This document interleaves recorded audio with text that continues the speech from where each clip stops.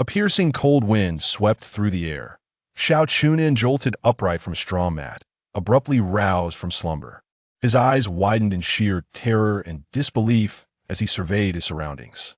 Before him stood a diminutive thatched cottage, no more than 10 square meters, eerily empty. The walls and the roof bore multiple gaping holes through which the frigid wind howled incessantly. The rickety door creaked ominously, as if on the verge of collapsing at any moment. Have I been kidnapped? The thought flashed through Xiao Chu Nan's mind with alarming rapidity. Where am I? Could this possibly be northern Myanmar? Yet, he soon shook his head in bitter amusement.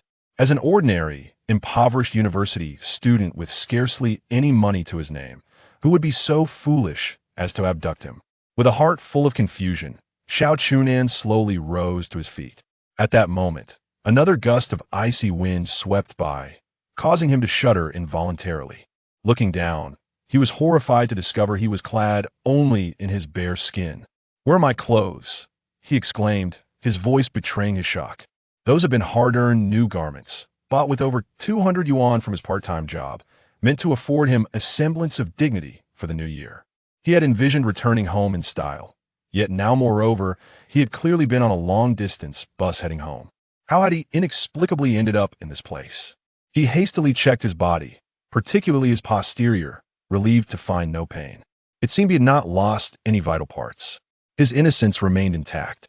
Unbelievable. What a bizarre occurrence. Xiao Chu Nan couldn't help but curse aloud. The year 2025 had barely begun, and the moon had inexplicably turned blood red, visible even in daylight. The sun, too, had behaved erratically, flickering like a faulty light bulb, as if someone were incessantly toggling its switch. And now, he found himself thrust into this unfamiliar realm. Xiao Chu Nan's mind was a tumult of confusion, utterly at a loss for what to do next. Ding! A mechanical and chilling voice suddenly resonated. Before he could comprehend, a translucent screen, emanating a faint blue glow, materialized before him. Startled, Xiao Chu Nan hesitated, then cautiously extended a trembling hand to poke at it. The screen began to flicker, and lines of text gradually emerged. "Welcome to the Shirong world. From this day forth, you shall struggle for survival here. All individuals shall have their bodies restored to optimal condition, all ailments cured. Children lacking the ability to survive independently will be randomly assigned to parents or relatives. The will of Earth, expending its final strength, shall aid you in awakening your innate skills, hoping you will not disappoint it. The first natural disaster, a hurricane, will commence in 7 days." Xiao Chu Nan's gaze swept across the text, his astonishment deepening with each line. Shirong world? Survival. Natural disaster hurricane. The will of Earth, its final strength? Could it be that the Earth has already what on Earth is happening? Xiao Chu Nan felt his scalp tingle, unable to fathom any further. Another gust of cold wind assailed him, causing him to shiver uncontrollably, gradually bringing him back to a semblance of calm.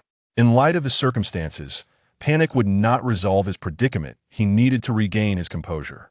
The virtual screen before him was rather intriguing, responding to his thoughts with ease. It bore the inscription Survival Assistance System. It resembled a game interface, complete with various options: personal information, chat channel, inventory, weather, marketplace. Xiao Chu Nan refrained from hastily exploring its features, instead surveying his surroundings in search of any usable supplies. After all, he was still in a state of undress, which felt exceedingly awkward. However, the thatched cottage was so small that he could see its entirety at a glance. Inside, apart from the straw mat beneath him, there was truly nothing of value. Gazing at the drafty abode, Xiao Chu Nan couldn't help but wonder. Could such a dilapidated structure withstand the hurricane that was to arrive in 7 days? A stronger gust would likely cause it to collapse. Feeling utterly helpless, he reached for the straw mat. At that very moment, a line of information appeared before his eyes. Ordinary straw mat. A mat woven from resilient grass stalks, lightweight, easy to transport, and cool and breathable.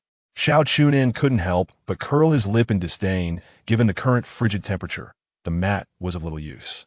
He intended to toss it aside, only to be taken aback as it vanished before his eyes. Ordinary straw mat. One, stunned by the system's notification, Xiao Chu Nan paused for several seconds. Finally, He regained his wits and hurriedly opened the inventory interface. Inside were 10 slots in total. One of the slots prominently displayed the now missing straw mat. Goodness, a spatial inventory. How intriguing. It suddenly dawned on Xiao Chu Nan that the system had mentioned the will of Earth, assisting them in awakening their innate skills. Thank you, Mother Earth. After a moment of gratitude, he quickly accessed personal information. Name, Xiao Chu Nan. Gender, male. Age, 20. Strength, 4.1. Spirit, 6.1. Agility, 5. Constitution, 4.4. Talent. Unawakened power level, ordinary. Status, healthy, indicated by a small green figure. Upon viewing his attribute panel, Xiao Chu Nan found himself bemused.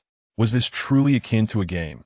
His attributes were mere digits. He wondered how others compared. What role did spirit play? How could he possibly enhance his physical attributes? In a state of utter confusion, Xiao Chu Nan clicked on the talent button.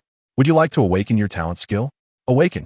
As soon as the words escaped his lips, a vibrant, multicolored wheel materialized on the virtual screen. It was arranged in alternating hues of gray, green, blue, purple, gold, and red. Xiao Chu Nan scrutinized the wheel, noting that the majority of the sections were gray and green. In stark contrast, the areas of gold and red were minuscule. So subtle, they were nearly imperceptible unless one leaned in closely. It appears that gold and red represent rare and powerful talent skills. But the odds, why on earth does this absurd system emulate the likes of certain tech giant? Xiao Chu Nan couldn't help but scoff, yet his gaze remained fixated on the virtual screen. The wheel began to spin rapidly, and his heart raced in tandem. Nervously, he clenched his fists, palms slick with sweat, fervently whispering to himself, "Please, divine powers, I'm not greedy, just a purple one will suffice. Please be generous." But as the wheel's rotation gradually slowed, Xiao Chu Nan's heart sank, and his expression grew increasingly grim. The pointer was poised to land in the vast expanse of gray and green. Is this really my luck? Xiao Chu Nan felt an amalgamation of frustration and urgency, wishing fervently to shatter the virtual screen before him with a single blow. Chapter 2. The incongruous skill. Xiao Chu Nan was enveloped in a profound sense of despondency, his head drooping with an overwhelming heaviness. He simply lacked the courage to confront what seemed to be an inescapable and dismal outcome.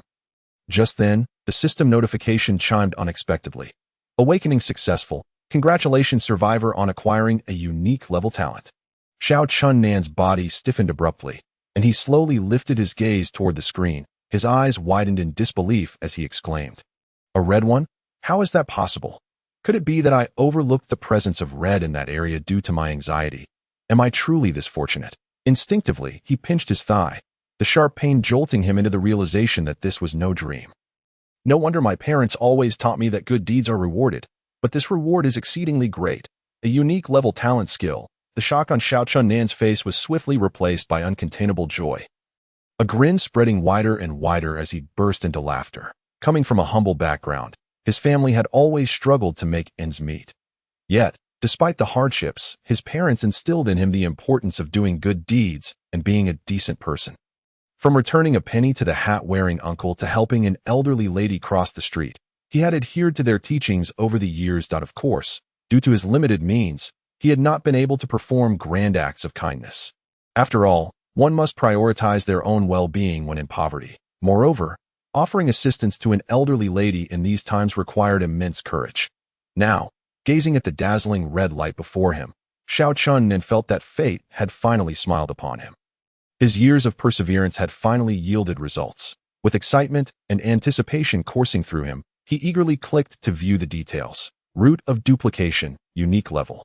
Upon reading these words, Xiao Chu Nan was momentarily taken aback, followed by a slight twitch at the corner of his mouth. What a peculiar name. It seems rather indecent. With trembling heart and hands, he clicked again, only to see. Root of duplication. There is a chance to acquire the skills and talents of your partner during intimacy. Note: the objects of intimacy are not limited to opposite-sex humans. As long as you cast aside your shame, you can become stronger. Your source of strength is also your weakness. Please take utmost care to protect your vulnerabilities. Otherwise, all acquired skills and talents will vanish. Xiao Chu Nan was rendered speechless. What does it mean, not limited to opposite-sex humans? Same sex? Other creatures? Is that also permissible? As a university student, he understood the implications of such expressions. But the issue was, he was still an inexperienced virgin. Moreover, he aspired to be a good person. How could he engage in acts that breached moral boundaries and violated human decency? I, Xiao Chu Nan, would rather freeze to death, starve to death, or be devoured by monsters than resort to such actions. His face flushed with anger. He could not help but vent his frustrations to the empty room. As the cold wind swept through, it extinguished the fervor in his heart like a bucket of icy water. He shivered and gradually began to regain his composure. Sigh, perhaps I should first explore the auxiliary system. Xiao Chu Nan's gaze fell upon Chat Channel. He gently clicked it open, revealing 3 categories: Friends, Regional Channel, and World Channel. To his surprise, the latter 2 could filter by long country or other nations. Could it be that all of humanity has been randomly transported to this mysterious world? As this thought crossed his mind, Xiao Chu Nan's brow furrowed. If that were the case, what would happen when encountering people from other countries? Survival would inevitably involve conflict. Humans are a species prone to infighting. Furthermore, as our ancestors once said, those who are not of our kind must have different intentions. Would this lead to a global war in the future? After musing for a moment, Xiao Chu Nan opened the World Channel. The messages were limited in frequency, allowing only 10 posts per day. Even so, the screen was inundated with frenzied activity, with hundreds of thousands of messages whizzing past his eyes in an instant. Xiao Chu Nan could only filter for long country and fixate on the page. Hello? Is anyone there? How can I return? I was just at Jinzhou Xiang looking for teacher Tu Nyang. And in the blink of an eye, I ended up in this wretched place. Can someone save me? I was just with my girlfriend at the hotel. We just popped some pills, and now I'm about to explode down there. Hee. Let me step outside and see if there's any animal to relieve my urgency. Awesome. What if it's only males? That's not entirely impossible. There are monsters attacking my house. What should I do? Food has come knocking. Why are you still hesitating? Go out and deal with it. Haha. Good luck to you. At that moment, Xiao Chu Nan noticed that the profile picture of one distressed individual suddenly turned black and white.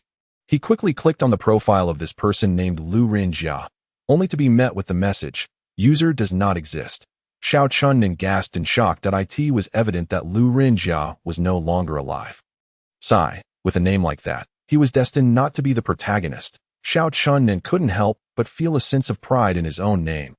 He continued to open the regional channel. Current location, Shuihe Basin, population, 10,000. Shuihe Basin. Am I truly situated in a basin? And this area has a staggering 10,000 compatriots from long country, if we include those from other nations. Wouldn't that amount to 100,000? After a brief moment of astonishment, he resumed scanning the messages in the regional channel. I'm only half circumcised. How did I end up here? Stop the nonsense. Go and gather some wood. Looking for a team. Whoa, I'm so thirsty. Does anyone have water? I can show you mine first. Everyone, don't be fooled. This guy is male. Damn, I almost fell for it. How did you know? Whoa, I've blinded myself. I just awakened my X-ray vision. Who will give me wood? I'll take you to greater heights in the future. You all better give me resources first, once I grow stronger. I'll help you become stronger.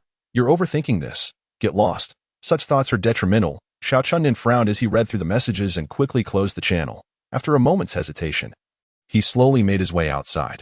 Xiao Chu Nan reached for the door latch, took a deep breath, and pushed the door open. A gust of cold wind rushed in, causing him to instinctively wrap his arms around himself.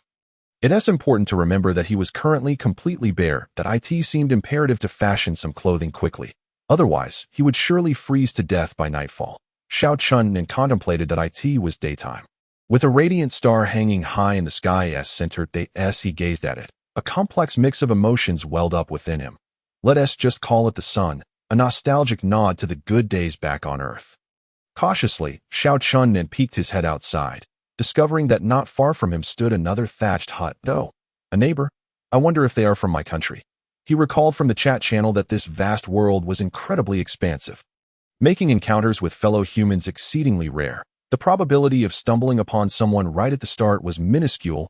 He became wary. What if they were foreigners? What would he do then? With a heart full of trepidation, Xiao Chu Nan bypassed the thatched hut, casting his gaze toward the distance. Before him lay an expansive plain, and at the end of the plain, a lush forest stretched out, beyond which he could see nothing further.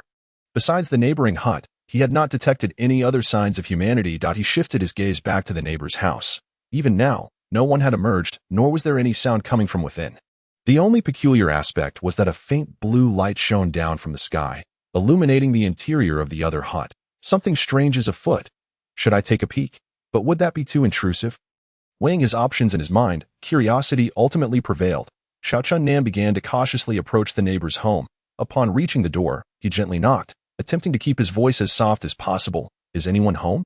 However, there was no response from within. Unwilling to give up, he continued to call out. Hello? Is anyone there? Konnichiwa, annyeonghaseyo. Sawasdee ka? Yet, the silence persisted. Unable to contain his curiosity any longer, he hurriedly peered through a small hole in the wall. In that instant, he was rendered speechless. Inside lay a petite figure, quietly resting. So pale and delicate, his Xiao Chu Nan couldn't help but gasp. Chapter 3. An unexpected encounter with a loli. Am I truly this fortunate? To encounter a loli right from the start, and a stunning one at that. Moreover, she, like himself, was completely nude. Never before had he experienced such a marvelous beginning. Xiao Chu Nan struggled to swallow, his nostrils tinged with the scent of blood. As if it were about to spill forth at any moment, his eyes, now as wide as saucers, remained fixated on the delicate figure within. A wave of heat surged from his lower abdomen. An uncontrollable fire threatening to consume his reason. She is breathtaking. Though the girl appeared as a petite loli, she possessed all the curves one could desire. Her skin was as white as snow, and her delicate features were irresistibly rosy. This exquisite scene was simply beyond his ability to resist. Little lady, are you all right? Xiao Chu Nan felt his throat dry up, his voice trembling involuntarily. He was on the verge of losing control over his own impulses. Yet, the figure inside remained utterly still. What could be the matter? Is she asleep, or perhaps unconscious? Could it be that she has passed away? A surge of concern washed over him, and he tentatively pushed the door, calling out, Miss, if you don't mind, I'll be coming in. However, the door remained steadfastly shut, barred from within. After a moment of hesitation, Xiao Chu Nan extended his hand into the small hole in the wall and fumbled around inside for a while. The door finally yielded to his efforts. Little sister? Young lady? Beautiful maiden? Miss? After calling out several times, he slowly approached. Hey, miss, wake up. In a moment of urgency, he reached out to feel the area where her heart lay, seeking to ascertain whether she had a pulse. So soft. Cough, cough. Wait, what am I doing?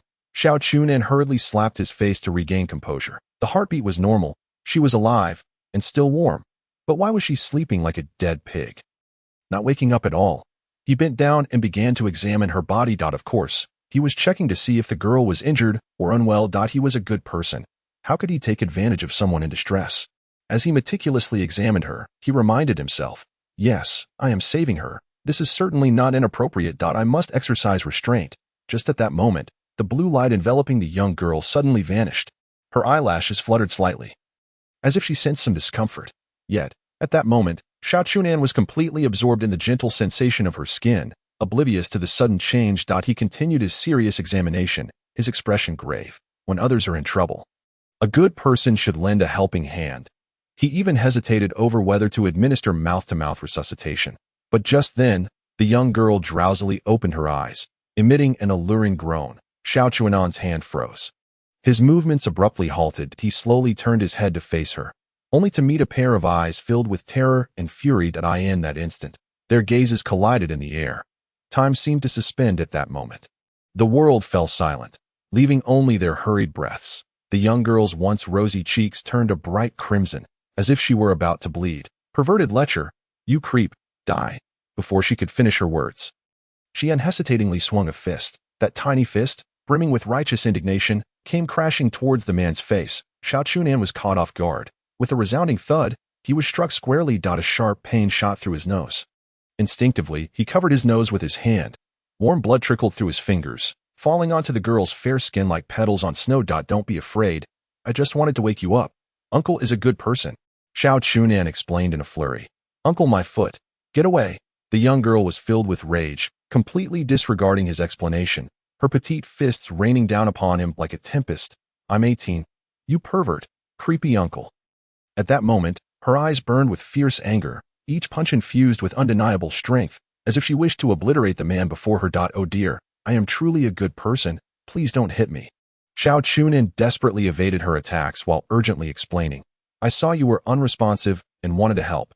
But no matter how he pleaded, she was deaf to his words, her onslaught growing ever fiercer. The young girl was utterly mortified and enraged.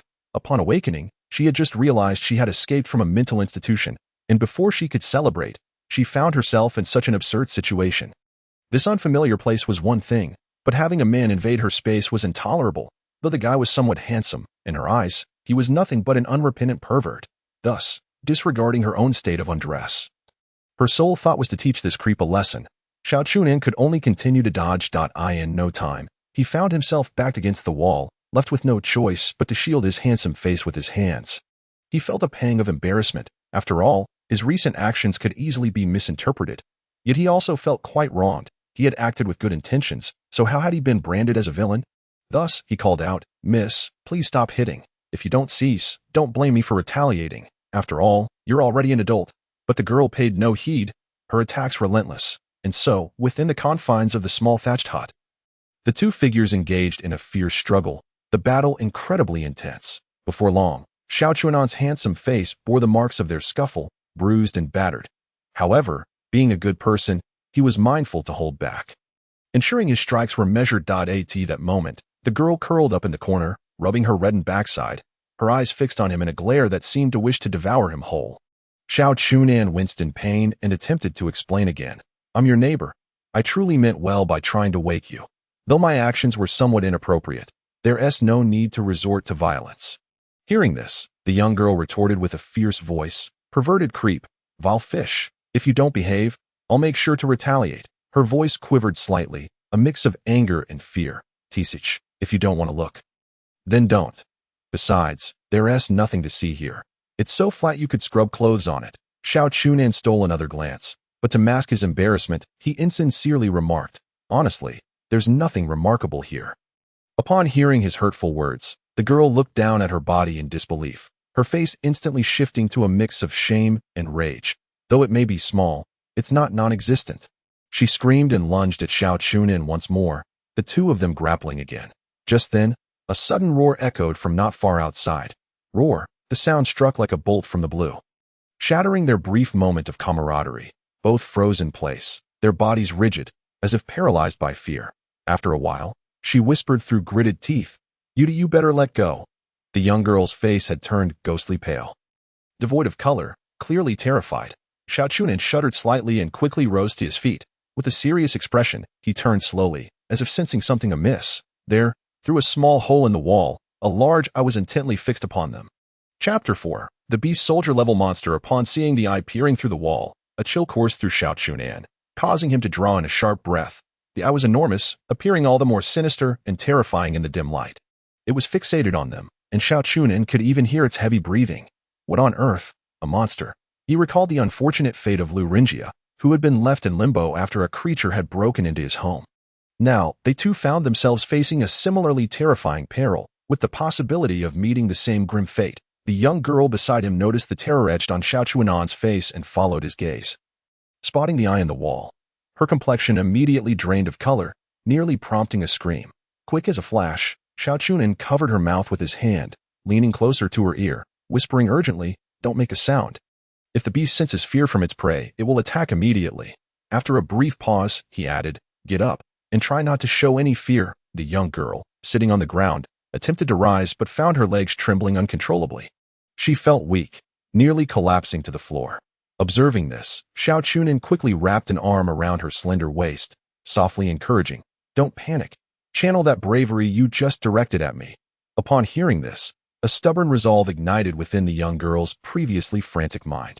She would not allow this man to underestimate her. Gritting her teeth, she steadied herself with Xiao Chu Nan's support and shakily stood upright. She lifted her head slightly, fear still in her eyes, and trembled as she asked, What do we do now? Xiao Chu Nan inhaled deeply, striving for calm. He cautiously surveyed their surroundings. The cramped thatched hut had only one exit. He then glanced at the door, which appeared weak enough to crumble like tofu. Xiao Chu Nan understood that with just a little force, it would collapse, not to mention the creature outside. Its strength would undoubtedly surpass his by a considerable margin. It had yet to attack, perhaps merely observing and testing them as it encountered humans for the first time. However, should it realize they were utterly defenseless, it would surely break through and feast upon them. But what should he do? Life and death loomed before him at that moment. Xiao Chu Nan's heart raced, yet his mind was remarkably clear. Thoughts sharpening with urgency that he rapidly considered various strategies, but each was swiftly dismissed. In truth, there was a way out. If he could simply outrun the young girl, their chances of escape would significantly improve. Yet, he was a good person. Surely, he could not commit such a universally condemned act. After all, the girl was rather endearing, and he had. Therefore, he felt an even greater responsibility to protect her, unless absolutely necessary. He would never abandon her. Xiao Chu Nan began to exhaust all possibilities for alternatives. Since the entrance was blocked by the monster, they would have to find another way out. Soon, an idea struck him. Little sister, try using the auxiliary system to break through the wall behind us. If it can build structures, it should also be able to dismantle and recycle them, Xiao Chu Nan whispered, lowering his voice as he addressed the young girl. She paused for a moment before scrambling to respond, frantically searching for the function to demolish the wall within her auxiliary system. It should be in the building options. Take a look. Xiao Chu Nan continued to guide her quietly. As a university student, he had played a few games before, and such functions were likely to exist. If not, he would have no choice but to resort to brute force to escape. The thatched cottage belongs to the young girl. He possesses no authority to exert control over it. For now, he can only observe her. Shortly thereafter, as he waited, he began to diligently recall the surroundings he had seen upon exiting. He must seek a precise escape route to secure a glimmer of hope for both of them. After a while, the young girl indeed discreetly tugged at him.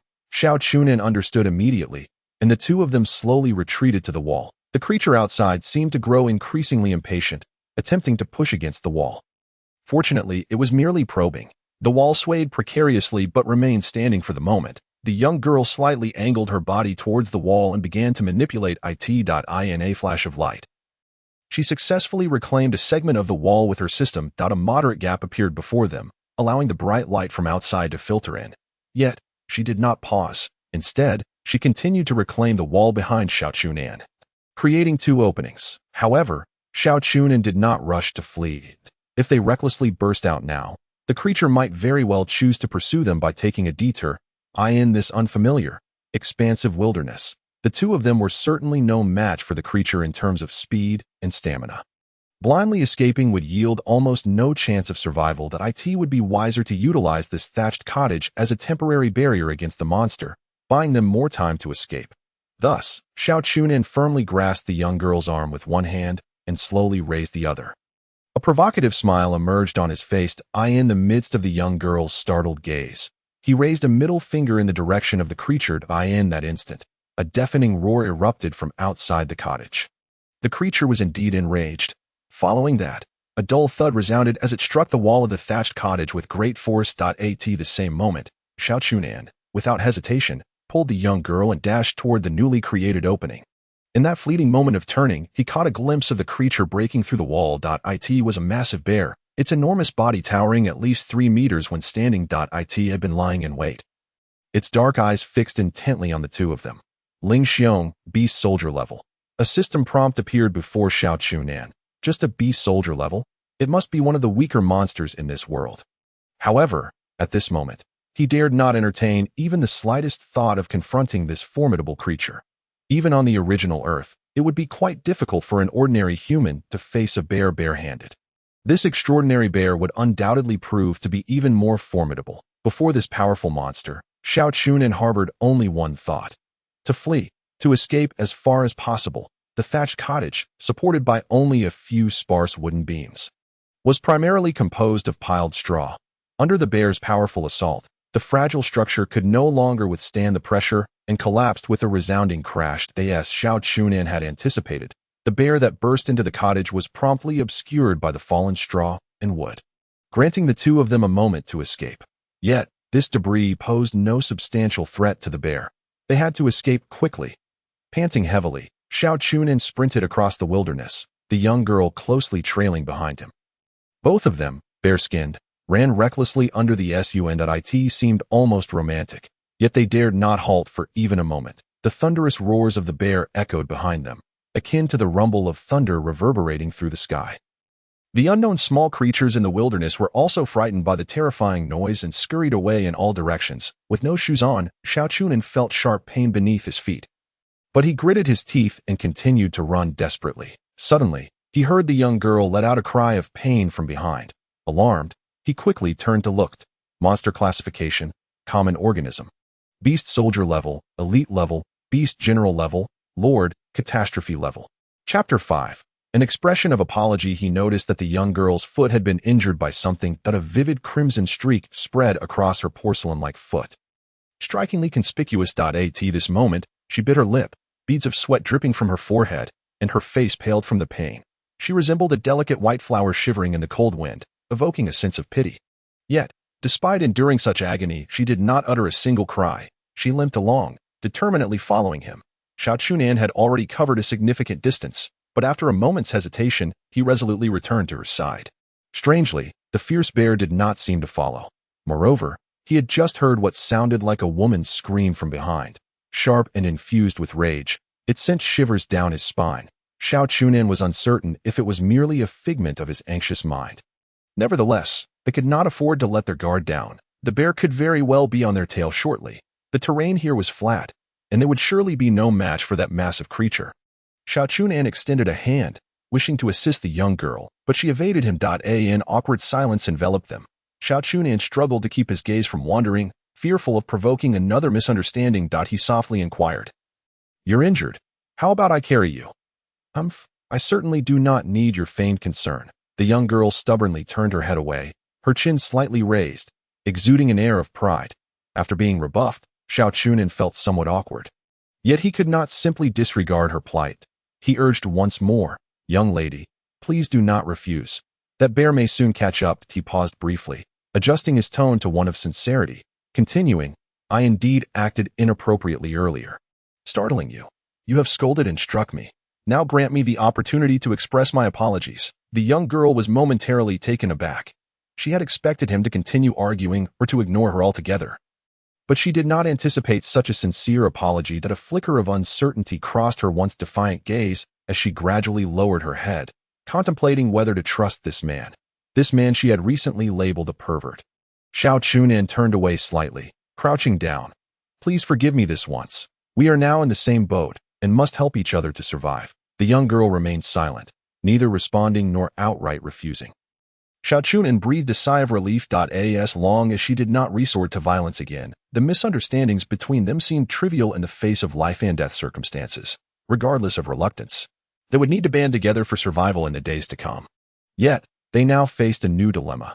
He was hesitant to carry the young girl directly, as the previous misunderstandings were still fresh. Any sudden move could easily lead to unnecessary conflict. Just then, a warm sensation enveloped him from behind. A slender figure pressed against his back. The soft touch caused him to stiffen momentarily, and he could even catch a whiff of her unique fragrance. The young girl was quite light, weighing less than 70 pounds. Although carrying her was somewhat taxing, as a man, how could he admit to being unable? Even if he struggled, he could always find an excuse, such as claiming he was not in good condition. After all, he hadn't eaten lunch yet. Feeling out of sorts was entirely normal.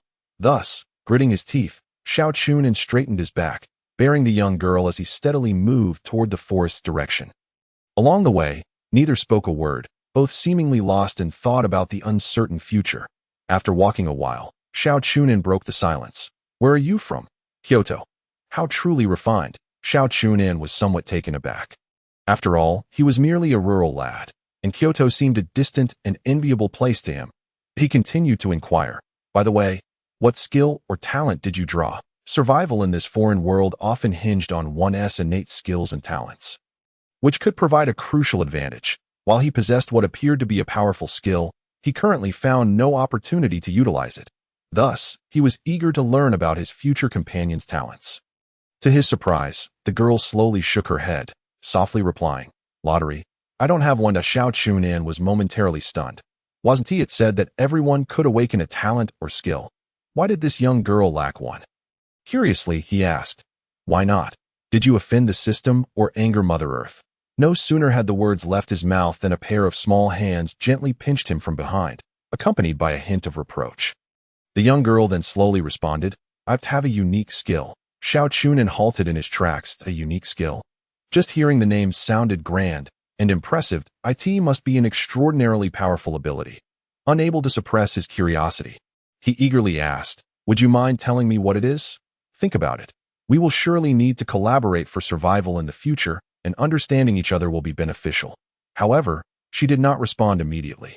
Falling into a brief silence, seemingly weighing whether to disclose her unique skill to this man, Xiao Chu Nan felt a pang of disappointment. After all, he had acted inappropriately earlier, and it was only natural for her to have reservations. To his surprise, after a short while, the young girl softly said, "I have a duplication skill." Duplication? Xiao Chu Nan was taken aback. That skill seemed quite formidable. How he wished he could acquire such an ability as well. "I'm uncertain whether this young lady is willing to assist. What about you?"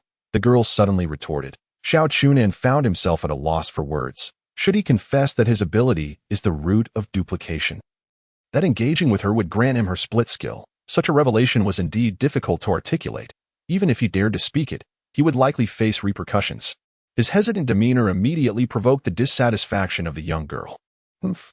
Why are you behaving like this? You spoke so charmingly about mutual understanding, yet you keep your secrets hidden." She pouted, feigning annoyance. "Ahem.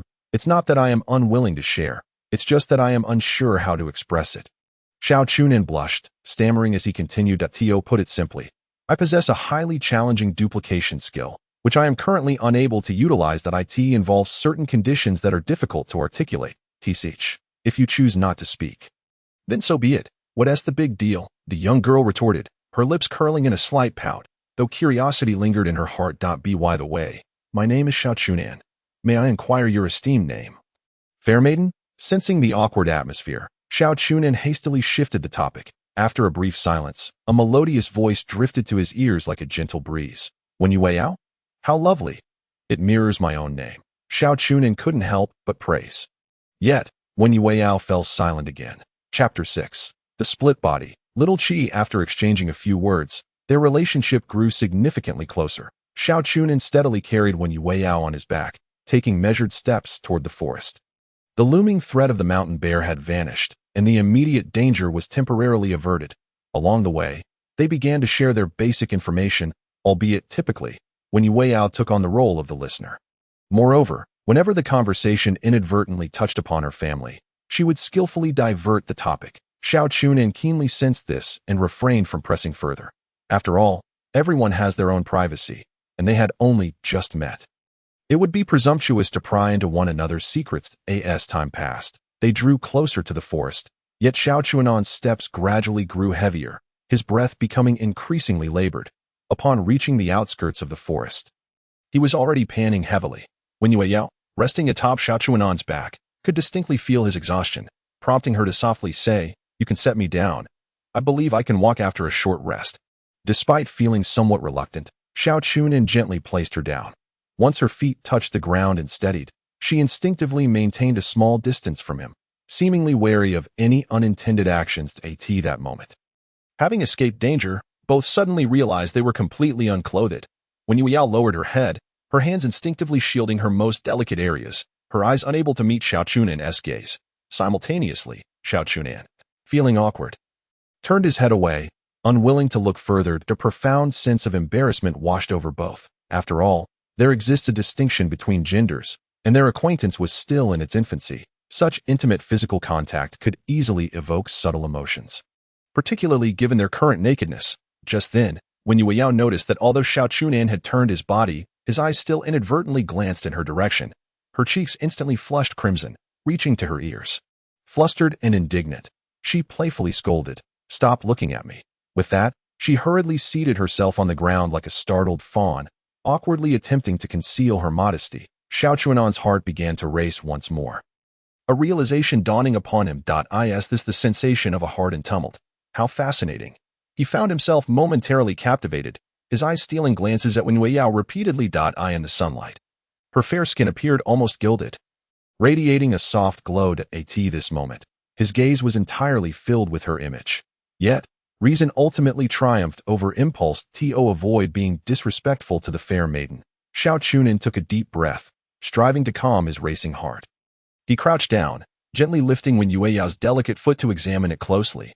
Fortunately, She had only suffered a scratch from a branch, the wound not too deep. Xiao Chu Nan squeezed out some of the congealed blood, then wrapped it with a leaf. Lacking medical supplies, he could only manage a rudimentary treatment for the time being. Thank you. When Yu Yao expressed a rare moment of tenderness, Xiao Chu Nan reluctantly set her foot down. Quickly averting his gaze, the gentleman must not gaze upon what is not meant for his eyes. His heart continued to race, and his breath quickened. He understood well that if this continued, he might truly lose control.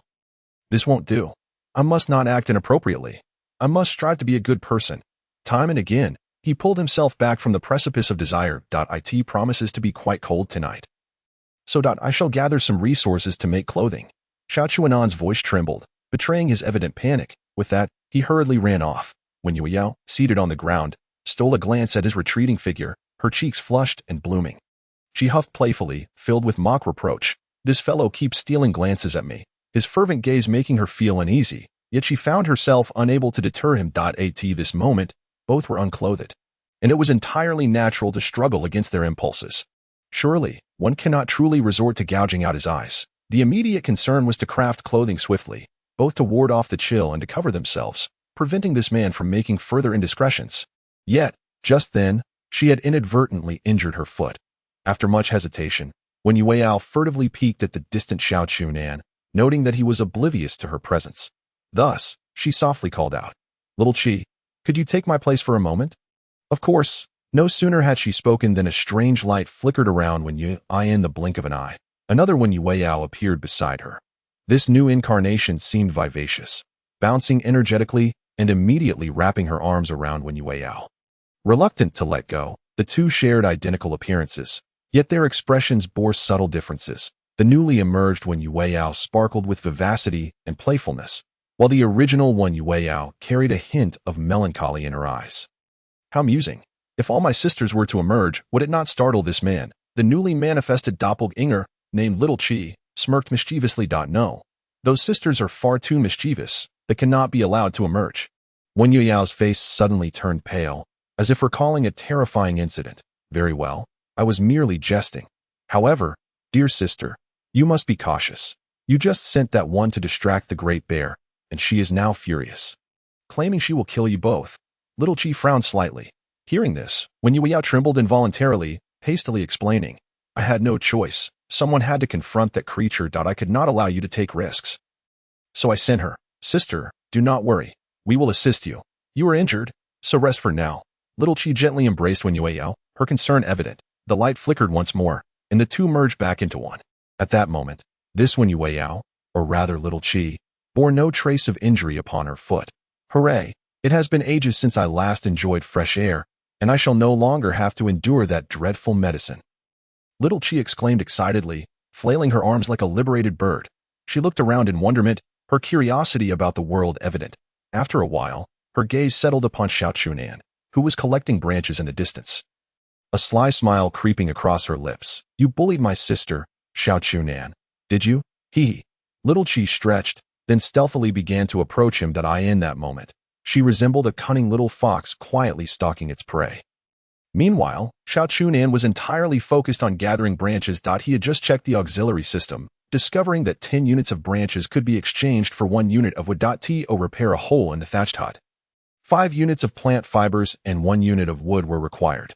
Indeed, after careful consideration, he resolved to return to his thatched hut tonight, though its location was less than ideal and the threat of the mountain bear loomed. They could not simply sleep exposed in the forest. That would be far too perilous. Lacking tools, he could not directly fell trees for timber, so he had no choice but to collect branches to slowly exchange for materials. Furthermore, crafting clothing was no simple task. It also required vines and plant fibers. Bark, leaves, and dried grass could all be converted into plant fibers. The grass sandals requires plant fibers 3. Grass tunic requires plant fibers 10. Vines 1. Grass shorts requires plant fibers 8. Vines 1. Upon seeing these requirements, Xiao Chu Nan couldn't help but mutter to himself, the road ahead is long and arduous. I never imagined I would have to toil like a beast in this parallel world. Such is the difficulty I faced at this moment. He immersed himself in hard work. Branch 1. Branch 1. Vine 1. Plant fiber 1. As he continued to gather, his backpack grew increasingly full. Yet, just as he was in the midst of his resource collection, A woman's silhouette stealthily approached from behind him. Chapter 7. A sudden revelation. In the verdant basin at the forest's edge, dappled shadows of trees danced upon the ground. Xiao Chu Nan was bent over, diligently collecting branches. Suddenly, a gust of wind surged from behind him. However, Xiao Chu Nan sensed the impending presence and swiftly turned, firmly catching the approaching leg. Young lady, while your height may be lacking, your proportions are rather commendable, Xiao Chu Nan remarked with a bemused smile, secretly appraising her long and beautiful legs. When Yue Yao's face instantly registered surprise, she had expected her flying kick to catch this man off guard. At that moment, she did not exhibit the bashfulness that Xiao Chu Nan had anticipated. Instead, she curiously inquired, "Oh, how did you know I was here?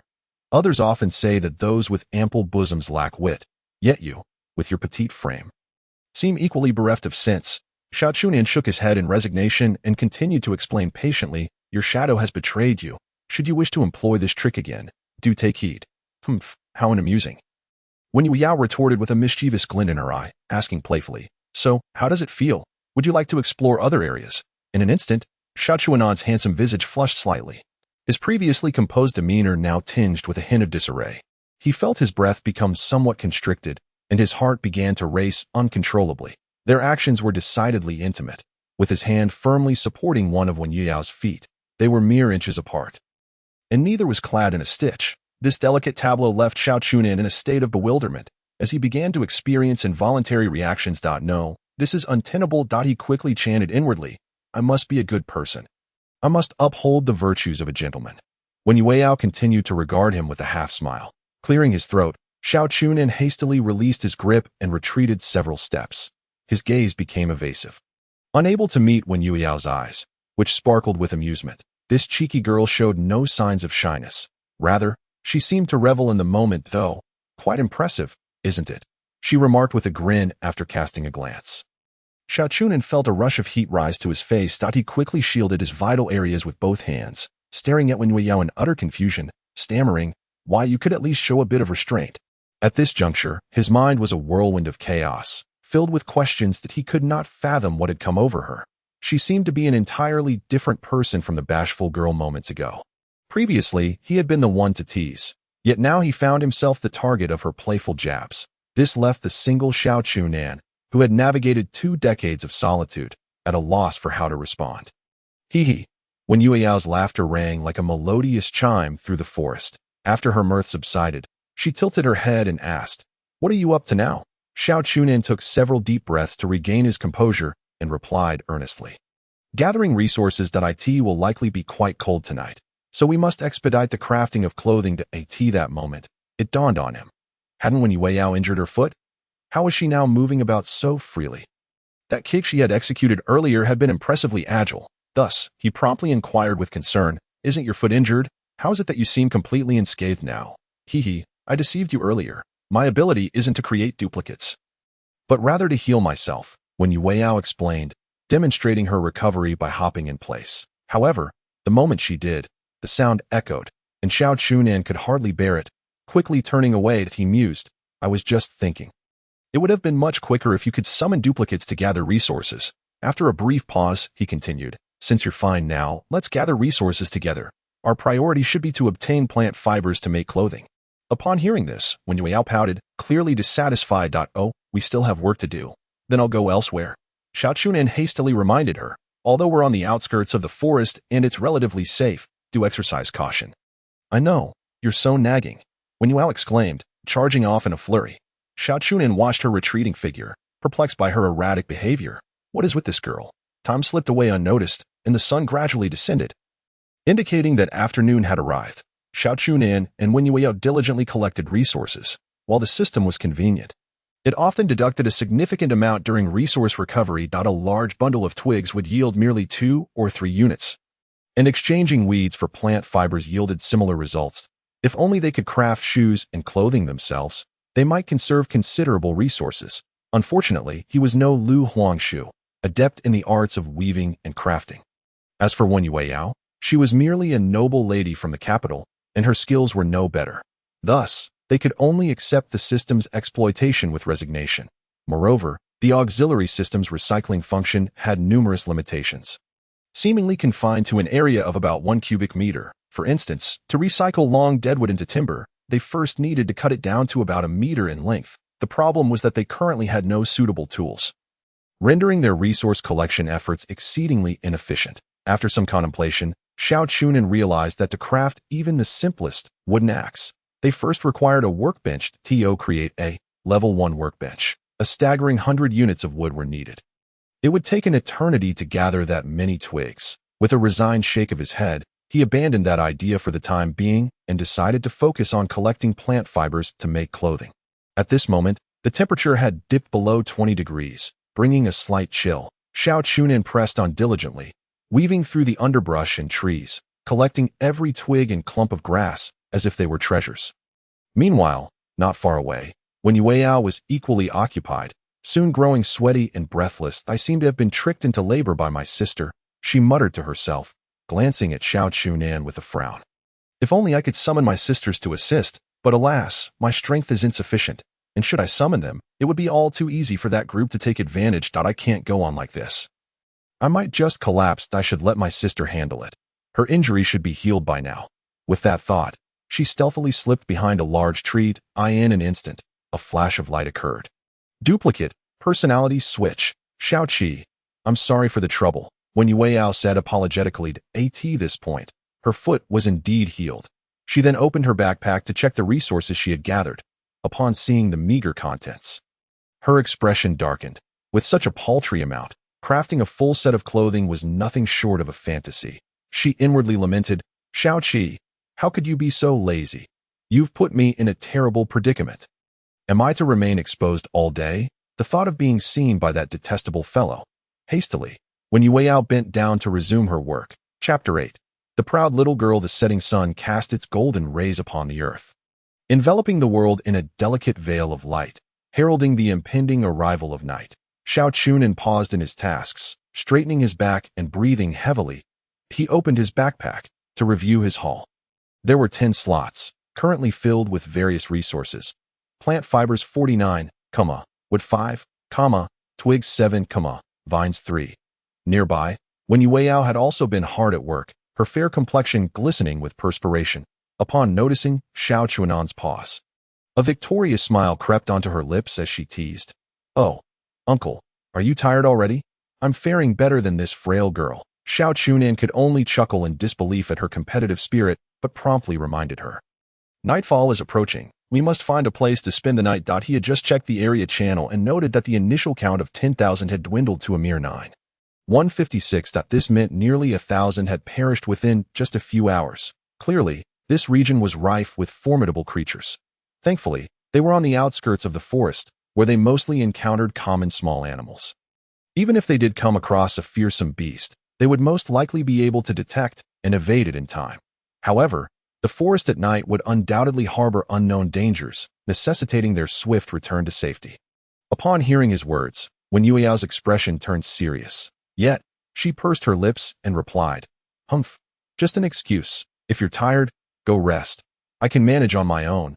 Despite her evident fatigue, she pressed on, driven by the desire to craft clothing to shield herself.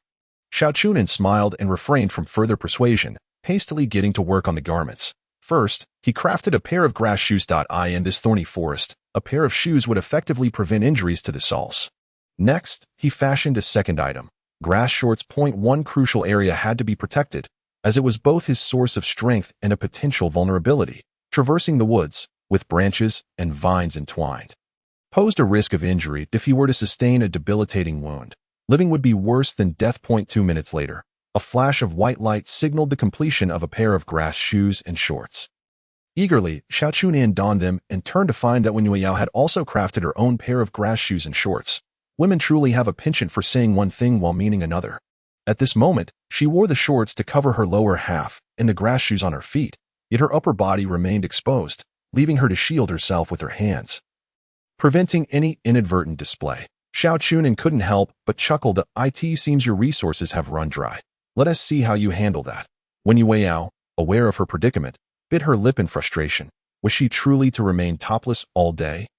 Stealing furtive glances at Xiao Chu Nan, her eyes revealed a flicker of hesitation. She longed to ask this rogue for some materials to create a top. However, her proud nature rendered her speechless. Each time, she nearly spoke. She swallowed her words instead.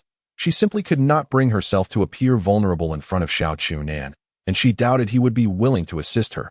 Observing her struggle, Xiao Chu Nan found her indecision oddly endearing. With a beaming smile, he remarked, "My dear girl, do you find yourself lacking in sufficient attire? Would you like me to lend you something, if only you were to plead with me?" His grin was a blend of jest and sincerity. Yet, in the eyes of Wen Yueyao, this radiant smile was utterly detestable. Angered, she crossed her arms defiantly across her chest and retorted, "Humph, I have no need for your pity." Her voice rang out, crisp and resonant, brimming with an air of haughtiness. Upon hearing her resolute declaration, Xiao Chu Nan felt no anger but rather found the situation exceedingly amusing, with an intrigued arch of his brow and a mischievous smile. He teased, "Oh, are you absolutely certain you require nothing?" He continued to playfully provoke the proud young woman, to be cautious not to catch a chill later, and the mosquitoes are quite bothersome this evening. However, Wen Yueyao remained steadfast in her stance. Tilting her head upward, her cheeks flushed with indignation, she declared loudly, "Humph. Even if I freeze to death or am bitten all over by mosquitoes, I shall never accept anything from you." Unable to contain his laughter, Xiao Chu Nan found her words strikingly familiar. Since she was so adamant, he felt no need to press further. Besides, he had not yet fully appreciated her spirited nature, though her figure did not conform to the fiery standards of sultriness. She exuded a unique vitality of youth, this moment. When Yueyao felt exceedingly uncomfortable and shot him a fierce glare. Then, without a backward glance, she stormed ahead, her rapid strides seeming to express her resolve. Observing this, Xiao Chu Nan called out, "My dear girl, do you intend to spend the night out here? The forest can be perilously dangerous after dark. You need not concern yourself. You are not my keeper. And I shall not heed your every word," Wen Yueyao habitually retorted. Yet, unbeknownst to her, her previously determined pace began to falter, as though caught in an unseen snare. Clearing his throat, Xiao Chu Nan continued, "In this strange world, there must be many peculiar beasts and monsters, and those creatures are not to be trifled with. He deliberately lowered his voice to cultivate an atmosphere of dread. Perhaps there are goblins lurking about, green-skinned, with pointed ears and lecherous eyes. They revel in tormenting women." Instantly, when Yueyao's complexion drained of color, her petite frame quivering slightly, clearly frightened by Xiao Chu Nan's words, it seemed she had indeed encountered a tale that resonated with her fears. Goblin Slayer. Where women captured by goblins met a woeful fate, including even the saintly. The mere thought sent tremors through her body. Nevertheless, she feigned composure, retorting defiantly, "Umph, I shan't be afraid. They cannot be more loathsome than you." At that moment, while her words remained defiant, her body betrayed her as she came to a halt. "Very well, then, may you seek your own fortune," Xiao Chu Nan replied with a light chuckle, turning his back and strolling towards the thatched cottage. Seeing this, Wen Yueyao felt a surge of conflict within her. She glanced at the foreboding depths of the forest, then at Xiao Chu Nan's retreating figure. After a brief moment of hesitation, she begrudgingly followed. Though he could be insufferable at times, perpetually teasing her, it seemed he possessed little courage despite his lecherous intentions. With that in mind, she resolved to acquiesce to his guidance for the time being. However, she silently vowed to take charge next time, refusing to let this man lead her by the nose. Chapter 9. Rebuilding the home. The sun gradually descended towards the horizon. Xiao Chu Nan and Wen Yueyao proceeded cautiously towards the thatched cottage on the open field, one following the other. Fortunately, their journey remained uneventful. The feared ridge bear had not reappeared. However, upon their arrival, the sight that greeted them caused their hearts to plummet into despair. Wen Yueyao's cottage had been reduced to a mere ruin, strewn with splintered wood and thatch, with ominous stains of blood marring the remnants. Could it be that the ridge bear sustained injuries? Surely not. Xiao Chu Nan was perplexed, turning his gaze to his own thatched cottage, which was in no better condition. The door and part of the wall had been destroyed, revealing an empty, desolate interior. Restoring these two cottages would undoubtedly demand substantial resources. Moreover, in the treacherous night, even if they managed to repair them, safety could not be assured. When Yueyao's eyes brimmed with tears, with a quivering voice, she asked, What shall we do tonight?"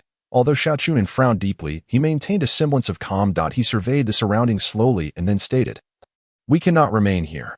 The ridge bear may return at any moment. We must relocate and construct a new shelter. But we lack resources," Wen Yueyao murmured, squatting down to pick up a scattered plank.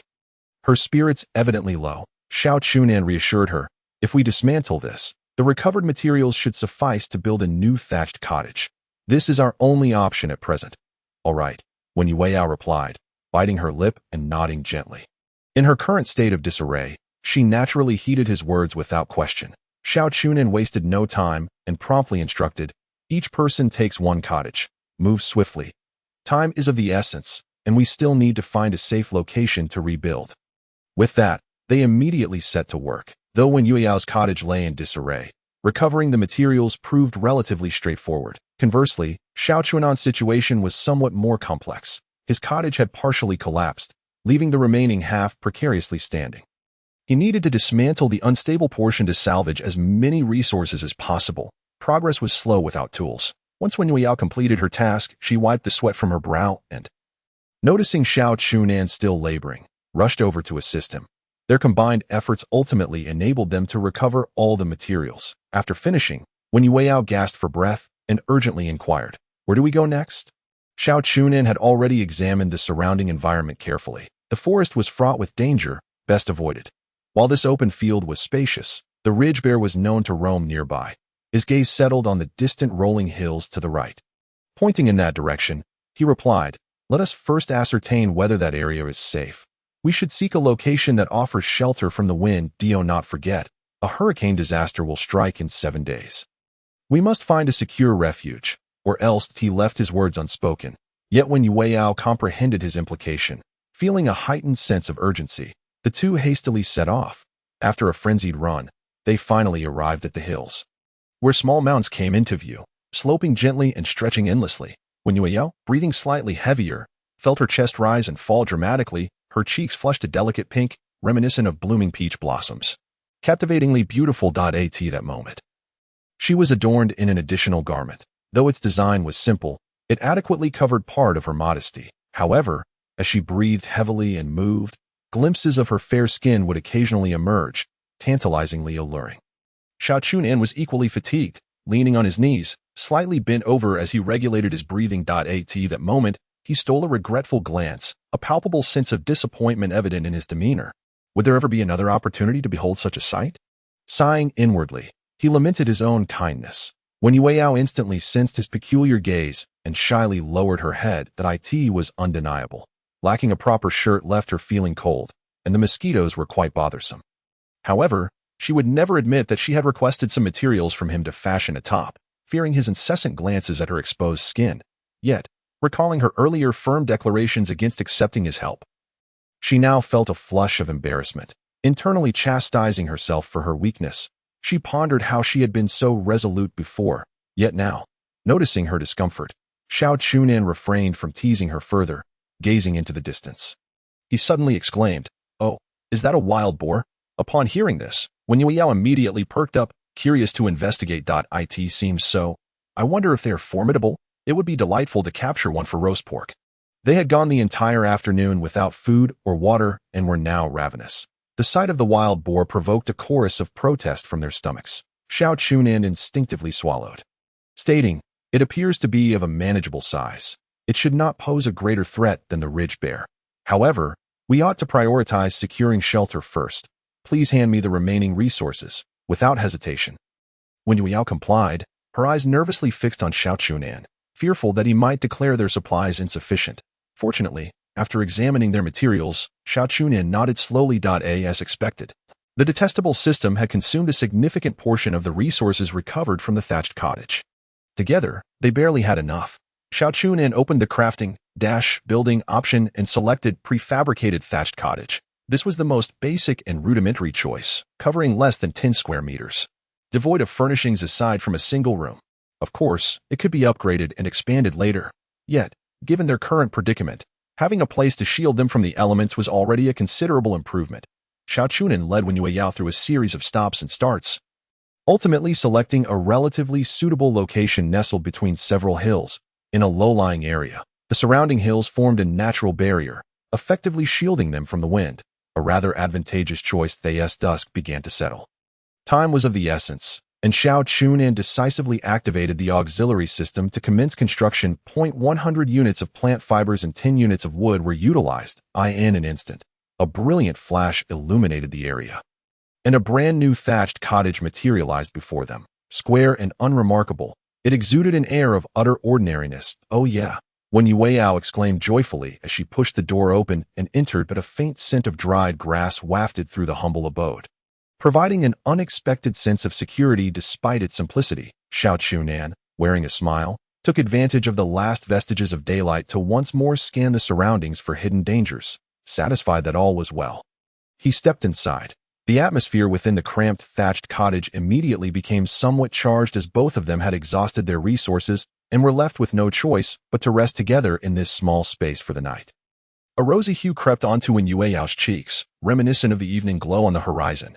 Feeling somewhat flustered, she could only feign interest in the floor beneath her. Observing her demeanor, Xiao Chu Nan couldn't help but smile slightly and remarked, "It seems we shall share a bed tonight, my dear, to keep each other warm."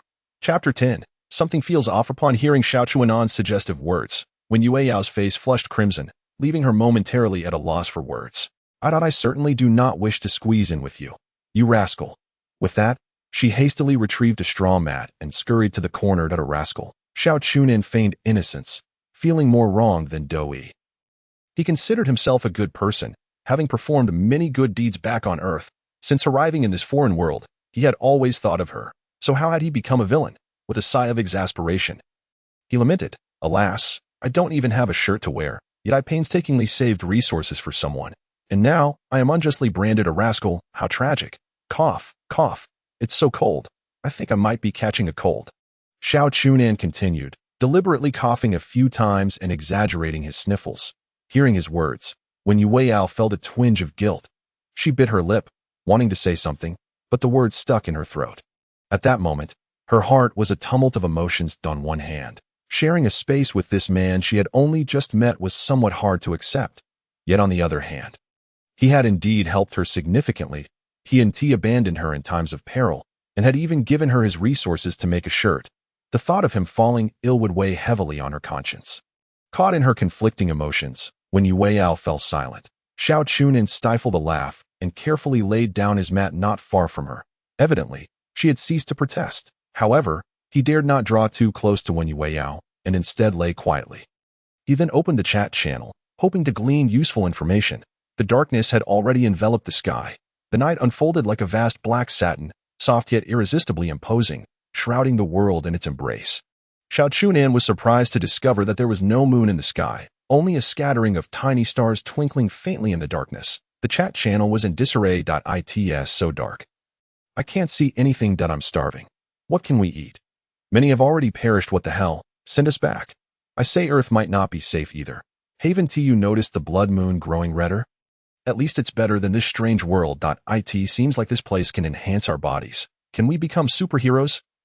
Let us just focus on surviving first. Brothers, what should we do? There is some monster scratching at the door. Haha, good luck. Kick it when you open the door. Xiao Chu Nan found nothing of value and continued scrolling. Suddenly, a message popped up in the chat channel, capturing his attention. Crispy and delicious. Chicken flavor. Video. Xiao Chu Nan instinctively thought someone was sharing a type of edible food and clicked on it with a glimmer of hope. However, the video presented a scene he could not have anticipated, nearly causing him to vomit on the spot. A warrior was holding a plump, wriggling white worm, and without hesitation, he shoved it into his mouth. In the next instant, he bit down, and the worm erupted, splattering green, viscous juice everywhere. The sight was utterly unbearable. Xiao Chu Nan's eyes widened in shock, his expression reflecting sheer disbelief. His stomach churned violently, a wave of nausea overwhelming him. To his utter dismay, the warrior, after devouring one worm, licked his lips as if savoring the taste, then nonchalantly reached for another. Xiao Chu Nan quickly turned away in disgust, thinking to himself, surely this man cannot be a devoted fan of Bear Grylls, for his palate is decidedly peculiar. Just then, he felt a surge of gastric acid rising in his throat and hurriedly closed the chat channel, unable to bear another moment of it. Already hungry. The sight of the plump worm haunted his mind as he shut his eyes, resorting to counting sheep to help him drift off to sleep. Not far away, Wen Yueyao had already succumbed to deep slumber, her body gently rising and falling with each breath, occasionally punctuated by soft snores. In the cool and tranquil night, Xiao Chu Nan drowsily slipped into dreams. The surroundings were enveloped in silence. Suddenly, a crisp, resounding croak shattered the stillness. Was it a frog or a toad? Xiao Chu Nan jolted awake, saliva uncontrollably pooling in his mouth. At that moment, two faint glimmers of light illuminated the interior of the cottage, like lanterns emerging from the darkness. It turned out Wen Yueyao had also been startled awake by the noise. A frog. It must be. Are you hungry too? Shall we go take a look? Let us, but we must be cautious. Though a flicker of unease stirred in Xiao Chu Nan's heart, his gnawing hunger ultimately triumphed over his apprehensions. The two ventured outside, guided by the weak glow of the virtual screen. Upon opening the door, a chill enveloped them. Outside lay a pitch-black expanse, resembling an endless abyss, instilling fear in their hearts. Croak, croak.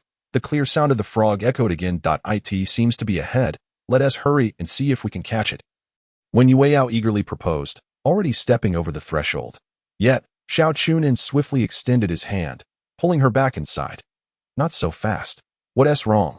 Wen Yueyao asked in confusion, unable to comprehend his restraint. Something feels off. Xiao Chu Nan's gaze fixated on the inky darkness beyond. Croak, croak. The frog croaked once more, and this time, Xiao Chu Nan froze. The sound seemed to emanate from a distant place, yet it was as clear as if whispered directly into his ear. This contradictory sensation surged a wave of intense unease within him. Something's not right. Hiding within the cottage, Xiao Chu Nan picked up a small stone and tossed it into the darkness. The stone hit the ground with a soft thud. The once clear croaking ceased abruptly, plunging the surroundings into eerie silence. This unexpected quietude weighed heavily upon Wen Yueyao's heart, causing her breath to quicken. Xiao Chu Nan furrowed his brow and, after a moment's hesitation, began to slowly close the door. Just as he was about to shut the feeble wooden door, a massive blood-red tongue shot forth from the darkness with startling speed. The velocity was so swift that his mind could scarcely process the terror before him. All that remained was that blinding crimson. Bang! A thunderous sound nearly ruptured their eardrums, shaking the very essence of the world. The door of the thatched cottage shattered into countless splinters under the force. Sharp wood fragments and scattered straw raining down upon them. The hut trembled violently, emitting a desperate creaking noise, as though it might collapse at any moment. Yet, in that moment, Xiao Chu Nan and Wen Yueyao were frozen in place. Their eyes wide with terror, staring at the gargantuan tongue that loomed before them. It reeked of something nauseating, the foul odor invading their nostrils, while the tongue was covered in numerous red bumps. Their stomachs churned violently, but fear rendered them paralyzed. Chapter 11. Huddling for warmth, Xiao Chu Nan's eyes were as wide as saucers, completely petrified by the horrifying scene before him. The tongue resembled a robust red python, thrashing in the darkness, far thicker than Wen Yueyao's slender waist. Just how enormous must this frog be? A wave of panic washed over him. A creature capable of wielding such a colossal tongue must be a behemoth, its form likely towering like a mountain. Wen Yueyao, standing beside him, was equally terrified, her face as pale as a sheet, devoid of color. In their extreme fear, they instinctively huddled close together, akin to two frightened birds seeking warmth and solace in one another. Fortunately, after the blood-red tongue missed its target, it slowly retracted back into the endless darkness. Their thatched cottage, though battered, stood resilient, albeit with a gaping hole marring one wall.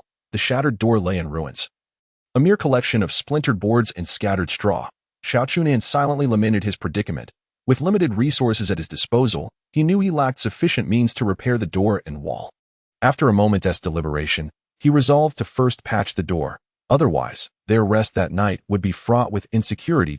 Last, another door was fashioned, creating a temporary barrier against the unknown entity lurking outside. As the crisis temporarily subsided, Xiao Chu Nan felt the tension in his nerves finally relaxed. He let out a sigh of relief and quietly began to move back to his position to rest. Just then, he sensed something tugging at him. Looking down, he discovered that it was Wen Yueyao's delicate hand, resembling jade, tightly gripping his arm. Xiao Chu Nan couldn't help but chuckle inwardly. This little girl truly had a timid side. He reached out and gently wrapped his arm around her slender waist, slowly guiding her back. Although Wen Yueyao desired to walk independently, her body was devoid of strength, causing her to lean softly against him. Observing her state, Xiao Chu Nan no longer hesitated and carefully pulled her into his embrace, lowering his voice to tease. Are you really eager to snuggle up with me tonight? At his words, Wen Yueyao's body jolted slightly. Their position was undeniably intimate, her entire form nestled in his arms, allowing her to hear the rapid beating of his heart. The warmth of his breath brushed against her cheeks, quickening her pulse in response. I'm just too weak from hunger. Let go of me so I can return to my spot, she retorted, maintaining her characteristic pride. attempting to mask her inner turmoil with a firm tone. "Be careful." Then, Xiao Chu Nan replied, a hint of regret in his voice as he reluctantly released her. However, unexpected events unfolded once more. When Yao suddenly stood upright, summoning her courage to assert her strength. Yet, her legs remained weak, and she promptly collapsed again. Xiao Chu Nan swiftly reached out to catch her. "Let go." At that moment, when Yao was on the verge of tears, her frustration directed not at him, but rather at herself. She hadn't anticipated her body to betray her so easily. Feeling frightened at the slightest danger only served to humiliate her in front of him. Yet, Xiao Chu Nan, not one to be oblivious, softly consoled her. "It's a bit chilly at night. Why don't we huddle together for warmth?" After a brief pause, he added earnestly, "I promise, I won't act inappropriately. I am a good man. I assure you." After his statement, he anxiously awaited her response. Time seemed to stretch infinitely in that moment. An extended silence enveloped them. The long night remained restless. In the unending darkness, various eerie sounds occasionally pierced the stillness. Several times, the growls of monsters resounded distinctly, as if lurking just outside the door. Each time, Xiao Chu Nan would abruptly awaken from his half-dreaming state. He was acutely aware that this humble straw hut was as fragile as a sheet of paper in the presence of those ferocious creatures. Thus, he endured the lengthy night with great difficulty. As dawn broke, he slowly opened his eyes, only to feel an itch at his neck. Looking down, he found Wen Yueyao nestled in his arms, her breath soft and warm against his skin. Since it had been somewhat cold the previous night, they had held each other tightly. Wen Yueyao lay completely defenseless, curled up against him. This little girl, Xiao Chu Nan, chuckled softly, attempting to rise stealthily. However, he noticed one of her delicate legs inadvertently draped over him. Its smooth and fair contour captivating his gaze. The dry throat and an indescribable impulse stirred within him. No, I must not act recklessly. She trusts me too much. I cannot betray that trust. Xiao Chu Nan pinched himself several times, managing to suppress the surging desires within. I must shift my focus. He subtly moved, striving not to wake Wen Yueyao, and then opened the regional channel, Dragon Country. A striking figure caught his eye. Population 7,965. His heart sank. In just one night, nearly 1,000 lives had been lost. Within less than a day, 2,000 out of 10,000 in this area had perished. The harsh reality plunged Xiao Chu Nan's heart into despair. He stared vacantly at the numbers, unable to regain his composure for quite some time. But he couldn't bear to think of how his family was faring now. The tears slipped down his cheek. After a long moment, he took a deep breath, striving to regain his composure. In the current situation, sorrow and fear were futile. Only by uplifting his spirits could he find hope for survival. Today, the priority was to find food and water, and then swiftly craft a workbench and tools. Xiao Chu Nan resolutely set his goals for the day. Next, he opened the chat channel to see if any useful information had surfaced. After a while, he finally spotted a promising message. "Look what I found. This should be edible." Image: "You're amazing. Thank you. You're truly a good person. Have you tried it yourself? What if it's poisonous? Wouldn't you be putting us in danger?" Someone is sharing out of kindness, and you question them. What if it's a scam? Believe it or not. Xiao Chu Nan quickly clicked on the image. It depicted a small, round, red berry, plump and inviting. He recalled seeing such plants in the wild yesterday, where small animals had been eagerly consuming them. If they could eat them, then surely humans could as well. With that thought, he let out a sigh of relief. There was no denying that hunger was a most uncomfortable state. Just then, he sensed Wen Yueyao stirring in his embrace, so he hastily closed the virtual interface and feigned sleep. Chapter 12. Oh my goodness. Wen Yueyao stirred slightly, her eyelashes fluttering, and then murmured a word. However, in that instant, her body froze. Her breathing became rapid, and she opened her eyes in disbelief, met by the unfamiliar yet familiar visage of a man. What had she done last night? How could she have fallen asleep next to this man without any defenses? Oh my goodness, I was never like this before. And what is the current situation? She was practically pressed against him, with one leg carelessly draped over him. As these thoughts raced through her mind, Wen Yueyao felt her face flush with heat, as if it were on fire. She quickly sat up, her movements unprecedentedly swift, and glanced around in a panic. Fortunately, she saw Xiao Chu Nan with his eyes tightly shut, his breathing steady, seemingly still asleep. At that moment, her anxious heart found some solace. Yet, unbeknownst to her, Xiao Chu Nan was merely pretending to be asleep. Watching her reaction, he couldn't suppress his amusement. As soon as he opened his eyes, he saw her hurriedly dashing out of the straw hut, Holding back laughter, he rose and strolled leisurely outside. Upon exiting, he found Wen Yueyao crouched on the ground, feigning to collect dry grass. Her movements appeared somewhat awkward, and she occasionally stole glances in his direction. When she noticed him emerging, she stammered, "Why you reawake?" Xiao Chu Nan smiled, his lips curling upwards. "Yes, I had a wonderfully restful night. How about you?" Wen Yueyao's face instantly turned crimson.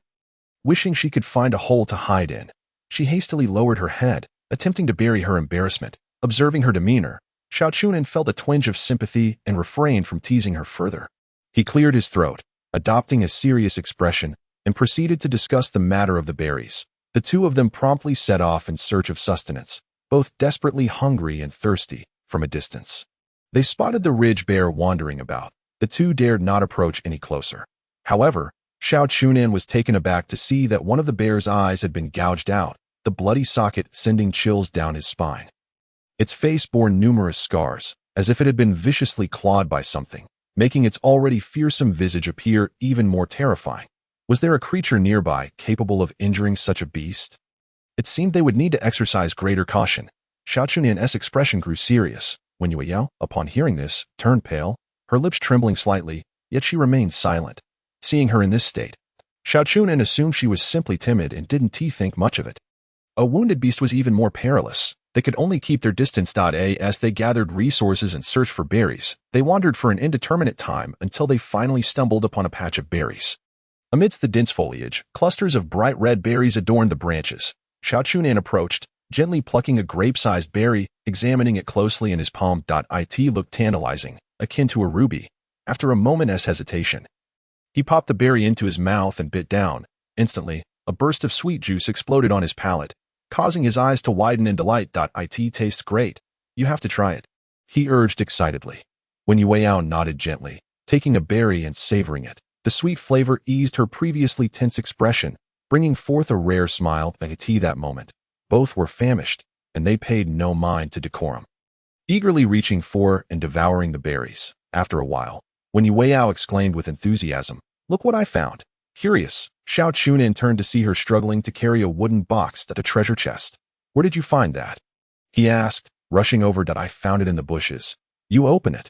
Wen Yueyao beamed. Without hesitation, Xiao Chu Nan grasped the lid, taking a deep breath before slowly lifting it. In an instant, a flash of white light burst forth.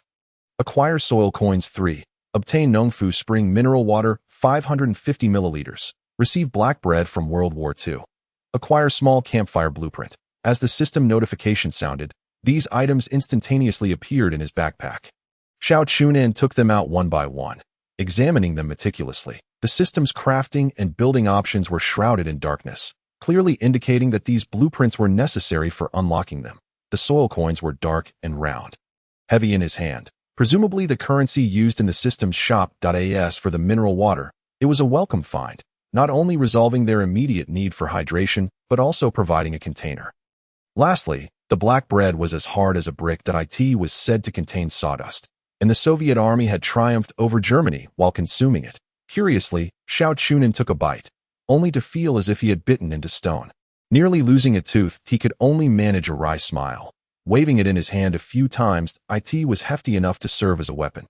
"You must be thirsty. Have a sip." Xiao Chu Nan offered the mineral water to Wen Yueyao.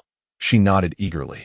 Although she had consumed some berries, her throat remained parched. They shared a sip, leaving a significant portion of the Nongfu Spring. They were in perfect sync. Well aware that food and water would not be easily obtained in the days to come, they needed to conserve their supplies to survive in this world. Subsequently, they returned to the task of collecting berries. Berry 1, Berry 1, Berry 1. However, ripe berries were scarce, perhaps having been foraged by other creatures. The unripe ones tasted bitter, forcing them to abandon their efforts for now. In the end, they managed to gather 21 units of berries, a meager harvest barely sufficient for a day. Having temporarily resolved their hunger, Wen Yueyao inquired, "What shall we do next?" Xiao Chu Nan, however, raised his head to glance at the sky. The once snowy white clouds were thickening and darkening. He frowned slightly and said, "It seems it might rain in the next few days. Bring that wooden box. We can use it to collect water." He continued, "We have enough plant fibers for now, so let's focus on gathering branches and wood to craft a workbench and tools as soon as possible." Wen Yueyao nodded in agreement, responding, "Understood." After barely satisfying their hunger, both felt a sudden surge of energy. They began to move with renewed vigor, collecting resources while exploring their surroundings. They also spotted the wild boars from the previous night. Grassland pig, beast soldier level. To his dismay, they were on par with the ridge bear. When Yueyao whispered, "Can we defeat it?" After all, relying solely on berries isn't a long-term plan. Xiao Chu Nan frowned. Deep in thought. After a moment, he replied, "Monsters of the same level can vary in strength. Look at this grassland pig. It's not particularly large, that if we can craft weapons, we might stand a chance at hunting a lone one." When Yueyao bit her lip, seemingly making a resolution. My skill is self-healing, so I can take it head-on and draw its attention while you launch a surprise attack from the side. That way, I won't get hurt. Xiao Chu Nan was momentarily taken aback. It was a good plan, but not easily executed. When Yueyao had always been timid, often panicking in dangerous situations, yet here she was, volunteering to confront a monster. He felt a surge of warmth and concern, asking, "Are you sure? Don't push yourself too hard. If it doesn't work out, we can always resort to that hard bread." When Yueyao, however, firmly nodded, stating, "Don't worry. I am confident." Xiao Chu Nan reluctantly agreed to her plan. After some discussion, they resolved to gather resources and aim to hunt the grassland pig by afternoon. Chapter 13. I will protect you. Unbeknownst to them, afternoon had arrived. Xiao Chu Nan and Wen Yueyao had been diligently collecting resources for quite some time. They had nearly stripped the surrounding branches bare, finally amassing enough materials. Level 1 workbench. Requires wood 100. Craft. Yes. The system notified them of a half-hour wait. During this time, Xiao Chu Nan decided to craft a shirt for himself, as he was still bare-chested, and when Yueyao was stealing glances at him. This was quite uncomfortable. To avoid embarrassment, he hurriedly made the garment. Meanwhile, when Yueyao was busy arranging a nest made of grass. Initially, the grass mat was hard and cold, making it uncomfortable to sleep on. She used the dried grass she had collected, sun-drying it before laying it on the ground. Observing her earnestness, Xiao Chu Nan felt a twinge of anxiety, fearing she might decide to separate their sleeping areas. Left one, right one. He wouldn't be able to sleep at all. He occasionally glanced at Wen Yueyao, filled with apprehension, wondering what she would decide.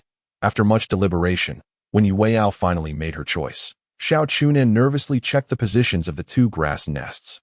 Thankfully, while they weren't tightly together, they were not far apart, roughly the same distance as the previous night. He let out a sigh of relief. Finally, the half-hour elapsed, and the workbench was completed. A simple wooden table appeared before them in a flash of light. It looked plain, but its surface seemed suitable for crafting tools. Xiao Chu Nan felt a flicker of confusion. He couldn't fathom why the assistant system had to make things so complicated. If the system possessed various miraculous functions, why create a workbench? Was that deliberately increasing the difficulty? He wanted to ask, what's the point? Yet, despite his lack of understanding, he knew he had to comply. Approaching the workbench, the previously gray options for basic tools began to unlock one by one. Wooden axe, requires wood 10. Wooden pickaxe, requires wood 10. Wooden stick, requires wood 10. Wooden spear, requires wood 10. Xiao Chu Nan fell into contemplation. With their limited resources, he hesitated before deciding to craft one of each item. Hunting for food was paramount for survival, making weapons indispensable. The wooden spear would be for Wen Yueyao's defense, while he would use the wooden stick for offense. The axe and pickaxe were equally important. The axe would allow them to fell trees for more wood, as merely collecting branches would be exhausting. The pickaxe would help them mine stones and other ores. In a few days, the first natural disaster, a hurricane, would strike. Their current thatched hut was far too fragile. Even with all efforts to reinforce it, it wouldn't withstand the might of the hurricane. Thus, they needed to upgrade to a wooden house, or even a sturdier stone house, to have a fighting chance against the impending disaster. But could these wooden tools truly fell trees and mine stones? It seemed somewhat implausible.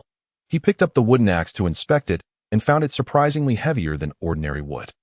Had the system compressed the regular timber? Xiao Chu Nan swung it a few times in confusion and then called out, "Yueyao, come here." When Yueyao approached with a nervous gait, Xiao Chu Nan handed her the spear with a serious expression, saying, "This spear is for you. Be sure to protect yourself." When Yueyao's face turned grave as she accepted it, her hands trembling slightly. As ordinary humans, most people might not have even killed a chicken. Now, they were about to hunt a wild boar. A daunting task indeed. This wild boar was not just any creature, but a beast soldier-level monster from another world. Clenching the wooden stick tightly, Xiao Chu Nan mentally strategized various plans. They needed to be more cautious and secure. Meanwhile, when Yuyao trembled slightly, her fear becoming increasingly palpable. Seeing her anxious demeanor, Xiao Chu Nan hesitated and softly suggested, "Shall we reconsider?" He was afraid for himself, but genuinely worried that she might not handle such immense pressure. Although she had self-healing skills, he was uncertain of any potential side effects. If anything went wrong during the hunt, and when Yuyao were seriously injured or worse, he couldn't bear to think of how guilty he would feel. Yet, when Yuyao bit her lip and shook her head, slowly saying, "Don't worry, I'll manage my state. This hunt is dangerous, but we need food. We can't shrink away from everything." Hearing her words eased some of Xiao Chu Nan's concerns. He earnestly advised, "You must be careful that let's stick to the plan we discussed. Remember, safety first." When Yuyao nodded gently. She looked at the man before her and added with concern, "I have self-healing skills, so I'll be relatively safer. You don't have that skill, so you need to be especially cautious." The warm current surged through Xiao Chu Nan's heart, and he nodded. Somewhat moved, he parted his lips, wanting to say something, but ultimately refrained. In truth, he possessed that rather unorthodox skill as well. He could replicate her self-healing if she wished. Yet, in such a tense and serious moment, he felt it inappropriate to voice it. Their relationship hadn't reached that level yet. If he said it now, she might very well give him a sharp reminder. "Let's go," Xiao Chu Nan declared resolutely, his spirit unyielding. Though a flicker of apprehension lingered within him, they had to press forward for their survival. At that moment, when Yuyao slightly lowered her head and said, You go ahead. I will tidy up and join you shortly," Xiao Chu Nan was momentarily taken aback, instinctively thinking that this girl was so frightened that her legs had gone weak. Observing her somewhat evasive gaze, he felt a pang of tenderness in his heart, yet he nodded and turned to leave first. Just as he opened the door, he failed to notice a flash of light passing behind him. Xiao Chu Nan stood outside, waiting. As seconds ticked by, a hint of confusion began to brew within him. What could this girl be doing inside? Why was she taking so long to come out? Surely she was actually having second thoughts. Eventually, after a while, when Yuyao emerged from the room, in that instant, Xiao Chu Nan was genuinely astonished, his eyes wide with disbelief. He beheld Wen Yuyao standing tall, radiating an extraordinary aura. She looked spirited and fearless. She stepped out with her head held high, as if she had transformed entirely. "Do not worry. I will protect you." As she approached Xiao Chu Nan, she suddenly declared this without preamble. After speaking, she grasped her spear with one hand, twirled it gracefully, and executed a stunning flourish. Then, she boldly took the lead. Despite her petite stature, she exuded a commanding presence. Xiao Chu Nan stood rooted in place, his mind a whirlwind of confusion. He gazed at Wen Yao's retreating figure, filled with bewilderment. What a strikingly confident girl. Why does that feel so strange? He instinctively rubbed his face, trying to shake off the daze. Chapter 14. The brave girl. When Yuyao's transformation caught Xiao Chu Nan off guard. After a brief moment of stupor, he snapped back to reality and hurried to catch up with her. As he walked, he pondered silently. What on earth had this girl done inside? How had she changed so dramatically in such a short time? Had she hypnotized herself? Or perhaps taken some sort of drug?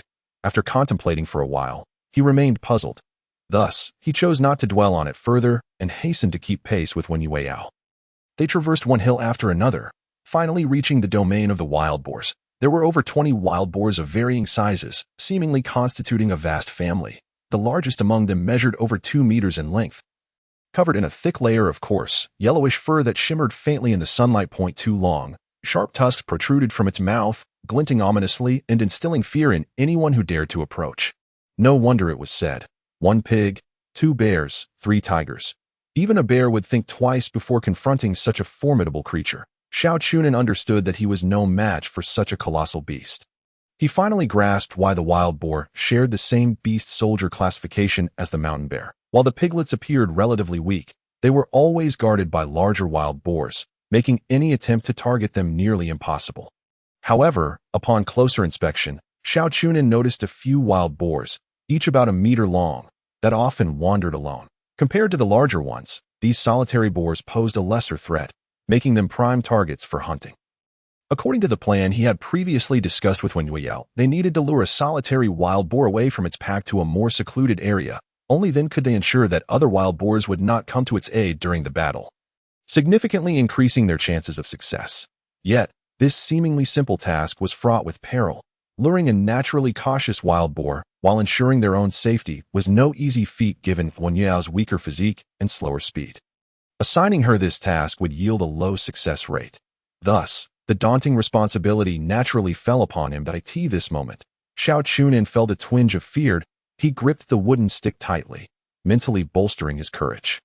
After waiting with bated breath, they finally spotted a suitable wild boar in their line of sight. This boar was not particularly large, measuring less than a meter in length, and appeared rather docile.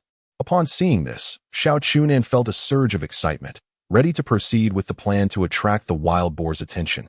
However, to his astonishment, when Yao suddenly spoke with a stern tone, "You stay back. I will lure it." Her tone brooked no argument. Xiao Chu Nan was momentarily taken aback and quickly replied, "Didn't we agree that I would handle such dangerous matters?" Yet she shook her head resolutely, stating, "Do not worry. I know what I'm doing. You could easily get hurt. Let me take care of this." With that, she disregarded his protests and confidently stepped forward. When Yao bent down to pick up a stone, weighing it in her hand as if she were entirely assured of her capabilities. Then, she crouched slightly, adopting a standard shot-put stance. Suddenly, she unleashed her strength, hurling the stone with great force. In Xiao Chu Nan's astonished gaze, the stone flew with remarkable speed toward the grazing wild boar. In the blink of an eye, it struck the boar's back with pinpoint accuracy. This minor injury, of course, did not harm the creature, but it startled the wild boar, causing it to cease its feeding and whirl around in anger. There stood a petite figure not far away, expressionless, staring intently at it. Clearly, it was she who had thrown the stone. The wild boar emitted a series of furious grunts, its eyes ablaze with fury. Although it was called a wild boar, fond of plant-based food, it was not above consuming meat. In an instant, the enraged wild boar's eyes blazed with a terrifying red light. It let out a deep growl, digging its hooves into the ground with a forceful scrape, sending dust flying, and charged furiously toward Wen Yao. The wild boar's speed was astonishing, rivaling that of a human sprinting at full throttle. Its massive form suggested immense impact, toppling low shrubs in its wake. Wen Yao, witnessing the wild boar's furious charge, remained remarkably composed. She stowed her spear in her backpack and turned to flee, instead of running straight away. She cleverly maneuvered around, using the trees along the way as cover to hinder the boar's pursuit. Although her strategy appeared sound, the wild boar's speed was simply too great. It relentlessly pursued her without hesitation. As time passed, the distance between them began to close. Xiao Chu Nan, following closely behind, felt a surge of anxiety. To his surprise, he noticed that for some reason, Wen Yao was running considerably faster than before, even outpacing him. Nevertheless, his worry remained unabated, and he quickened his pace to keep up. The wild boar was not only fast, but also possessed remarkable stamina. Minutes ticked by, and it was now mere moments away from catching up to Wen Yao. Seeing this, Xiao Chu Nan was struck with alarm. He hurried after her, shouting loudly in an attempt to divert the boar's attention. Yet the wild boar, stubborn and single-minded, ignored Xiao Chu Nan's provocations, continuing its relentless chase after Wen Yao. At that moment, Wen Yao unexpectedly halted in front of a sturdy tree, her chest heaving as she gasped for breath.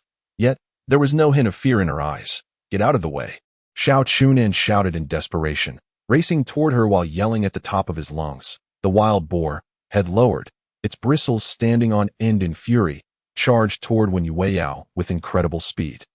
Its massive body creating a roaring wind. It was as if an out-of-control vehicle was hurtling forward, unstoppable. Xiao Chu Nan realized that if Wen Yao were to be struck by such a colossal beast at that speed, she would surely suffer grievous injuries, if not worse. The strategy they had devised was to lure the wild boar beneath a massive rock. Then, they would climb atop the rock, using their elevated position to attack the boar safely. When it sensed danger and attempted to flee, Wen Yao would descend from the rock to once again draw its attention, allowing Xiao Chu Nan to flank it. Yet, to Xiao Chu Nan's utter shock, Wen Yao had suddenly changed the plan at this crucial moment. She stood resolutely before the tree, facing the charging wild boar head-on, showing no intention of evading. Chapter 15. The battle with the wild boar. To Xiao Chu Nan, Wen Yao's calm demeanor appeared as if she were frozen in fear. His heart raced with terror, and he dashed forward without a second thought. He had to do something before the wild boar collided with her. His mind was a tumult of panic as he acted on impulse. Summoning all his strength to hurl the wooden stick toward the wild boar, the stick arced beautifully through the air. Amid his anxious yet desperate hope, A thud resounded as the stick struck the wildly charging boar with precision.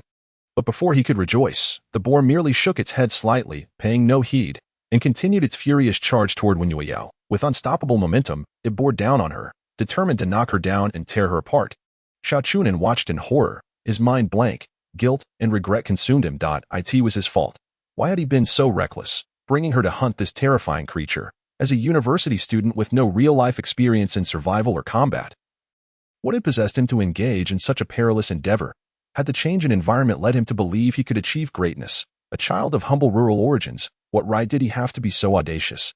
He prided himself on being a good person, desiring to protect those around him. Yet now he found himself in despair, having inadvertently harmed her due to his own folly.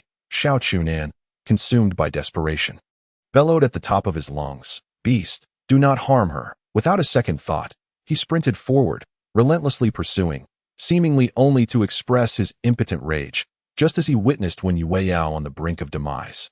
A spear materialized in her hand, poised against the tree's edge. At that moment, the wild boar, blinded by fury, continued its rampage, utterly oblivious to the woman's actions before it.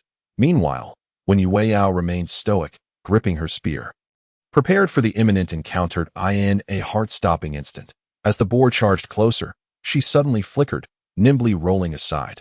Thud, splatter, two resounding thuds echoed as the boar's immense force shattered the stout tree. Remarkably, Wen Yueyao emerged unscathed.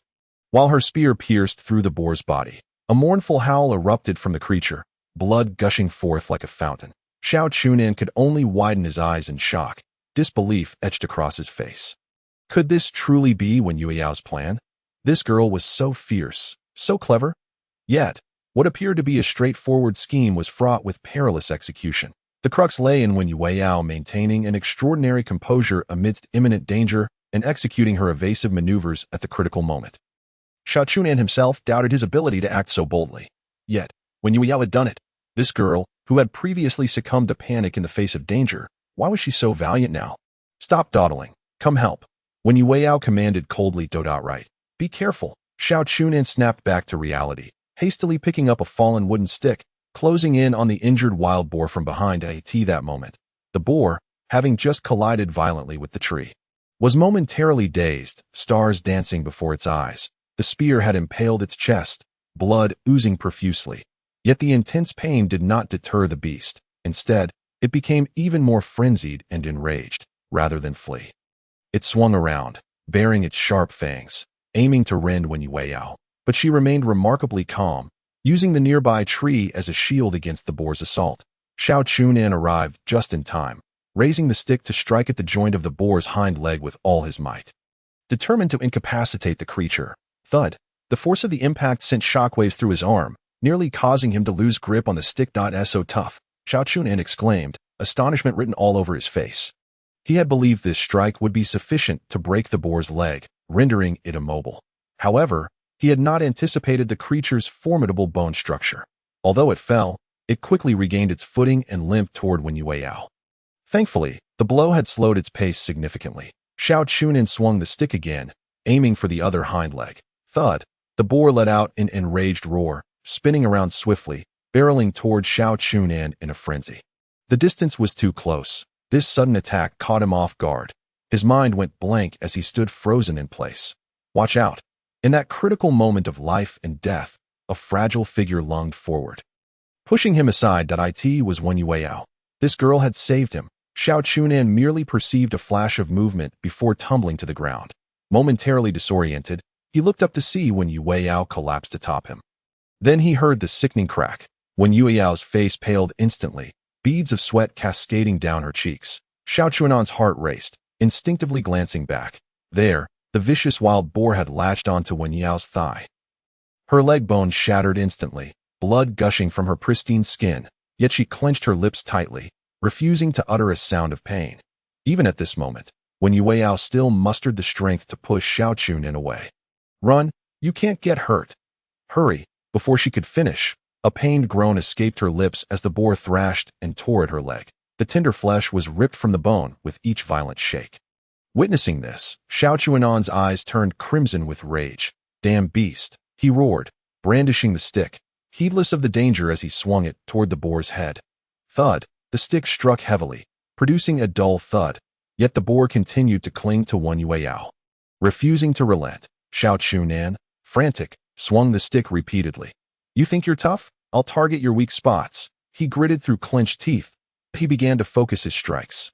Eyes, ears, nose, tail, joints. The stick fell relentlessly. Yet with every blow, the boar only grew more frenzied. In that moment, Xiao Chu Nan noticed two bells and a cylindrical shape beneath the creature. It was male. With that realization, its weakness became glaringly obvious. Without hesitation, he forcefully struck that area with the stick.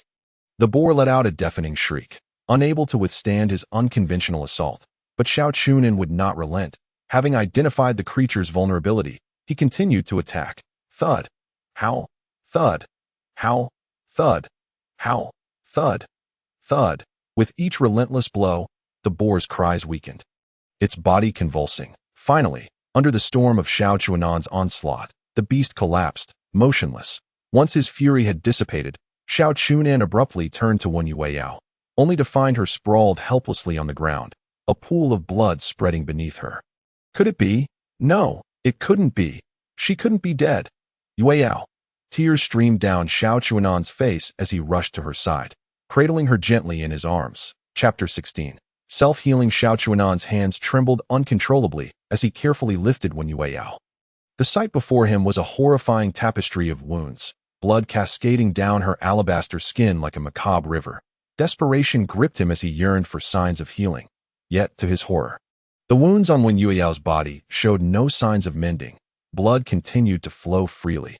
Did she not possess self-healing abilities? Why was she not healing? Had she deceived him? Panic enveloped Xiao Chu Nan. He understood that without her self-healing skills, her injuries would inevitably lead to death. Yao, he called out hoarsely, desperation lacing his voice. Did you trick me? I'm sorry.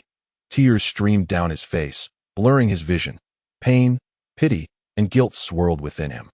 Leaving him at a loss for what to do, he loathed his own impotence, his recklessness, and the fact that he had put her in such a dire predicament. Kneeling in anguish, he murmured repeatedly, I'm sorry, I'm sorry. Just then, when Yao weakly opened her eyes, a tone of exasperation lacing her voice as she said, What are you crying for? Put me down. Close your eyes, despite the pain radiating through her. She seemed unconcerned, merely pushing away the sobbing Xiao Chu Nan. Why, you're okay? Xiao Chu Nan exclaimed in surprise as she regained consciousness, tightening his embrace around her. Put me down. Close your eyes. When Yao's once calm demeanor was now replaced with exasperation as she struggled to speak again. Oh, please don't be angry. I'll do as you say. Xiao Chu Nan finally calmed down a bit. Hastily obeying her instructions, he nervously closed his eyes, his heart racing, still deeply worried about her injuries, though he couldn't fathom why she wanted him to shut his eyes. He complied to avoid further upsetting her. After a while, when Yao's familiar voice reached him once more, Humph, look at you, crying like that. I'm fine. Xiao Chu Nan opened his eyes in astonishment, only to see Yao standing before him, seemingly unscathed, albeit pale and visibly drained. Thank goodness you're okay, Xiao Chu Nan exclaimed, relief flooding through him as he quickly offered her a bottle of water, his voice trembling that I was so worried. When Yao took the water eagerly, then lowered her head slightly, muttering, You're such a disgrace. You've embarrassed me. Xiao Chu Nan paused, taken aback by her bashful expression. There were no others around. How could there be any notion of losing face? Nevertheless, he dismissed the thought, focusing instead on her well-being as he anxiously examined her for any lingering discomfort. When Yao found herself flustered by his barrage of concern, her cheeks tinged with pink, she quickly turned away from him, softly saying, You go deal with the wild boar. I won't be joining you today. She uttered the term grassland pig. Her voice quivered noticeably, seemingly tinged with a hint of trepidation, which contrasted starkly with her earlier demeanor of calm courage. Observing this change in Yao, Xiao Chu Nan assumed she was simply fatigued from the fierce battle for survival. He promptly strode towards the grassland pig, scrutinizing the creature they had just slain. It measured approximately 1 meter in length and possessed a robust and sturdy build. When Xiao Chu Nan attempted to maneuver it, he was taken aback to discover that this beast weighed nearly 200 kilograms. This considerable heft exceeded his initial estimations by a significant margin. Indeed, The monsters in this otherworldly realm were utterly unlike the ordinary fauna of Earth, given the weight of the grassland pig. Attempting to carry it back seemed rather impractical, especially considering the possibility of attracting other ferocious creatures on the way back. After a moment of contemplation, Xiao Chu Nan devised a plan. He swiftly folded the grassland pig, striving to confine it within a cubic meter space, as the recovery range of the auxiliary system was limited and they currently lacked a small knife to dismember the carcass. Without further ado, he exerted considerable effort, pulling and pushing, until he finally managed to position the pig's body into an appropriate shape. In a flash of light, the grassland pig vanished from the ground, letting out a sigh of relief. Xiao Chu Nan hurriedly opened his backpack to check. As anticipated, the corpse of the grassland pig materialized within. However, beside the item name, there was a line of inconspicuous small text: freshness, 100. Xiao Chu Nan paused momentarily, muttering to himself, does placing the corpse in the backpack not allow for long-term preservation? I wonder how long this shelf life lasts. Nearby, there was a decomposition button. If he clicked it now, the grassland pig's body would be instantly broken down into various materials by the system.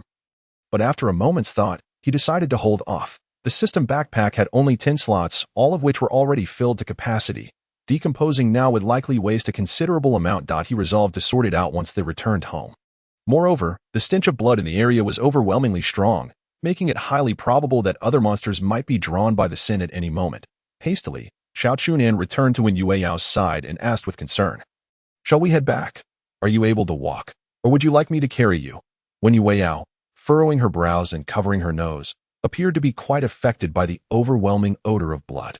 Upon hearing Xiao Chu Nan's inquiry, she slightly turned her head and replied, "Humph, I took down the grassland pig myself. Do I really need you to carry me?" Her tone held a hint of pride. Xiao Chu Nan could only shrug his shoulders in resignation, teasingly responding, all right. I, Xiao Chu Nan, shall henceforth refer to you as the strongest." "Oh, you dare to insinuate something, do you?" Wen Yueyao retorted, pinching his waist. "Ouch!" Xiao Chu Nan sprang up, pleading, "All right, I was wrong. Please don't hit me. I'm not a grassland pig." Observing his exaggerated reaction, Wen Yueyao couldn't help but chuckle softly. Thus, the two bickered playfully while making their way toward the thatched cottage.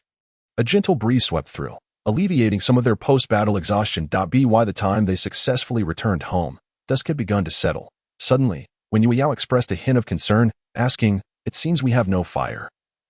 Does that mean we can't roast the meat?" She glanced at Xiao Chu Nan, her eyes filled with anticipation. Starting a fire by friction?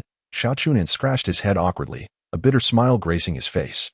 After the arduous struggle to procure a grassland pig, it would be disheartening if they couldn't enjoy it due to the absence of fire.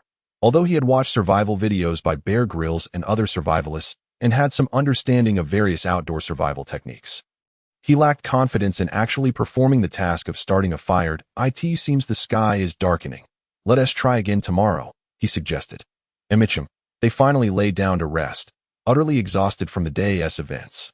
At that moment, Xiao Chu Nan sensed something amiss. He sat up and looked at Wen Yueyao, who was deliberately maintaining her distance, and asked, puzzled, "Hey, do I smell or something? Why are you sitting so far away?" Wen Yueyao shot him a disdainful glance, replying, "Humph, who doesn't know your little schemes?" After saying this, she turned her back to him, though a slight smile, barely noticeable, crept onto her lips. Xiao Chu Nan could only gaze at her back, feeling utterly aggrieved. Chapter 17. An unexpected embrace. Xiao Chu Nan found himself in a state of utter helplessness, possessing a powerful skill, yet lacking an opportunity to utilize it. Starting off with one less skill than others was quite frustrating. During the battle with the grassland pig earlier, he realized he had been overly cautious, fearing for his own safety. If only he could acquire the girl's self-healing ability, he wouldn't have to fight so tentatively. Of course, that was merely a fleeting thought, as their relationship had yet to reach such a level. Moreover, he considered himself a good person, absolutely unwilling to coerce her into such matters. It could be said that even if Wen Yueyao were to lie bare before him, Xiao Chu Nan would only inquire if she were feeling cold. Hurting her was something he could never bring himself to do. After solidifying his resolve, Xiao Chu Nan rose and covered her with a makeshift blanket made of dried grass. The girl was already fast asleep, emitting soft snores, clearly exhausted. He owed her a great deal for her bravery during the day. Without her proactive lure of the monster and her selfless rescue, he would never have emerged unscathed. He resolved to avoid provoking her in the future. Yet, there was something peculiar about this girl. She seemed somewhat neurotic, occasionally behaving as if she were a different person altogether. However, given that she was a delicate young lady thrust into such a perilous and unfamiliar otherworld, it was entirely natural for her to struggle under the weight of the pressure. It appeared he would need to find ways to comfort her. Otherwise, her erratic behavior would surely unsettle him. Xiao Chu Nan pondered these thoughts. He cast one last glance at her before succumbing to a deep slumber. Time passed slowly, and it was now the middle of the night.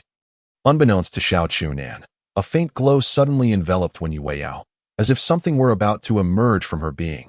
Her complexion appeared somewhat pale, and her brows were tightly furrowed, suggesting discomfort. The light flickered again, and a figure materialized beside her, gradually rising. This individual was completely unclothed, exuding an enigmatic aura. Had Xiao Chu Nan been awake at that moment, he would have been astonished to find two identical Wen Yueyaos. However, the newly appeared Wen Yueyao bore an expression of resentment. Haha, finally out. How long has it been? Let me think. That almost 10 years, I believe, keeping me locked away in that dark, suffocating place for so long. You truly have some nerve. Just for nearly taking down that wretched girl and that scoundrel, you all banded together to imprison me. Humph, you all secretly desired the same thing. Otherwise, how could I have manifested? What my mother left behind, no, everything, belongs solely to me. No one can take it away. If you hadn't been so useless, we wouldn't have ended up in that mental institution. Coward. Waste. Garbage. The Wen Yu ranted, glaring fiercely at the one lying on the ground, before slowly extending her hand with a sinister smile. Upon their contact, the Wen Yueyao on the ground vanished without a trace. The Wen Yu chose not to don the clothing left behind, instead turning to gaze at Xiao Chu Nan beside her. If it weren't for the excessive energy we expended to save you, I wouldn't have been able to emerge. Not bad looking, huh? No wonder she has feelings for you. Hee, good things should belong to me. With half a day left, that should be plenty. If she discovers you've been taken first when she emerges tomorrow, she'll be furious. At this moment, the Wen Yu displayed a multitude of emotions: greed, desire, and jealousy. She slowly approached Xiao Chu Nan and then lay down beside him. In a daze, Xiao Chu Nan seemed to hear Wen Yueyao mumbling in her sleep. However, utterly fatigued, he merely turned over and continued to slumber. Just then, he sensed a warm body drawing near to him, followed by an embrace. There were no other individuals in the room apart from him and the girl, right? Surely, the proud girl wouldn't engage in such behavior. Was he dreaming? This dream felt surprisingly vivid and rather pleasant. That moment, Xiao Chu Nan felt a small hand wandering over his body, and something moist began to lick his face and neck. The little hand was undeniably delightful. Exploring various parts of him. Was it reaching down below? No, that wouldn't do. Xiao Chu Nan shot upright, rubbing his eyes in bewilderment. What was going on? Was he experiencing a fever? How could he be having such peculiar dreams? Confused, he lay back down to sleep. Suddenly, Xiao Chu Nan's eyes flew open again and a smiling little face appeared before him. Yueyao? Xiao Chu Nan stammered in disbelief, his voice quavering. When Yueyao did not respond, but merely fixed her intense gaze upon him. Her petite form inched closer, as if yearning to merge with him. This wasn't a dream. What was happening? Was he being teased? Yueyao, what is going on? Xiao Chu Nan, feeling utterly stiff, asked with trepidation his astonishment. Wen Yueyao slowly leaned in, their faces mere inches apart. The warmth of her breath enveloped him. Faced with this unexpected embrace, Xiao Chu Nan was utterly flustered. He pressed down on the hand that was roaming over his body while using his other hand to check her forehead. Inquiring, you're not running a fever, are you? Could she be sleepwalking? Xiao Chu Nan sought a rational explanation, as everything felt utterly surreal. This girl had stripped bare and crawled into his bed? What was wrong with her? Or was he still dreaming? Yet, the sensations felt incredibly real. In a panic, Xiao Chu Nan pinched his thigh hard, but a sharp pain radiated through him. It was not a dream. Everything is indeed true. Xiao Chu Nan's breath quickened, and he was so startled that he sat up abruptly, gazing at Wen Yueyao with astonishment. What do you intend to do? His voice trembled. Wen Yueyao smiled sweetly and immediately took one of his hands, guiding it towards herself. Aren't you eager to do something? She said, her tone dripping with seduction. Xiao Chu Nan's heart raced violently. and he panted heavily. He stared intently at Wen Yueyao, seeming to ponder what to say.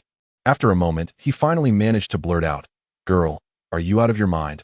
Wen Yueyao's body stiffened, a flicker of annoyance crossing her eyes. "This guy? No, you must be the one who's lost it. Here I am, a charming little beauty, pressed up against you without a stitch on, and instead of doing what a man ought to do, you question my sanity." Anger surged within Wen Yueyao as she took deep breaths. Forcing a shy expression as she said, "Good brother, you wouldn't want me to take the initiative, would you? It's my first time being so close to a man." With that, she leaned closer to Xiao Chu Nan, feigning resistance while presenting a bashful demeanor that would make any man weak. Yet, Xiao Chu Nan suddenly pushed her away and covered her smooth body with a simple blanket. "Girl, if you have something to say, just say it directly. Why put on such a show? Let me tell you, I am a good person. I could never harm you," Xiao Chu Nan declared with righteous fervor, seemingly seeing through her intentions. Wen Yueyao was instantly left dumbfounded. Chapter 18. Unmoved by temptation, Wen Yueyao looked at Xiao Chu Nan, who was exuding righteousness, utterly perplexed. How could there be such a man? Is he simply clueless about romance, or is his brain missing a connection? Am I the fool for trying to entice such a creature? All right, enough of this nonsense. We have other matters to attend to tomorrow. If you have something to say, say it. If not, I'm going to sleep. Xiao Chu Nan yawned and declared, "Da." Upon hearing this, Wen Yueyao lost her composure. In a fit of rage, she leaped onto Xiao Chu Nan and bit down hard. "Ouch, that hurts. Are you a dog or something? Let go." "Oh dear, don't blame me for not cherishing beauty. I can bite too." The two immediately began to wrestle within the confines of the room. Before long, Xiao Chu Nan had successfully subdued the seemingly deranged girl. He winced as he rubbed his shoulder where she had drawn blood, feeling a sense of pride. In terms of fighting, he, Xiao Chu Nan, would not back down from any woman. Looking down at Wen Yueyao, pinned beneath him, he spoke with a hint of pity. "I understand you must be feeling quite out of place being suddenly brought to this strange place, but that doesn't give you the right to bite people. With family and friends absent, fear not, for I am here. I will protect you. We shall support each other, sharing life and death, and conquer this other world together. Isn't that touching? Just pledge yourself to me. But make sure it's not that insincere facade you just put on. Whatever we do must be heartfelt. That is the basic quality of being human. Goodness will bring peace throughout one's life. Have you heard that? Do not engage in wickedness. Moreover, we must learn to control our desires. Understood?" Listening to his lengthy and tedious lecture, Wen Yueyao felt like crying. She prided herself on her cunning, having nearly eliminated both her father and stepmother without them realizing it.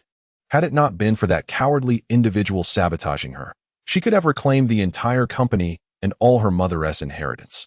Although her physical prowess was somewhat lacking, she could achieve nearly anything she set her mind to. Many of her sisters feared her, while others obeyed her. Yet, in her first encounter back in this world, she had been firmly suppressed by this insufferable wretch. No, she could not concede.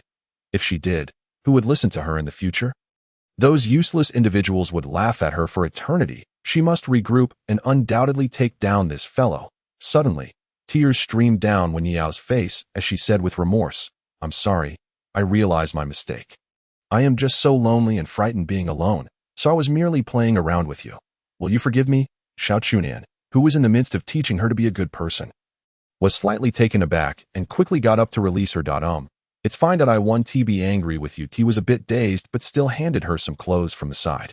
"Thank you. Please don't leave me," Wen Yueyao said timidly, her small hand gently tugging at his sleeve. Her pitiful demeanor tugged at Xiao Chu Nan's heartstrings. "Rest assured, I will take you with me wherever I go from now on. Now, be a good girl and get some sleep." Xiao Chu Nan lay down to rest, only to find that Wen Yueyao had not let go of his small hand. This girl actually lay down beside him, clinging tightly as if afraid he might suddenly disappear. Her woeful look was truly heart-wrenching. Xiao Chu Nan, now softened, gently adjusted her clothing and draped the simple blanket over her. The two lay there quietly, as if the previous commotion had merely been a dream. However, at that moment, Wen Yueyao was seething, her lips nearly biting through with frustration. Pretending to be asleep, she pressed against him, determined to provoke him. Although the man exhibited some reaction, his willpower was astonishingly strong. How could he remain unmoved? Even as she shifted closer, he remained steadfast. Yet, she dared not push too hard, fearing the earlier scene would repeat itself. leading him to lecture her endlessly like a monk. Does he expect her to be a good person? Perhaps in another lifetime, she could only resort to gentle tactics to entice this dense man. Time ticked by, and soon Wen Yueyao found herself growing weary, while this man remained utterly still, sleeping like a dead pig.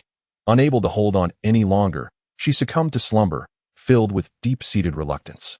Meanwhile, Xiao Chu Nan, who was wide awake but pretending to sleep, finally let out a sigh of relief. His lips were nearly bitten raw, and his thigh bore the marks of her grip, reddened significantly. He couldn't comprehend why this girl was so restless in her sleep, nearly causing him to lose control. However, he must not harm this pitiful girl. She was already under enough pressure. How could he transform into a beast and commit unspeakable acts against her? The principles he had just shared were not only directed at her, but also a reminder to himself. He must be a good person. After the commotion of the previous night, both of them woke up late. When Xiao Chu Nan finally roused, he discovered Wen Yueyao had vanished without a trace. He called out several times, but received no response. Hastily, Xiao Chu Nan utilized the auxiliary system to contact her. As survival partners, they had naturally added each other as friends. Soon, he received a reply from Wen Yueyao, informing him that she was outside gathering resources and would return shortly. Only then did Xiao Chu Nan feel reassured that he had been worried that the girl might have been in despair. Clearly, the principles he had imparted the night before were effective. Truly, as a good person, he excelled at guiding others towards virtue.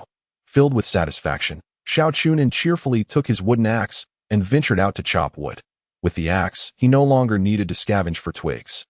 Although the axe was somewhat heavy, its sharpness exceeded his expectations. The system's products were indeed extraordinary. However, using it to fell towering trees was not particularly efficient. The system's recovery range was limited to just 1 cubic meter, meaning he had to chop the trees down to about a meter in length before they could be collected.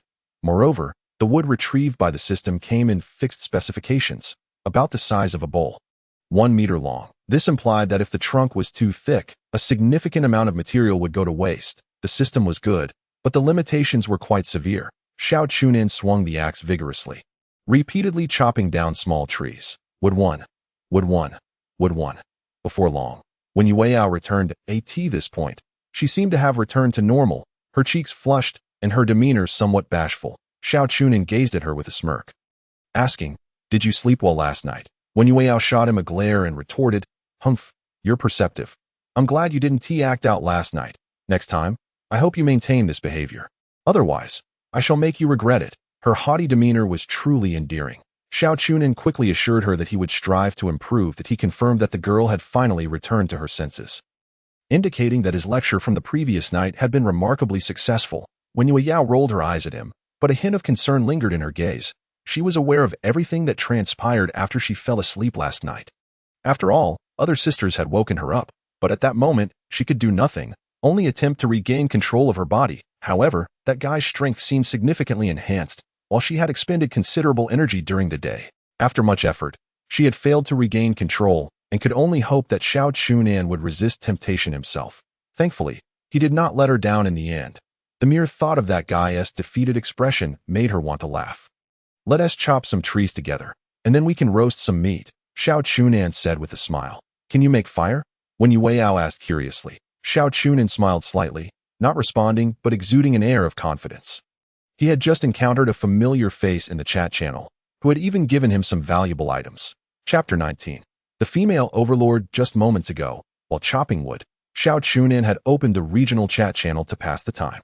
To his surprise, someone was sharing survival strategies. Fellow survivors, the common edible foods in our area include cattails, berries, and hard fruits. Images. For water, there are water bamboo. A large river flows through the forest, and nearby areas can be accessed for water. However, beware of dangerous fish in the river. Everyone must take care to make a fire. It's best to find flint. The flint in this world is quite hard, and striking it will create sparks. Moreover, flint will be used later to craft stone tools. The first natural disaster was a hurricane, and it would be best to seek refuge in a cave. If one is unavailable, one must hastily upgrade their dwelling to stone. This individual continuously disseminated survival strategies until the system restricted her communication. Her insights garnered much affirmation and sharing from others. Truly impressive, this expert. 666. While I am still languishing in a thatched hut with an empty stomach, This expert has already begun sharing strategies that, oh, expert, I wish to bear your children. She appears to be female, does she not? Sister, I seek your protection. He, a female expert, is even better. I seek your patronage. I am an athletic student with dark skin standing at 180 centimeters. Is she really that formidable? I had assumed it was a certain Mr. Bay. What of it? Women can indeed hold up half the sky. So many misguided men. Why must we provide them with strategies? Why isn't there a gender distinction in this channel? Strongly protesting. Sisters, let us band together. Sister, lead us in establishing a base exclusively for females. Can one truly fight? So what? Let me not encounter you. I'll knock you out with a single punch. So many delusional individuals. Xiao Chu Nan was utterly speechless, only able to follow suit in sharing the expert strategies to ensure more people would see them that moment. He suddenly noticed that the expert's name was Su Qingge. Xiao Chu Nan's heart quivered. Could it be her? Xiao Chu Nan, a student at Guangda University, had a class leader named Su Qingge. It is said that her name is derived from Luo Xinfu, featuring Feng Es drum and Nu Ys song.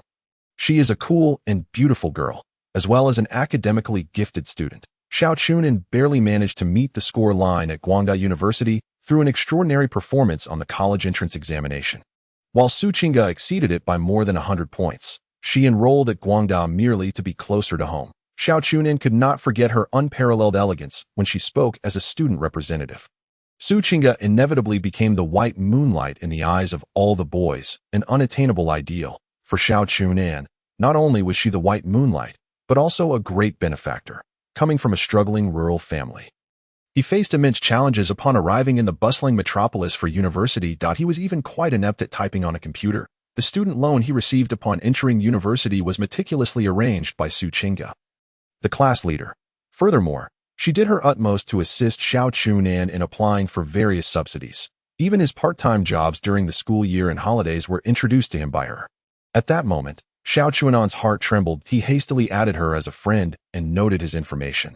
Then he anxiously awaited her response. There are countless people with the same name across the nation. Could she truly be his class leader? Even if she were, the number of friend requests she received must be staggering. Would she even notice his request? Their acquaintance was as thin as water. Would she accept? At this moment, Xiao Chu Nan was filled with uncertainty and anxiety, so much so that he could hardly focus on chopping wood. Ding! Friend request accepted.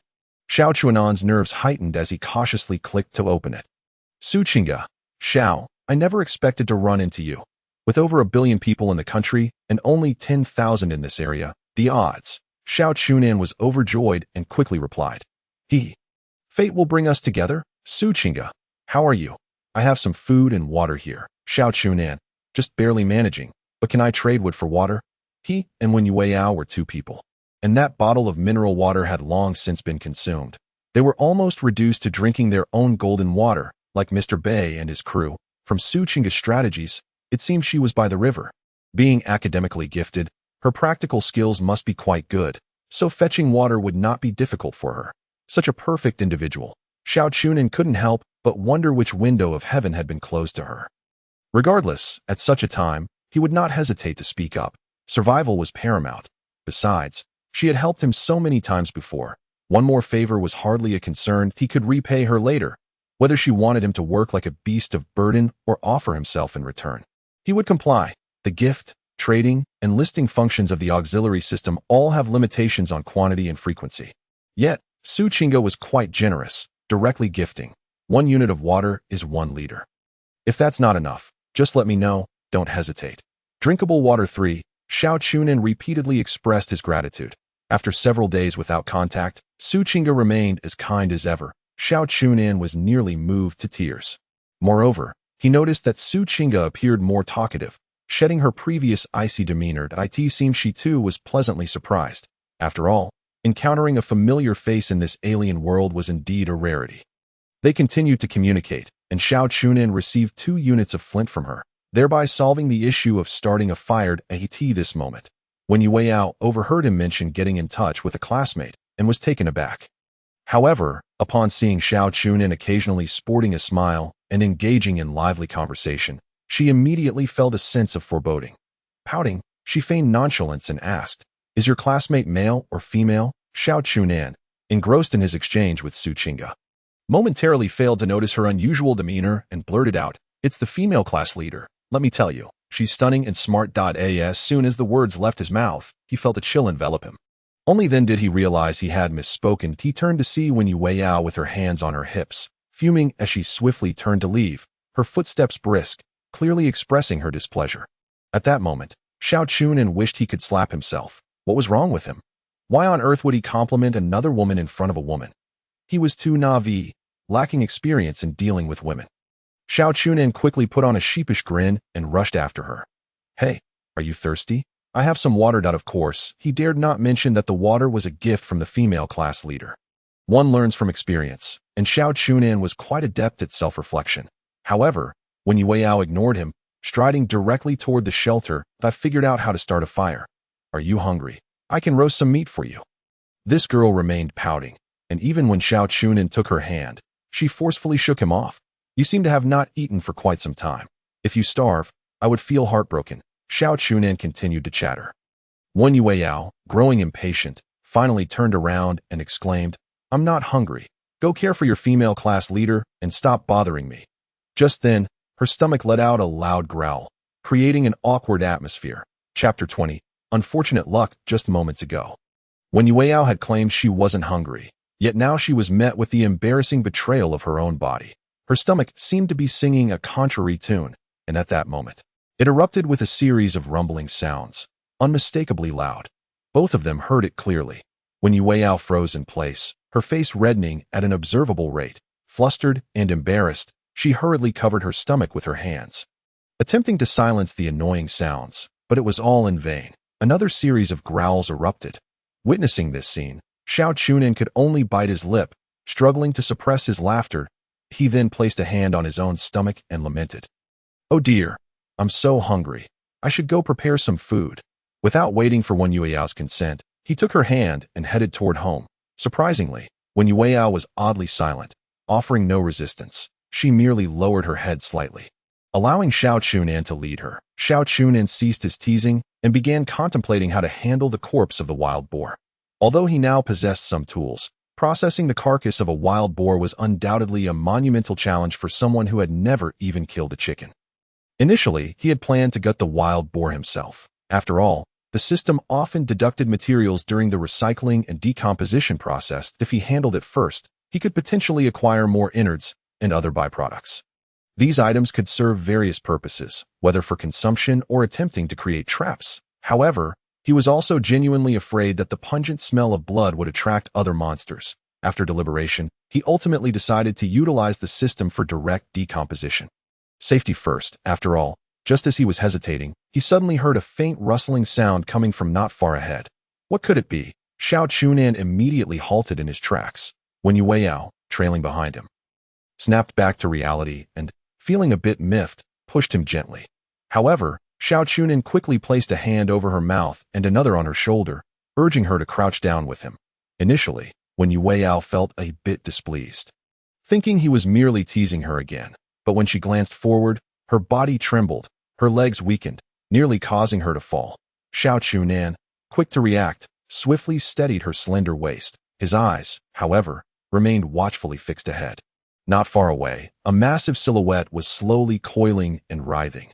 Upon closer inspection, it turned out to be an enormous python. The black scales of the serpent glimmered under the sunlight that a forest wolf was ensnared tightly within its coils.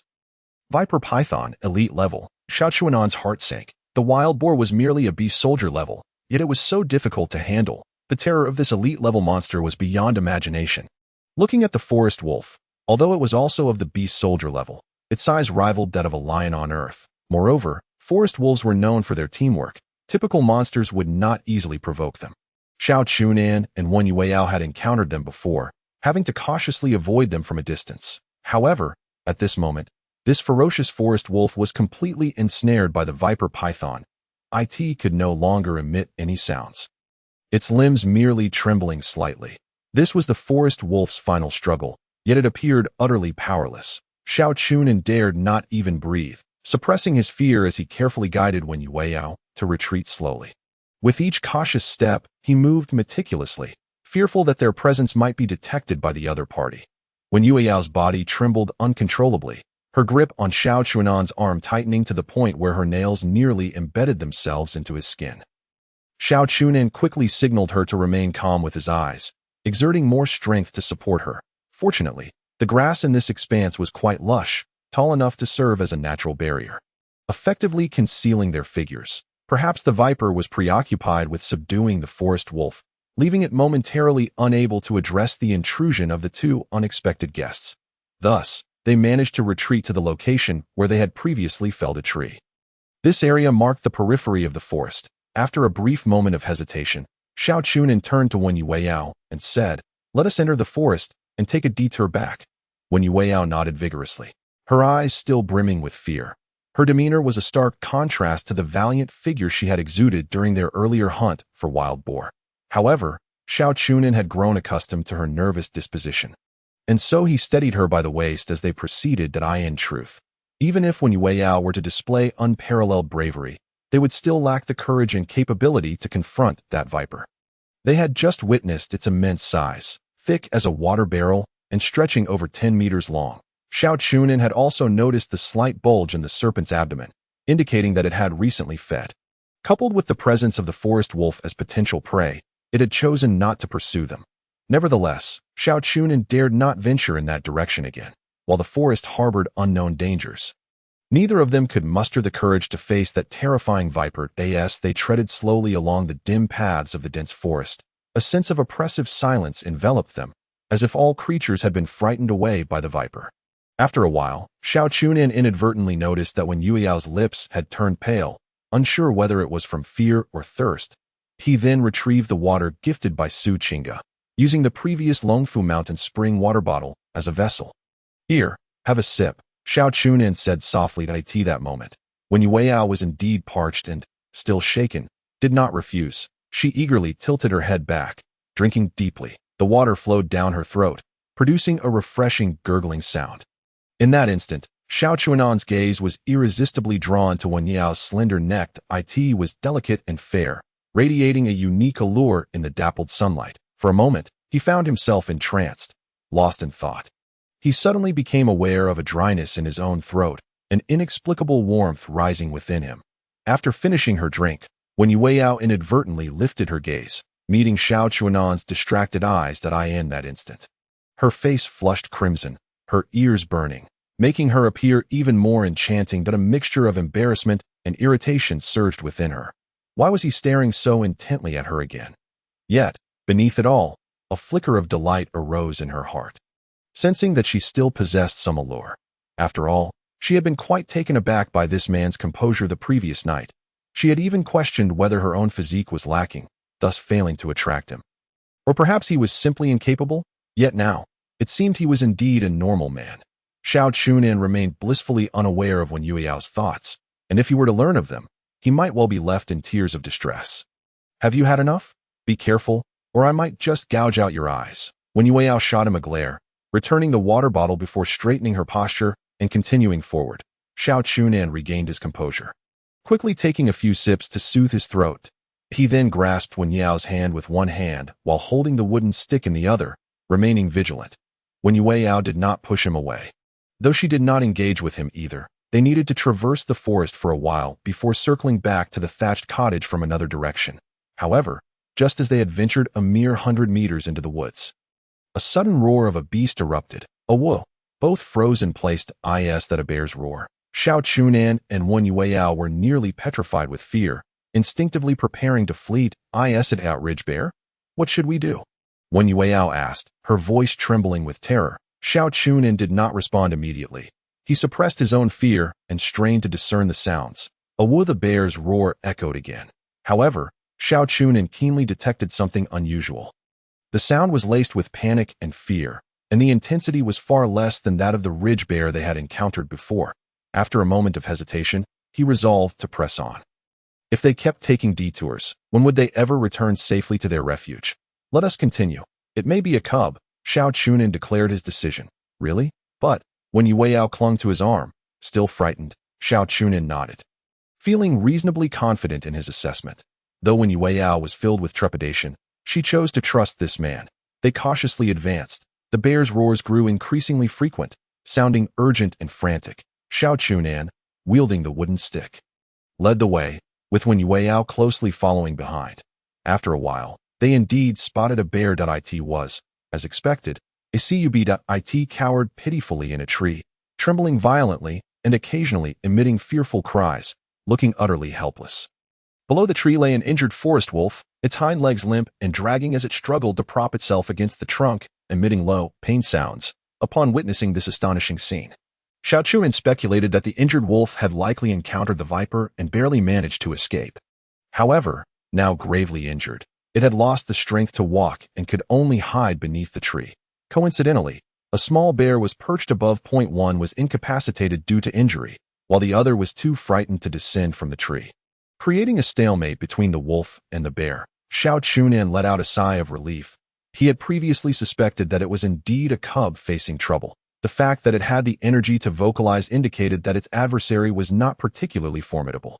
Thus, he had dared to lead Wen Yueyao in this direction, taking the risk of returning home. It seemed their luck was holding out today. Though they had encountered that terrifying viper, they had successfully escaped. Just moments ago, they had surprisingly made contact with their class monitor, Su Qingge, and now they stumbled upon such easily obtainable prey. All right, I will take care of it. You stay here. After speaking, Xiao Chu Nan switched to his spear and cautiously approached the injured forest wolf. Be careful, Wen Yueyao anxiously warned from behind. The forest wolf sensed Xiao Chu Nan's approach and emitted a low, threatening growl. Yet, Xiao Chu Nan showed no fear, sneering, "Humph, if you weren't injured, the two of us would likely be fleeing for our lives.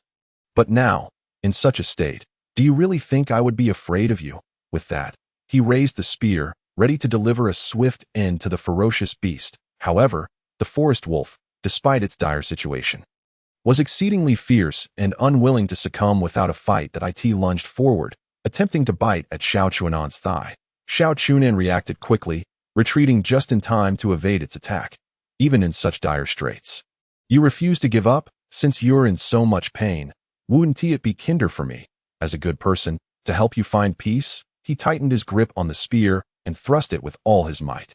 The sharp spear pierced the wolf's throat in an instant. Its body convulsed violently before blood erupted forth, staining the ground around them. Xiao Chu Nan remained vigilant, continuing his assault. Soon, the forest wolf's struggles waned, ultimately falling silent, evidently at rest. With experience now on his side, he skillfully folded the wolf's carcass and stowed it in his backpack. Ending its suffering warranted some form of compensation, after all. Next, there was that little creature. Although it appeared pitiful, he could not let it go. Xiao Chu Nan slowly raised his gaze, his icy stare fixed on the cub. The little bear, having witnessed the gruesome scene moments before, trembled violently, nearly tumbling from the tree. Terrified, it buried its head deep into its chest, curling into a ball, tightly clinging to the trunk while emitting helpless whimpers. Seeing its cowardly demeanor, Xiao Chu Nan was momentarily taken aback. Mo bear, elite level. This little creature was on par with that viper? Yet it was frightened to the point of trembling in a tree by a forest wolf that was merely an injured beast soldier? Was it still a juvenile, or was it simply timid by nature? The more he contemplated, the more perplexed he felt. Yet in this world governed by the law of the jungle, survival was paramount. Xiao Chu Nan understood this clearly, and thus he had no intention of showing mercy. Who would ever complain about having too much food? Resolute, he prepared to swing his spear. Just then, however, Wen Yueyao gently tugged at him from behind. Xiao Chu Nan's movement to strike the cub halted abruptly, and he turned back in confusion. "What are you doing, little girl?" he asked, bewildered. Wen Yueyao lifted her head slightly, her eyes filled with compassion as she softly implored, Could you please spare it? It looks so pitiful. Just let it go, please." This was the first time she had ever pleaded with him. A jolt went through Xiao Chu Nan's heart, and he slowly retracted the spear. The little bear seemed to understand human emotions. Its big, watery eyes brimmed with tears as it looked at Wen Yueyao with a pitiful expression, as if recounting its tragic plight, while silently begging for her protection. It is abundantly clear that this gentle woman holds the very essence of his life in her hands at this moment. Observing the scene, Xiao Chu Nan cast a reluctant glare at the little bear, ultimately deciding to spare its life. This small creature was indeed quite endearing, its plush form exuding an adorable charm. Particularly, its rotund shape bore a striking resemblance to the giant panda found on Earth. albeit cloaked entirely in pure black fur. No wonder the young lady felt compelled to plead for its salvation. Faced with her entreaty, Xiao Chu Nan found it difficult to harden his heart and refuse. Moreover, with the remains of the grassland boar and forest wolf at their disposal, they would not be lacking in sustenance for the time being. Should the need arise in the future, he could always return stealthily with the young lady to hunt this little bear again. For now, he would grant it a reprieve. All right, I'm not that cruel. I merely wish to frighten it. Xiao Chu Nan chuckled awkwardly at that moment, when Yueyao felt a twinge of embarrassment in her heart. After all, during such a perilous time, it was rather absurd to ask Xiao Chu Nan to relinquish a potential meal. However, the fact that he agreed indicated that she held some significance in his heart. This thought brought her a sense of secret delight, especially in light of the previous night's encounter and the appearance of Su Qingge, which had instilled in her a sense of urgency. The little bear, sensing it had escaped death, began to clamber down from the tree without hesitation. In no time, it stood before the two, a creature less than half a meter tall, entirely black, resembling a large lump of coal. When Yueyao's eyes sparkled with affection as she instinctively reached out to gently stroke its head, while Xiao Chu Nan remained vigilant, standing nearby. After all, this little bear was an elite-level creature, even if it appeared docile and harmless at present. One could never predict when it might suddenly lash out in aggression. That moment, an unexpected event transpired. The little bear raised its chubby paw slightly, presenting something it clutched to Wen Yueyao. Upon closer inspection, it was a plump, enticing fruit. Chapter 22. Betrayed by desire. Upon witnessing the bear's offering of fruit, both Xiao Chu Nan and Wen Yueyao were left utterly dumbfounded. They could scarcely believe that this little creature, which had just been shrieking in fear, now clung desperately to this fruit and refused to part with it. It was nothing short of a little glutton. Moreover, it seemed willing to risk everything for a taste. Yet, it did exhibit a semblance of gratitude, understanding the life-saving favor with which it had been bestowed. However, its sense of gratitude was limited, for it directly handed the fruit to the young lady. Xiao Chu Nan's expression darkened. He had spared the little creature's life, yet it chose not to share the fruit with him, an unforgivable offense. Thus, he slowly extended his palm before the bear and growled. "What about my share?" The bear tilted its head, utterly bewildered. It stared at Xiao Chu Nan's hand for a long while, its big eyes brimming with confusion, clearly unable to comprehend his meaning. Wen Yueyao, witnessing this scene, couldn't help but chuckle. She gently tugged at Xiao Chu Nan's sleeve, signaling him not to bully the adorable creature, but Xiao Chu Nan remained unperturbed, maintaining his stern demeanor as he towered over the bear, insisting, "I spared your life, yet you still owe me for the favor of saving you from that forest wolf." Wen Yueyao, hearing this, playfully smacked him, saying, "What are you doing? It's already pitiful enough. Don't torment it." "I am far more pitiful with an empty stomach," Xiao Chu Nan retorted, adamantly defending himself. The bear finally grasped his intent, but shook its head repeatedly, then spread its paw, indicating that it had no more fruit to offer. Just then, it caught sight of the fierce glint in Xiao Chu Nan's eyes as he slowly drew out his spear. It seemed to convey that if no fruit was forthcoming, its life might be forfeit today. Realizing the gravity of the situation, the little bear trembled violently. After whimpering a few times, it noticed that the man remained hostile, his gaze filled with malice, and the kind lady beside it could no longer come to its rescue. In a panic, it scampered away on its short legs, glancing back and calling out, as if urging the two to follow. "See, I knew you still had something in reserve," Xiao Chu Nan smirked, quickening his pace to catch up with Wen Yueyao. "Why are you so mean? Why bully it?" The young lady shot him a disapproving look, realizing that he was rather petty. Xiao Chu Nan, however, dismissed her concerns, justifying himself. "I saved its life and spared it. How could it not repay me? I am merely teaching it to be a good bear." Wen Yueyao was rendered speechless by his reasoning. Nevertheless, Xiao Chu Nan kept close behind the small bear. Despite its rotund physique, it moved swiftly through the forest path, its rear swaying as it darted ahead. Yet, it periodically paused to glance back at the two, emitting soft whines, seemingly urging them to hasten their pace. Xiao Chu Nan couldn't help but mentally scoff. This little creature runs so swiftly.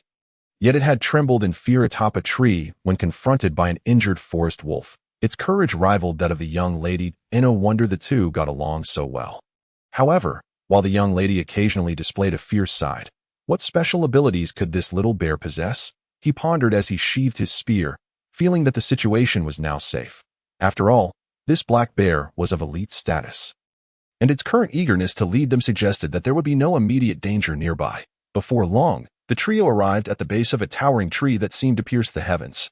The immense tree rose majestically, its trunk astonishingly thick and its height exceeding the imagination of both individuals. Gazing upward, the dense canopy of leaves obscured the sky, resembling a gigantic umbrella. The little bear scampered excitedly to the foot of the tree.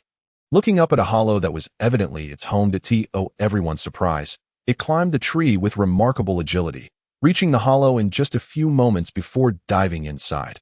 Shortly thereafter, the little bear emerged from the hollow, its head peeking out, cradling a fruit in its paws as it descended. Its movements remained swift, and it soon stood before Xiao Chu Nan and Wen Yueyao. However, Xiao Chu Nan's gaze did not linger on the fruit the bear held. Instead, he was captivated by the hollow itself. From his vantage point below, he could not discern much, but from the general outline, it was evident that the hollow was not only spacious but also quite deep.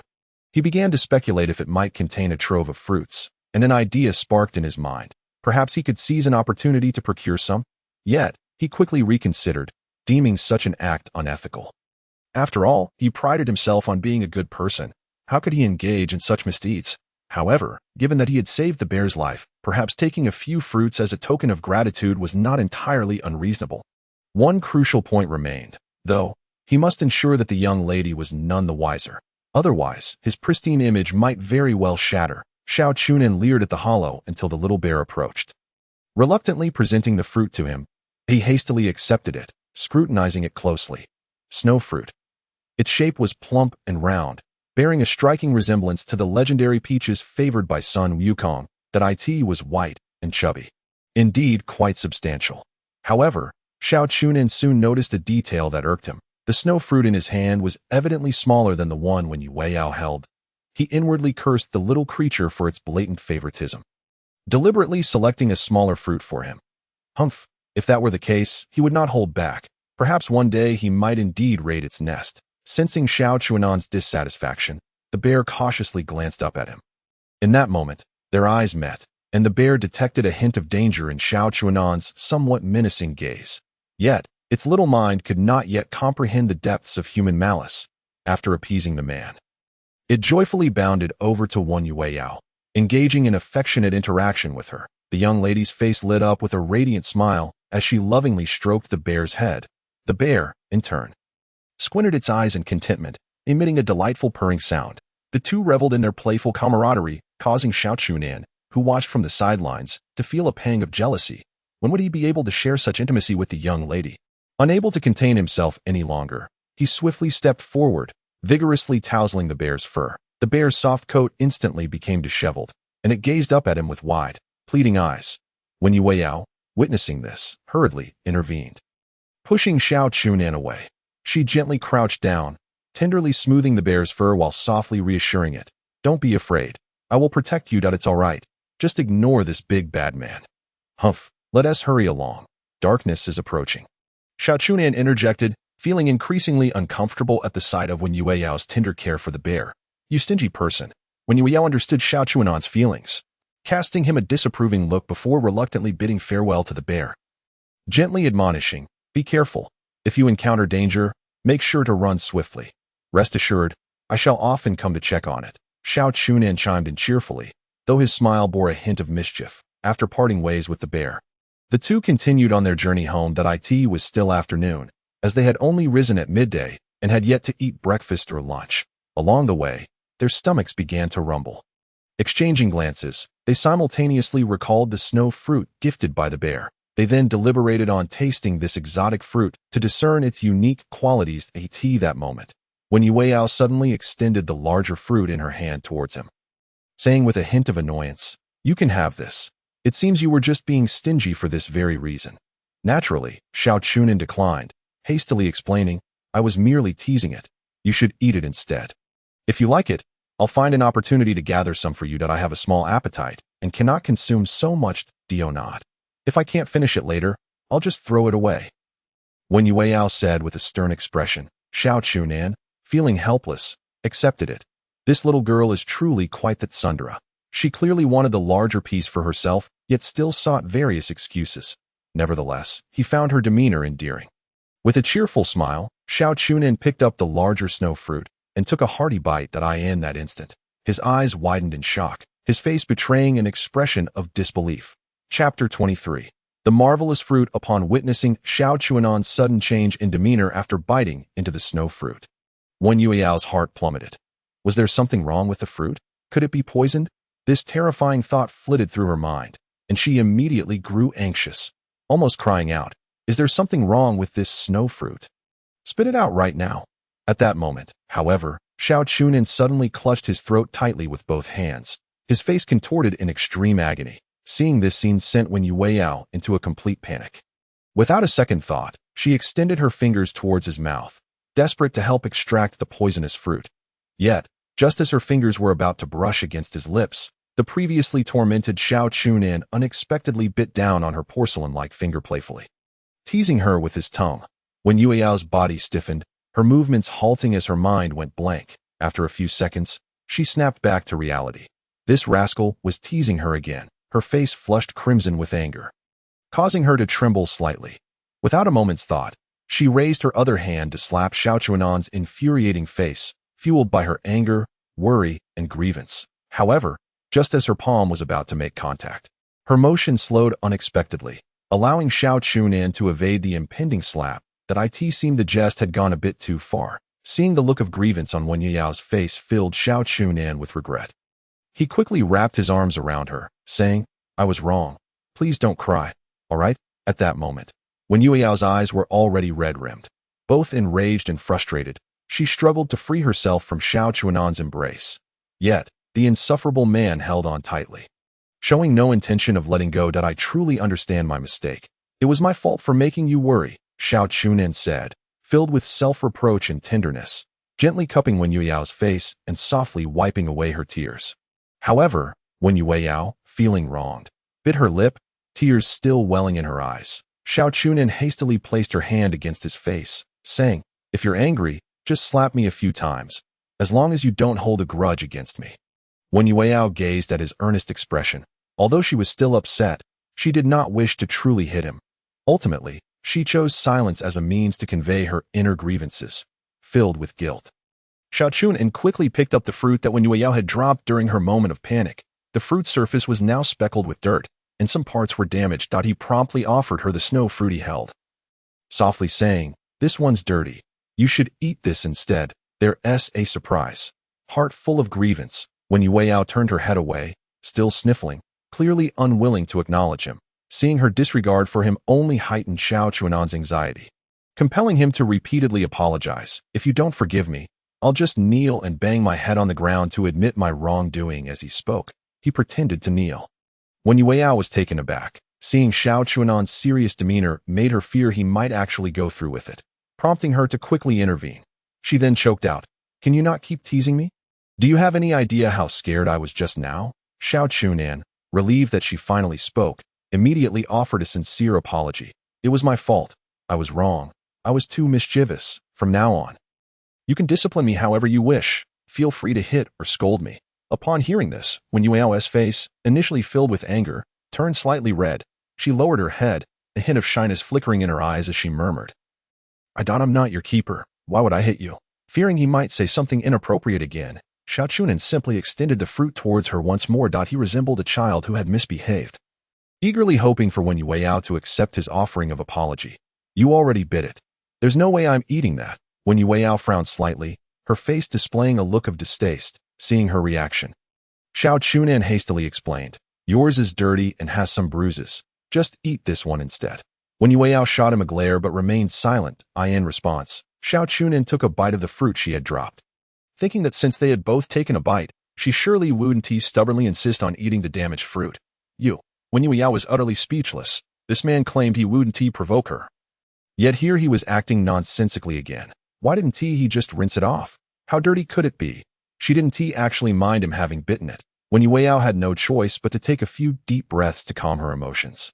Then, under Xiao Chu Nan's eager and apologetic gaze, she finally parted her lips and took a bite.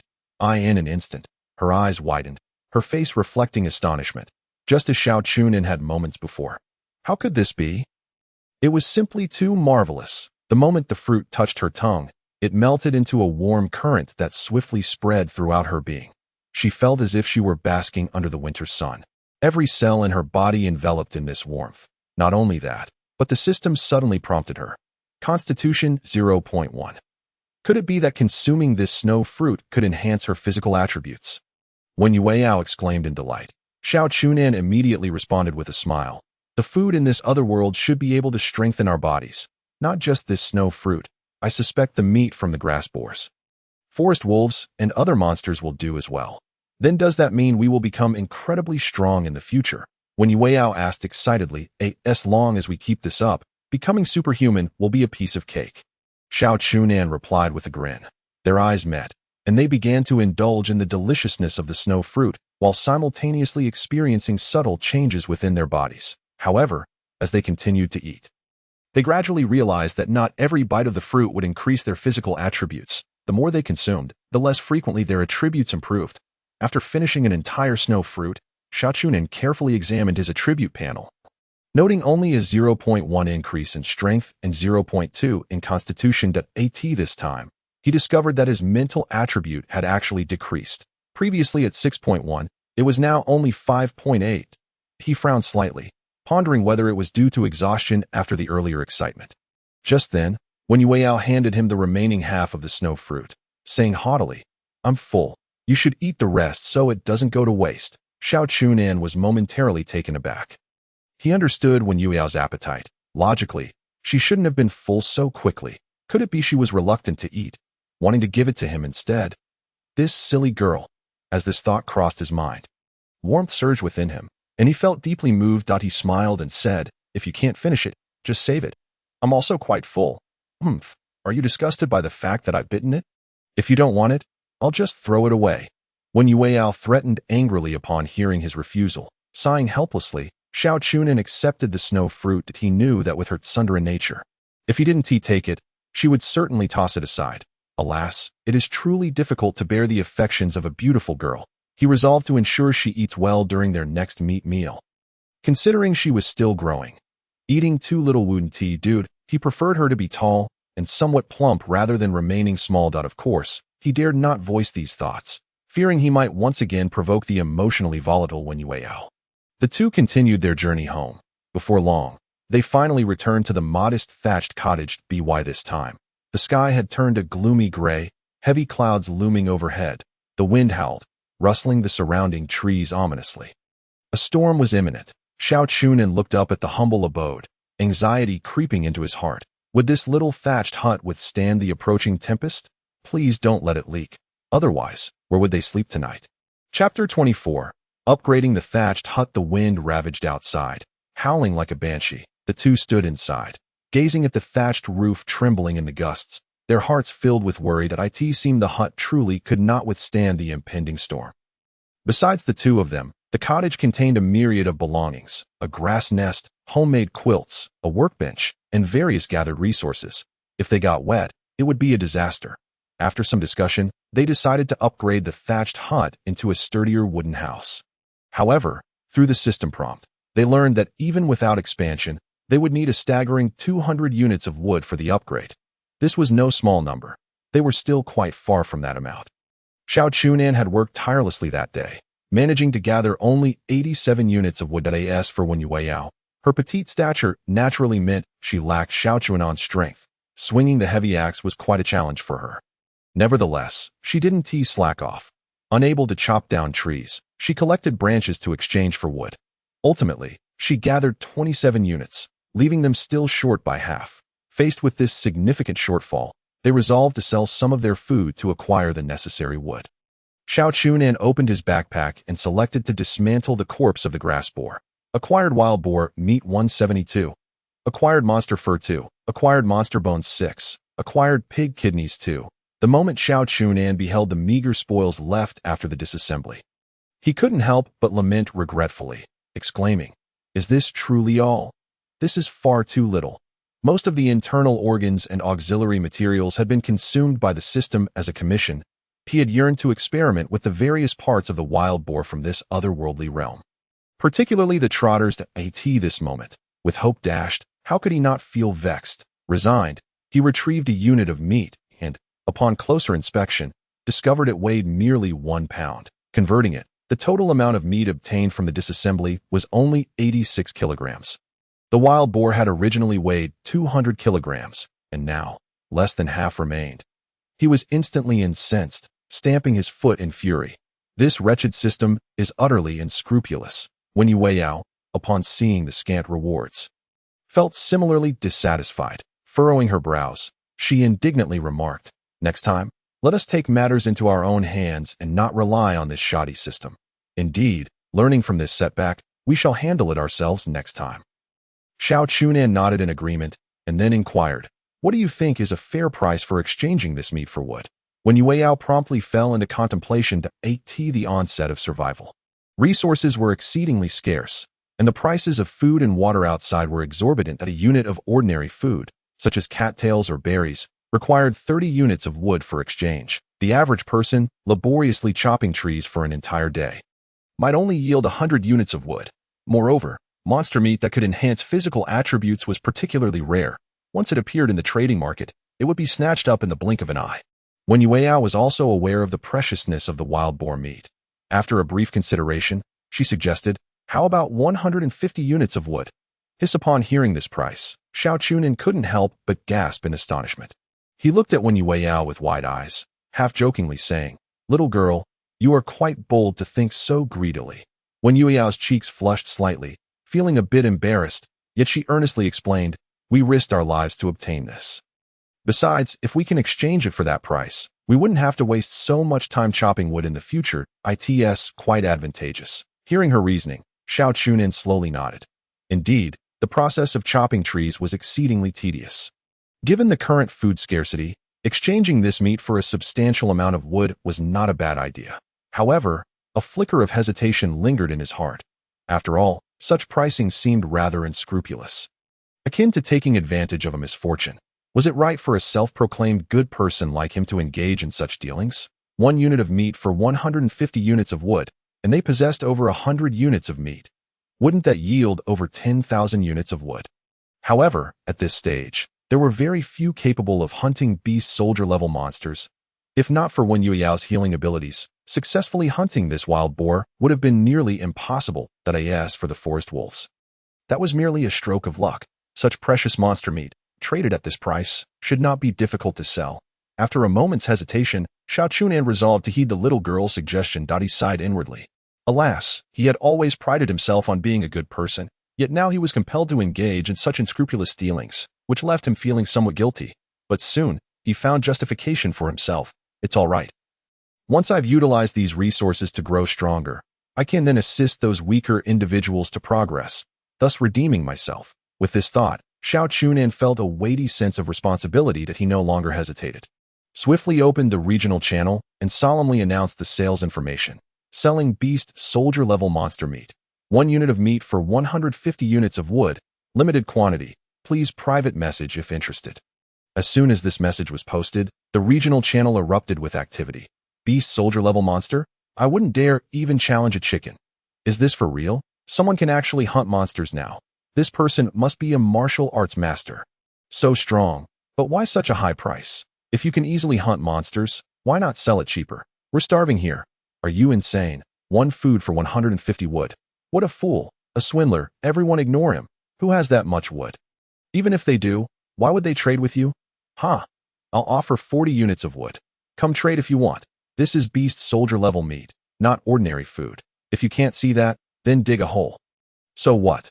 The energy contained in monster meat is far greater than that of ordinary food, providing more satiety and other miraculous effects. What effects?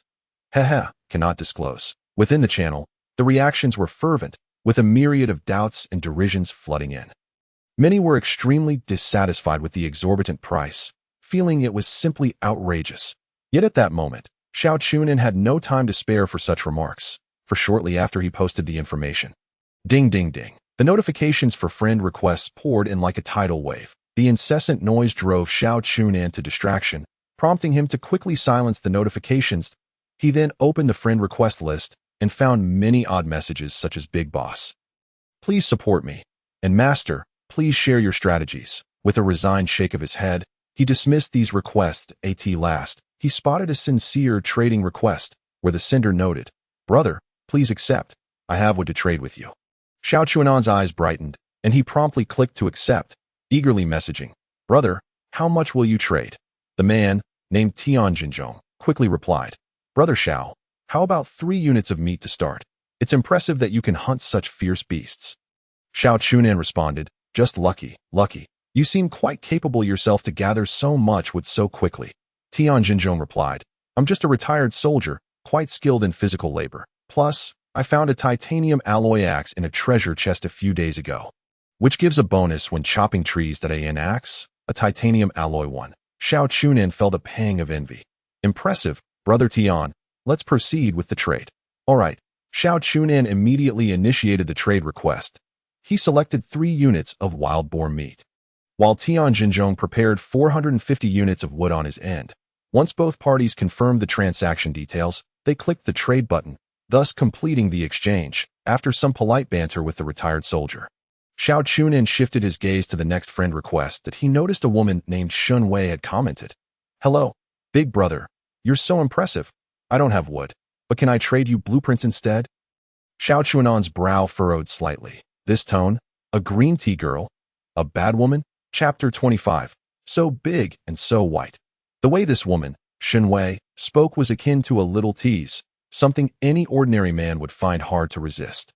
Not to mention the naive university student Xiao Chu Nan, that he clicked to accept her friend request, and instantly, Shun Wei bombarded him with several messages. "You can defeat such powerful monsters. Big brother, you're amazing. Big brother. Are you unhurt? I'm so worried. Big brother, I'm a bit hungry. Can I trade something else for meat? I promise to repay you well." Image. "Big brother, can you please? Look, I'm so hungry that I've lost some weight." Xiao Chu Nan's skin crawled at her words. Yet out of curiosity, he couldn't help but click on the image. Upon viewing it, he was left stunned, his eyes wide. In the photo, a young but extraordinarily beautiful woman sat on the ground. Her posture deliberately alluring, exposing large areas of her fair skin without reservation. Particularly in the final picture, the partially revealed voluptuousness made the inexperienced Xiao Chu Nan's heart race. So big, so white. He couldn't help but swallow hard. A rush of heat flooding his nostrils, nearly causing a nosebleed. This was undoubtedly genuine. Those enhancements couldn't possibly exist in this other world. Xiao Chu Nan mused inwardly, his breathing quickening. That he immediately replied, "What blueprints?" Moreover, young ladies should understand the importance of self-respect and safeguarding their privacy. Seemingly taken aback by Xiao Chu Nan's response, Shun Wei fell silent for a moment. After a considerable pause, she finally messaged back, "I didn't expect Big Brother to be such a warm-hearted man. I merely wish to express my sentiments. Do you like it? I have only 2 blueprints, one for a planting box and one for a toilet." Upon reading this, Xiao Chu Nan was momentarily taken aback. To him, these 2 blueprints appeared rather useless, at least in the current challenging survival phase, where they seemed somewhat superfluous. The planting box, by its name, presumably was a tool for growing vegetables or grains. However, at present, everyone was struggling for basic survival. Each day was a battle against monsters and a quest for food. Who had the energy to think about planting? As for the toilet, in such dire circumstances, one couldn't be too picky. Finding a spot to squat was sufficient. It was a return to nature, after all. Thus, Xiao Chu Nan replied, "These blueprints are quite ordinary, lacking significant utility, and currently, they are unnecessary," evidently unwilling to abandon this transaction. Shun Wei quickly responded, "Big brother, please be kind. 2 blueprints for 2 units of meat. How does that sound?" Xiao Chu Nan remained unmoved. "This is monster meat. You are asking too much. Please, big brother, have pity on a little girl." "How about 5 units? Xiao Chu Nan made a concession. "For units, that should suffice for you to endure for 2 days. If not, then so be it." Ultimately, Shun Wei was left with no choice but to compromise. Thus, the two concluded their transaction. Xiao Chu Nan exchanged 4 units of berries for those seemingly useless blueprints. He also discovered that the black rye bread received from the wooden chest could not be used for trading. Initially, Xiao Chu Nan had contemplated trading this bread, which was as hard as a brick, to Shun Wei. The girl, perceptive as ever, promptly sent over a pitiable photo of herself. In the image, her eyes brimmed with helplessness. and her woeful expression only heightened the man's protective instincts. And of course, there was that hint of pure white. Xiao Chu Nan savored the sight again and again. Subsequently, he replied with a message, "Send a few more. And make sure to show a bit more sincerity." After sending the message, he took a few deep breaths to calm his restless heart. Sitting beside him, Wen Yueyao, with her keen perception, could not help but notice Xiao Chu Nan's unusual behavior. She furrowed her brows slightly and inquired with concern, "What's wrong? Is no one buying?" The sudden question caught Xiao Chu Nan off guard that a flicker of panic crossed his face, but he feigned composure as he replied, "It's nothing. It's just that many people only ask without buying. This approach is too inefficient for trading. I might as well sell it directly at the trading post. Oh right, that would be more convenient." "Hurry up then, it's about to rain." Wen Yueyao, without suspicion, urged Xiao Chu Nan to act quickly. She glanced outside, where the increasingly dark clouds were slowly descending, heralding an impending storm. Xiao Chu Nan dared not delay. He promptly took out 30 units of meat and put them up for sale at the trading post. The price was similarly set at 150 units of wood. However, to Xiao Chu Nan's surprise, in the blink of an eye, the system notified him that all the items had been sold.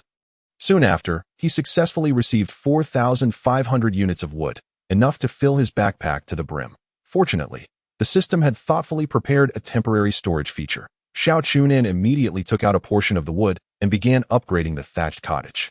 Coupled with the various blueprints he had obtained earlier, he eagerly learned them all.In this manner. Xiao Chu Nan conveniently expanded the house to include a toilet. The previously modest thatched cottage transformed into a wooden house equipped with a toilet under his meticulous efforts. Xiao Chu Nan also considered upgrading the house to a stone structure, but he realized that there were very few stones available for sale outside at this time. After some contemplation, he understood the reason. At this stage, most people were still laboriously chopping down trees. Whether it was for constructing houses, crafting furniture, or making tools, a substantial amount of wood was required. In contrast, the demand for stones was not as pressing for the time being. Moreover, gathering stones presented a relatively greater challenge. Xiao Chu Nan was not in a hurry. He thought to himself that in a couple of days, when everyone had accumulated more stone resources, he could buy them to upgrade then. As darkness gradually enveloped the sky, it was swiftly overtaken by the heavy rain. The downpour descended with great intensity, instantly merging the entire world into a singular expanse. Xiao Chu Nan and Wen Yueyao chose not to rest, but instead began collecting rainwater. Apart from mineral water bottles, the only container they had for collecting rainwater was a wooden box left over from opening a treasure chest. Xiao Chu Nan took these two containers outside, searching for a suitable spot to secure them. However, relying solely on these two containers to gather rainwater was painfully slow. Suddenly, Xiao Chu Nan recalled the suggestion that Su Qingge had given him earlier, prompting him to dig a small pit in the ground outside. He then gathered numerous leaves to line the bottom of the pit. Afterward, he quietly awaited the rainwater to fill up, ready for collection. Unfortunately, the rainwater collected was deemed unclean water and had to be boiled before it could be consumed. As the torrential rain continued, both of them inevitably got drenched outside and had to stow their wet clothes back into their backpacks. It was then that Xiao Chu Nan caught another glimpse of Wen Yueyao's exquisite form. "TSK, TSK, TSK, you've lost quite a bit of weight since the last time I saw you," he remarked with concern. In truth, Xiao Chu Nan had just been thinking that he could collect the rainwater alone. However, the proud Wen Yueyao would not agree. She insisted on joining him, claiming he was looking down on her. Thus, they ultimately decided to take turns fetching water to tea that moment. Upon hearing his teasing words and seeing that familiar expression on his face, a smirk that was both playful and infuriating, Wen Yueyao promptly punched Xiao Chu Nan's arm playfully, exclaiming, "Get away. If you keep looking like that, I'll hit you." To her threat, Xiao Chu Nan merely chuckled lightly. The playful jab from this girl felt more like a gentle massage. It hardly hurt. How could he be afraid? Nevertheless, Xiao Chu Nan refrained from further teasing. The priority now was to warm their bodies and avoid catching a cold. They also needed to process the collected rainwater promptly. Thus, he resolved to start a fire indoors. The thought of savoring delicious roasted meat made Xiao Chu Nan's stomach churn. Even though he wasn't particularly hungry, he couldn't help but swallow hard. Surely, the wild boar meat from this other world was different from that on Earth. Chapter 26. A lustful heart without the courage to act. The torrential rain arrived with ferocity, only to depart just as swiftly. What had been a downpour moments ago had gradually lessened into a gentle drizzle. Lighting a fire inside the wooden house was quite risky, so Xiao Chu Nan laid stones on the ground to create a safe area and then used some earth gathered from the entrance to level the ground. Previously, they had obtained a small bonfire blueprint from the treasure chest, which was now about to come in handy for starting the fire. Xiao Chu Nan took out the flint gifted by Su Qingge and struck it against the dry grass vigorously. In an instant, sparks flew in every direction. Amidst the flickering sparks, the dry grass quickly ignited, erupting into a roaring flame. Xiao Chu Nan hurriedly added some small twigs to the fire to stabilize the flames. Once the fire blazed steadily, he added wood, but as the flames grew larger, everything was prepared, and it was time to roast the meat. Xiao Chu Nan took out several chunks of grassland boar meat, each weighing 1 unit, or approximately a pound. He found 2 slender branches and skewered the meat on them, placing them over the flames while turning them slowly. Although he wasn't highly skilled, it wasn't long before an enticing aroma wafted through the air. At that moment, when Yueyao happened to walk in from outside, as soon as she stepped inside, she inhaled sharply. The rich scent of meat immediately filled her nostrils. She looked at Xiao Chu Nan, who was roasting the meat, in astonishment and asked, "Didn't you say you weren't going to roast meat today? Why did you suddenly start a fire?" Xiao Chu Nan replied cheerfully, "I was just worried you'd catch a cold from the rain. We can warm ourselves while roasting meat and boiling water. Just thinking about it feels so comforting. TCH, I think you're just hungry and want to eat something." Although when Yueyao said this, a hint of joy flickered in her eyes, Xiao Chu Nan was not offended. He understood her nature. While turning the meat skewers, he subtly observed when Yueyao by the flickering and warm light of the fire. At that moment, when Yueyao's beauty was accentuated, her snow-white skin glowed enchanting under the fire's illumination, appearing even more translucent. Xiao Chu Nan felt his throat growing dry, a wave of heat surging within him. When Yueyao had long since grown accustomed to his unabashed gaze, and she feigned a fierce tone, saying, "I'll roast. You go fetch water. 1 turn each. Don't be lazy." Xiao Chu Nan, jolted back to reality, hurriedly rose to shift his focus. He opened his backpack to check. After 2 hours of fetching water, they had collected 46 units of rainwater, when Yueyao's collection should be about the same. At that moment, the light rain outside had gradually ceased, leaving only the occasional drop falling. Xiao Chu Nan retrieved the water bottles and the wooden box. The scent of roasted meat filled the room, tantalizing and mouth-watering, and it was now time to boil the water. However, the dilemma facing the two was that they lacked a dedicated container for boiling water. Yet Xiao Chu Nan remained unfazed, for Su Qingge had already shared a solution with him. Whenever they faced difficulties after connecting, Xiao Chu Nan would seek Su Qingge's help. Not only was she a knowledgeable scholar, always equipped with various solutions, but Xiao Chu Nan also harbored a desire to engage more with her and strengthen their friendship. Their relationship had indeed improved significantly compared to before the bonfire. Under Wen Yao's astonished gaze, Xiao Chu Nan calmly picked up several heated pieces of charcoal and stones and placed them into the wooden box filled with rainwater. In an instant, a miraculous event unfolded. The water in the box began to bubble vigorously, emitting a sizzling sound. The water was gradually heating up for when it would reach a drinkable standard.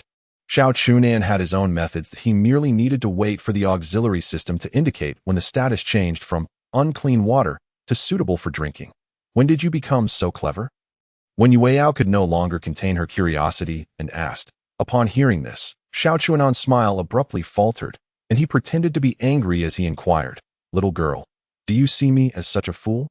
Not just a fool, but stingy, with a lustful heart, yet no courage." When Yueyao seemed to have opened the floodgates, continuing to critique him without mercy.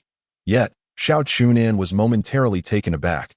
He could tolerate the first 2 criticisms. But being told he had a lustful heart without the courage to act was indeed a blow to his pride as soon as when Yueyao realized how inappropriate her words were. She felt a wave of embarrassment wash over her. If she provoked him to the point of embarrassment, what would happen next? Should she resist fiercely? Or as these thoughts raced through her mind, her face flushed as if set ablaze. Her cheeks turned a deep shade of red. However, it was evident that Xiao Chu Nan was rather inexperienced in the ways of the world. Upon hearing those words, his immediate reaction was not anger, but rather a profound sense of shame. He began to introspect deeply within himself. A good person. How could he have so many faults pointed out? No, He must change. He must exercise restraint. He must resolutely remain a good person.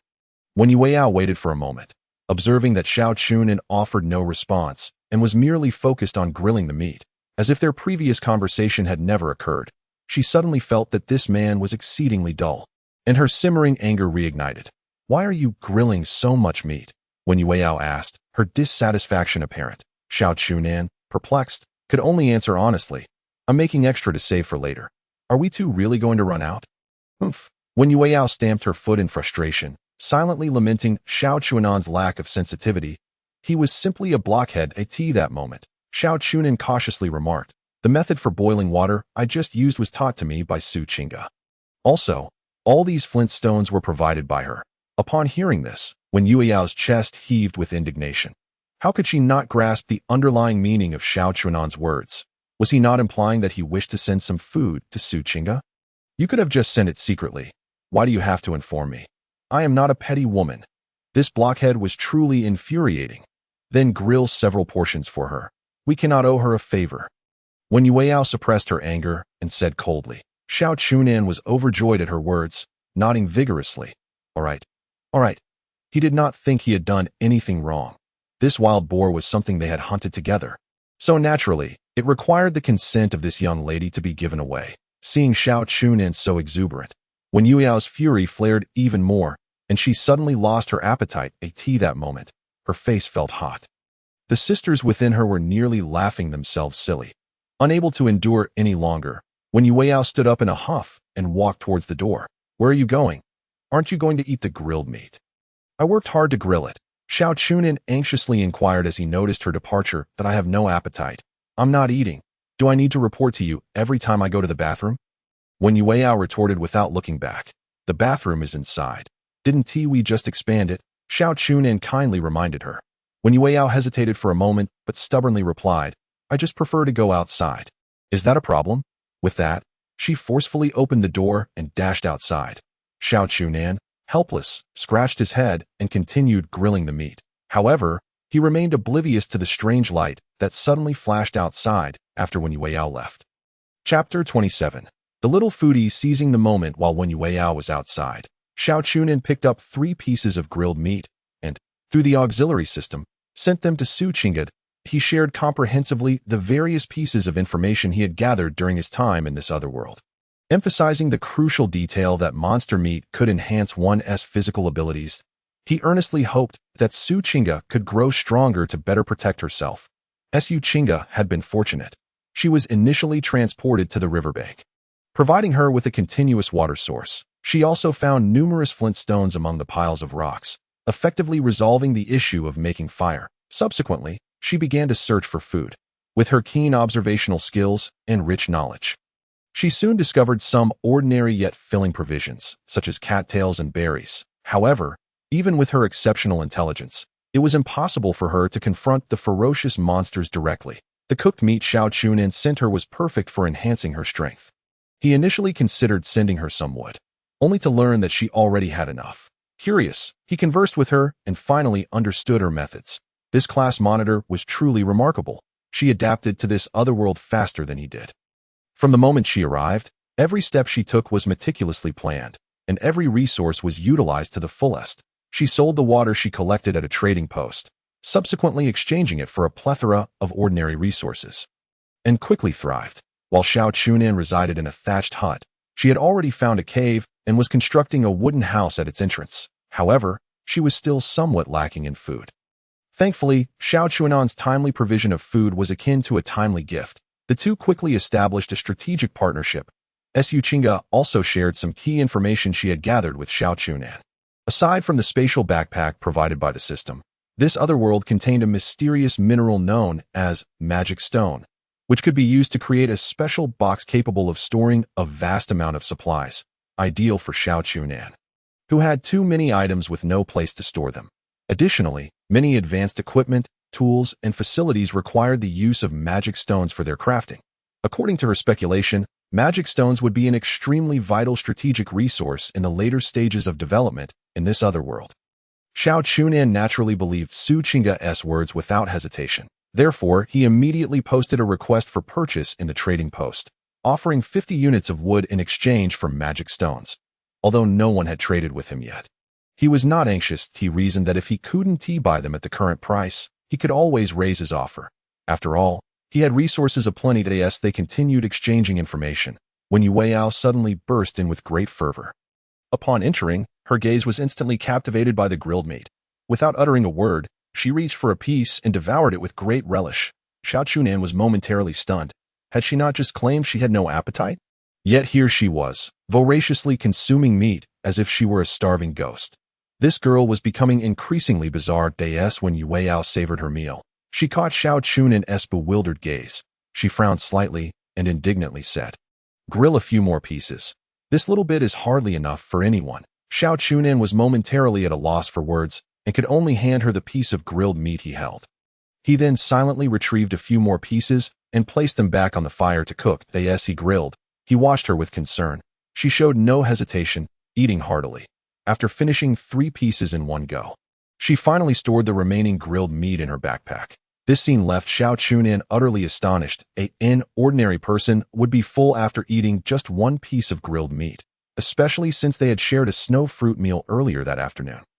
Yet this girl had managed to eat so much in one sitting. Xiao Chu Nan gazed at her slightly protruding belly. Filled with confusion, he simply could not fathom how such a petite frame could accommodate so much food. "Grill a few more for me to save for a midnight snack. I'm going to sleep now," when Yueyao said, patting her round belly, a look of utter satisfaction on her face. She then lazily laid down, occasionally stealing curious glances at Xiao Chu Nan. Meanwhile, Xiao Chu Nan fell into silence once again. After spending so much time together, how had he not realized that this girl was such a foodie? How could he afford to feed her after she ate so much? Alas, he would have to work even harder in the future. Xiao Chu Nan sighed deeply. He then ate a piece of meat himself. As the morsel slid down his throat, a warm sensation coursed through his body, and the system promptly notified him. Constitution 0.1, Mentality 0.1, Strength 0.1. Having barely finished a whole piece of meat, his attributes had actually increased by 0.3, which greatly pleased Xiao Chu Nan. After tidying up, he still felt uncomfortably full and could not fall asleep, tossing and turning. Out of boredom, he opened the chat system to pass the long, tedious night. Regional channel, Dragon Country. Current location, Chuihe Basin. Population, 6703. In just a few short days, many had lost their lives in this brutal otherworld. Even before the first natural disaster struck, humanity's plight was already dire. Xiao Chu Nan gazed at the dwindling numbers, his heart heavy with sorrow, forcing himself to avoid focusing on those distressing figures. At that moment, a plea for help caught his eye. "I am a mother with a baby. Can someone spare me some food? I haven't eaten in a day. I don't have any extra food. I have berries, but what will you offer in return? How outrageous. Food is so precious. You expect to survive without offering something in return? Roasted mountain chicken is quite good. You are all too weak." Image, how did you catch that? Big shot, teach us. Look at what I opened from the treasure chest. Superior level iron spear. Wow, incredible. Why is everyone so lucky? Is it possible that those who were unlucky have already perished? Brothers, look, wild men. And they seem to be female wild men. Get a closer shot. Hesitate and you will lose. Don't be cowardly, hurry. Are there male wild men? Brother, you wouldn't be from that city, would you? Hee.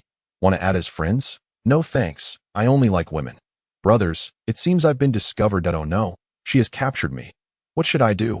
Wait, she seems to want to take me back. Could it be that she wants me to join their tribe? What are they doing with the fire? What do these wild men intend to do? Help. They want to roast me and eat me. Before long, Xiao Chu Nan noticed that the person's avatar had turned grayish-white. Instantly, panic spread throughout the chat channel, fear spreading like a plague. Xiao Chu Nan's mood grew heavy. This area actually had wild men, and they were cannibals. It seemed they were quite formidable if he and the young lady encountered them. It would indeed be perilous. Gradually, with a heart laden with worry, Xiao Chu Nan drifted into a deep sleep. In the depths of the night, the radiant figure of Wen Yueyao beside me glimmered once more.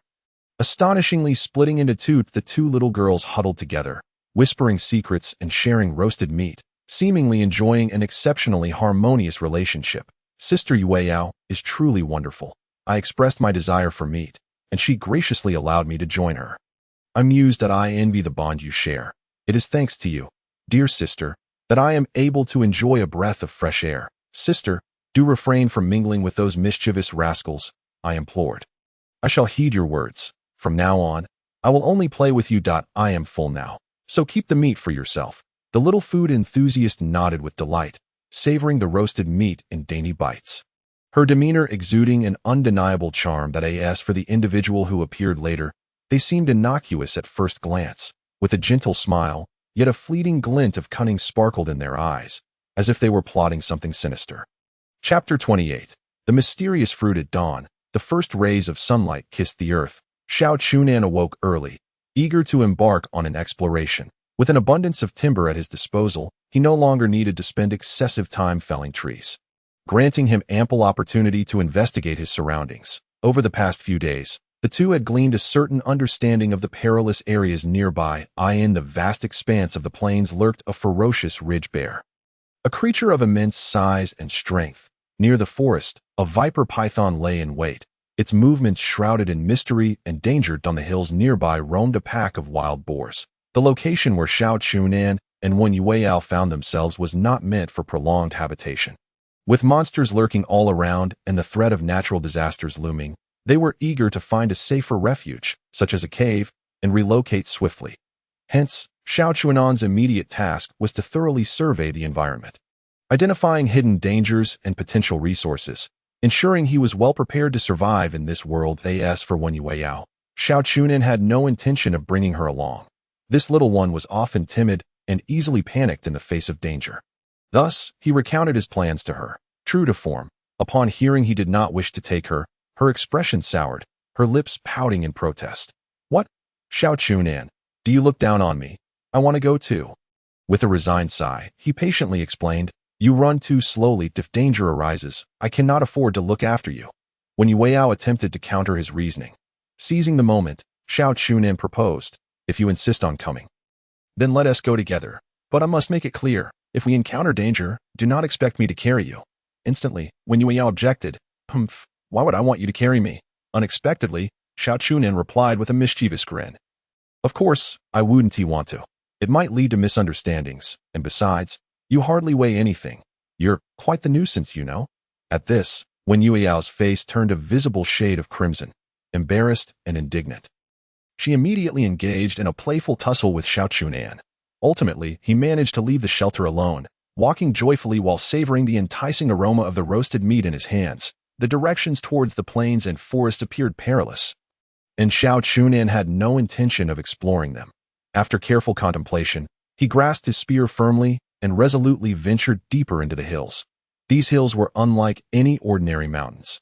Their terrain was gentle, and their height was unremarkable. Xiao Chu Nan traversed the winding path with caution, each step taken with care, his eyes alertly scanning the surroundings. While it was undeniably safe to remain within the confines of the shelter, it also meant missing numerous opportunities. If he wished to uncover treasures such as chests, he had to bravely step outside and explore. As an ordinary person, Xiao Chu Nan harbored a deep yearning for strength, eagerly anticipating the day he could grow stronger, live longer, and delve into deeper mysteries.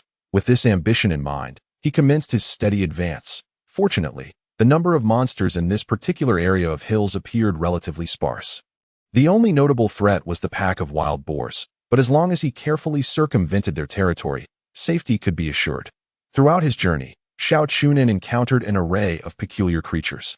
For instance, there were wild chickens capable of soaring high into the sky and rabbits that could leap several meters in a single bound. Though his appetite was piqued, he could not devise a suitable method to hunt them.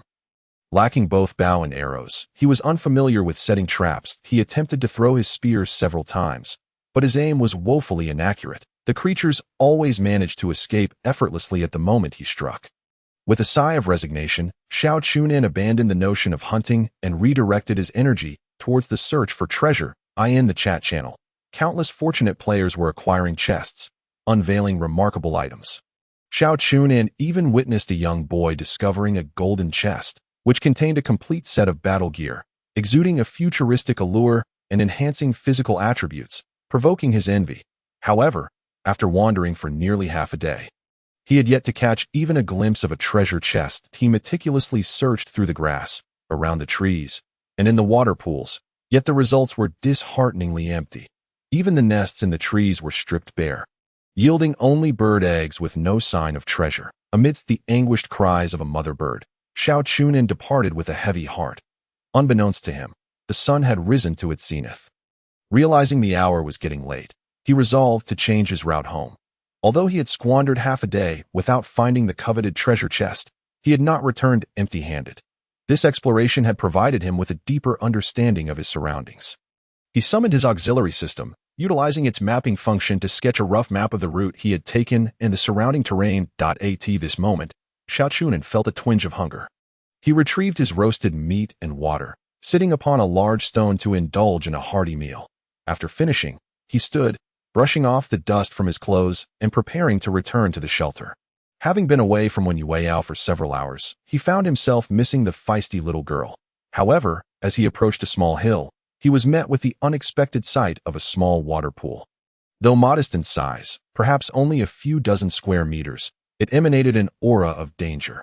Under the sunlight, the water shimmered with a deep blue hue, suggesting considerable depth. At that moment, a severed head of an unknown creature floated on the surface. The head was grotesque and terrifying, with one eye conspicuously absent, leaving behind a dark, hollow socket. Jagged bite marks marred its surface, exposing hard bone, adding to its frightfulness. Scanning the shore revealed a similarly gruesome sight. Scattered animal bones lay pale against the ground, accompanied by splatters of blood. Upon witnessing this, Xiao Chu Nan's heart raced with alarm. He dared not approach too closely, his gaze fixated on the water pool. Suddenly, the surface rippled as if something lurked beneath. Was it merely the fish in the pool? Xiao Chu Nan speculated. He observed intently, yet no sign of a creature appeared. Despite this, he remained on high alert. After a moment's hesitation, he resolved to document this water pool on his map. Should they find themselves in need of water in the future, this location appeared relatively clear, and boiling it would likely make it safe for consumption.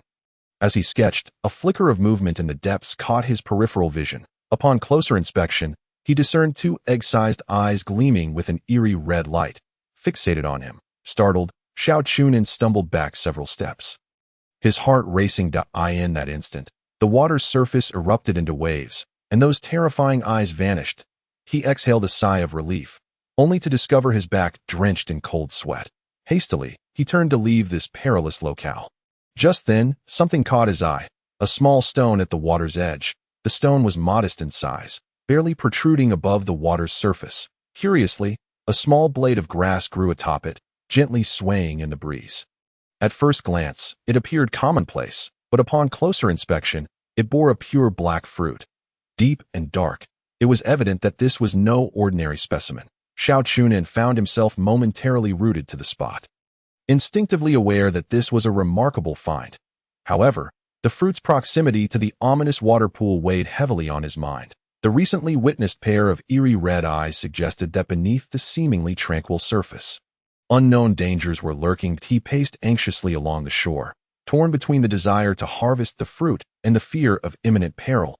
After much deliberation, his yearning for the treasure ultimately triumphed over his trepidation, and he resolved to take the risk.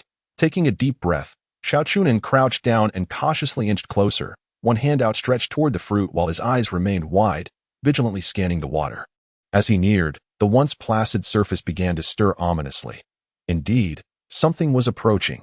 In a flurry, Xiao Chu Nan retreated, gasping for breath, his heart racing as if it might burst from his chest. The unknown entity lurking in the pool was unnerving. Perhaps he should use his spear to reach the fruit? Yet, as he beheld the moss-covered, exceedingly slick stone, doubt crept in that if he inadvertently let the fruit slip into the water, it would all be for naught.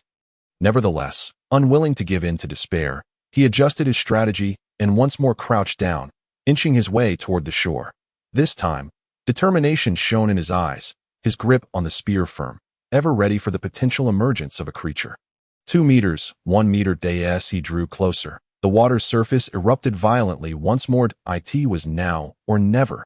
Gritting his teeth, Xiao Chu Nan lunged forward, hand outstretched toward the fruit. In that instant, water splashed everywhere.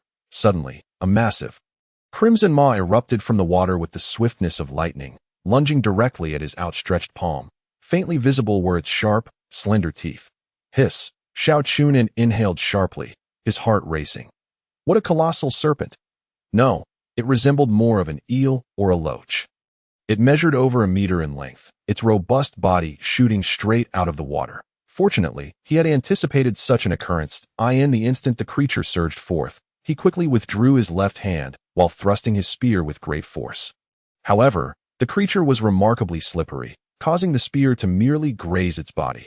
With one failed attempt, the creature twisted its body and swiftly retreated back into the pond, leaving only ripples on the water's surface. What an opportunity! Although a twinge of fear lingered in Xiao Chu Nan's heart, the allure of that mysterious fruit was too great to resist. Gritting his teeth, he reached out once more towards the fruit, while the creature temporarily submerged. It was within arm's reach. Success! A smile of delight spread across Xiao Chu Nan's face. Yet, just as his fingers brushed the fruit, a thick, sharp jet of water shot up from the pond, aimed directly at his head. It was astonishingly swift, reaching him in the blink of an eye. Instinctively, Xiao Chu Nan turned his head to evade it. A gust of wind grazed his cheek, followed by a searing pain that he felt as though a knife had sliced across his face. His visage was marred. Startled, Xiao Chu Nan stumbled back several paces, and upon touching his face, he felt the warm flow of blood. Turning back, he saw the water jet, having narrowly missed him, continue its trajectory unabated towards a small tree behind him. About the width of a bowl, with a crack, the tree suddenly toppled over. Xiao Chu Nan, still shaken, retreated several more steps, his eyes widening in disbelief as he beheld the small tree severed in half. Had he not dodged in time, that water jet would have surely pierced through his skull. The wave of fear washed over him as he gasped. What on earth is this creature? His heart raced with anger. Having narrowly escaped with his life, and he glared at the pond. To his astonishment, he discovered a gigantic fish lurking beneath the surface. It was at least 3 meters long, resembling a catfish from Earth. With a head so large it could easily swallow a person. If that weren't enough, it could shoot powerful jets of water, making it an utterly terrifying creature. He never anticipated such a monster could be concealed within this small pond. Xiao Chu Nan's complexion turned pale, his legs felt weak, and he hurriedly sought refuge at a considerable distance. He touched the blood on his face. Though the pain was excruciating, fortunately, the wound was not deep. As a man, he felt it was not the end of the world to be scarred. However, the creature in the pond was undeniably formidable. The eel-like monster was manageable as long as he remained vigilant and evasive. Perhaps he could still find a way to contend with it, but the catfish creature was far too fearsome. Its powerful water jets could easily penetrate his skull with but a moment's negligence. This beast was evidently not an ordinary soldier-level creature, but rather an elite existence. It was capable of employing water-based abilities. Xiao Chu Nan contemplated fleeing, yet he felt a deep reluctance, glancing back at the elusive black fruit. After all the effort he expended, not only had he failed to secure the fruit, but he had also been injured by this aquatic monster. He could not swallow his frustration. Yet, the thought of approaching the water's edge again filled him with dread. After all, his life was paramount. But how could he obtain that fruit? Xiao Chu Nan pressed his hand against his wounded face, brow furrowed in deep contemplation. After a considerable time, he sighed, realizing that he was indeed not the sharpest thinker. However, there was still the class monitor to turn to for assistance. He quickly contacted Su Chinga, recounting his current predicament in detail and even sending a photo of his injured visage. Before long, Su Chinga's concerned message arrived. Chu Nan, be careful. Is your injury serious? A warm current surged through Xiao Chu Nan upon reading her message, and he replied, feeling a bit pitiful. It's manageable, just a scar. Finding a girlfriend will be harder now. Su Chinga responded, at a time like this, you're still thinking about girlfriends? You must prioritize your safety, she continued. Obtaining that fruit isn't difficult. The auxiliary system can use plant fibers to craft a rope. Just weave a net, keep your distance, and use a long pole to retrieve it.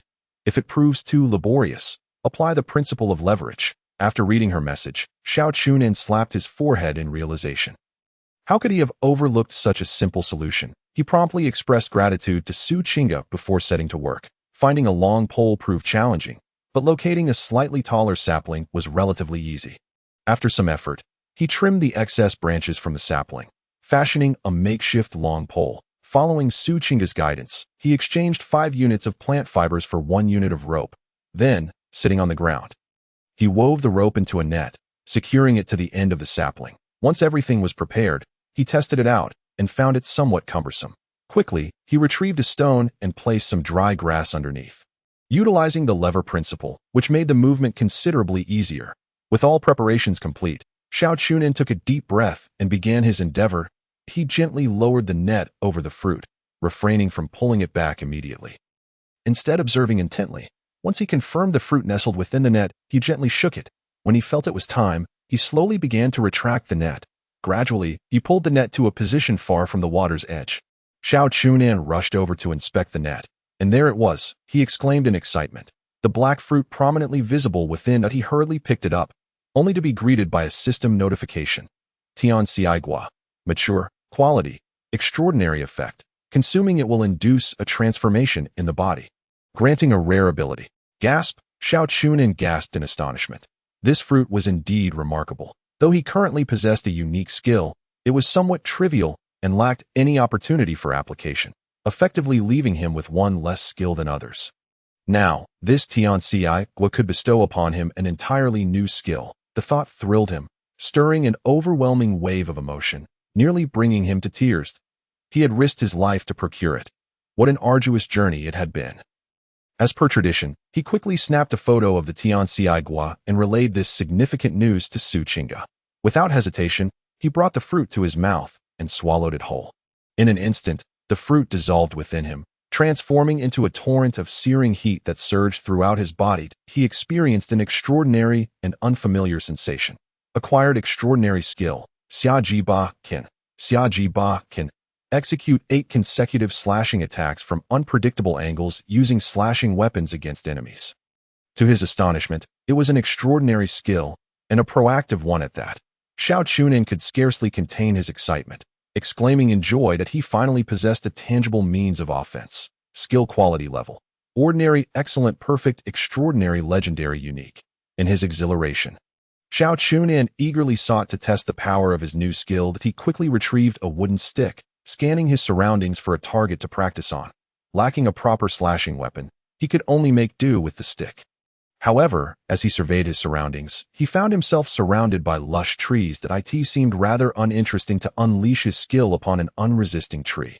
Slowly, he turned around, his gaze once again landing on the pond that had instilled such fear in him. Should he seek vengeance now? That creature was undeniably powerful, and he was far from being its match.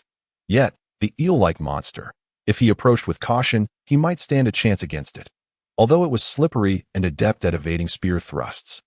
Perhaps the wooden stick, being a heavier weapon, could inflict damage. Xiao Chu Nan weighed his options in his mind. After a moment's hesitation, he resolved to give it a try. Without further ado, Xiao Chu Nan sprang into action. Approaching the water's edge directly was far too perilous. He could not foolishly lure the monster to him.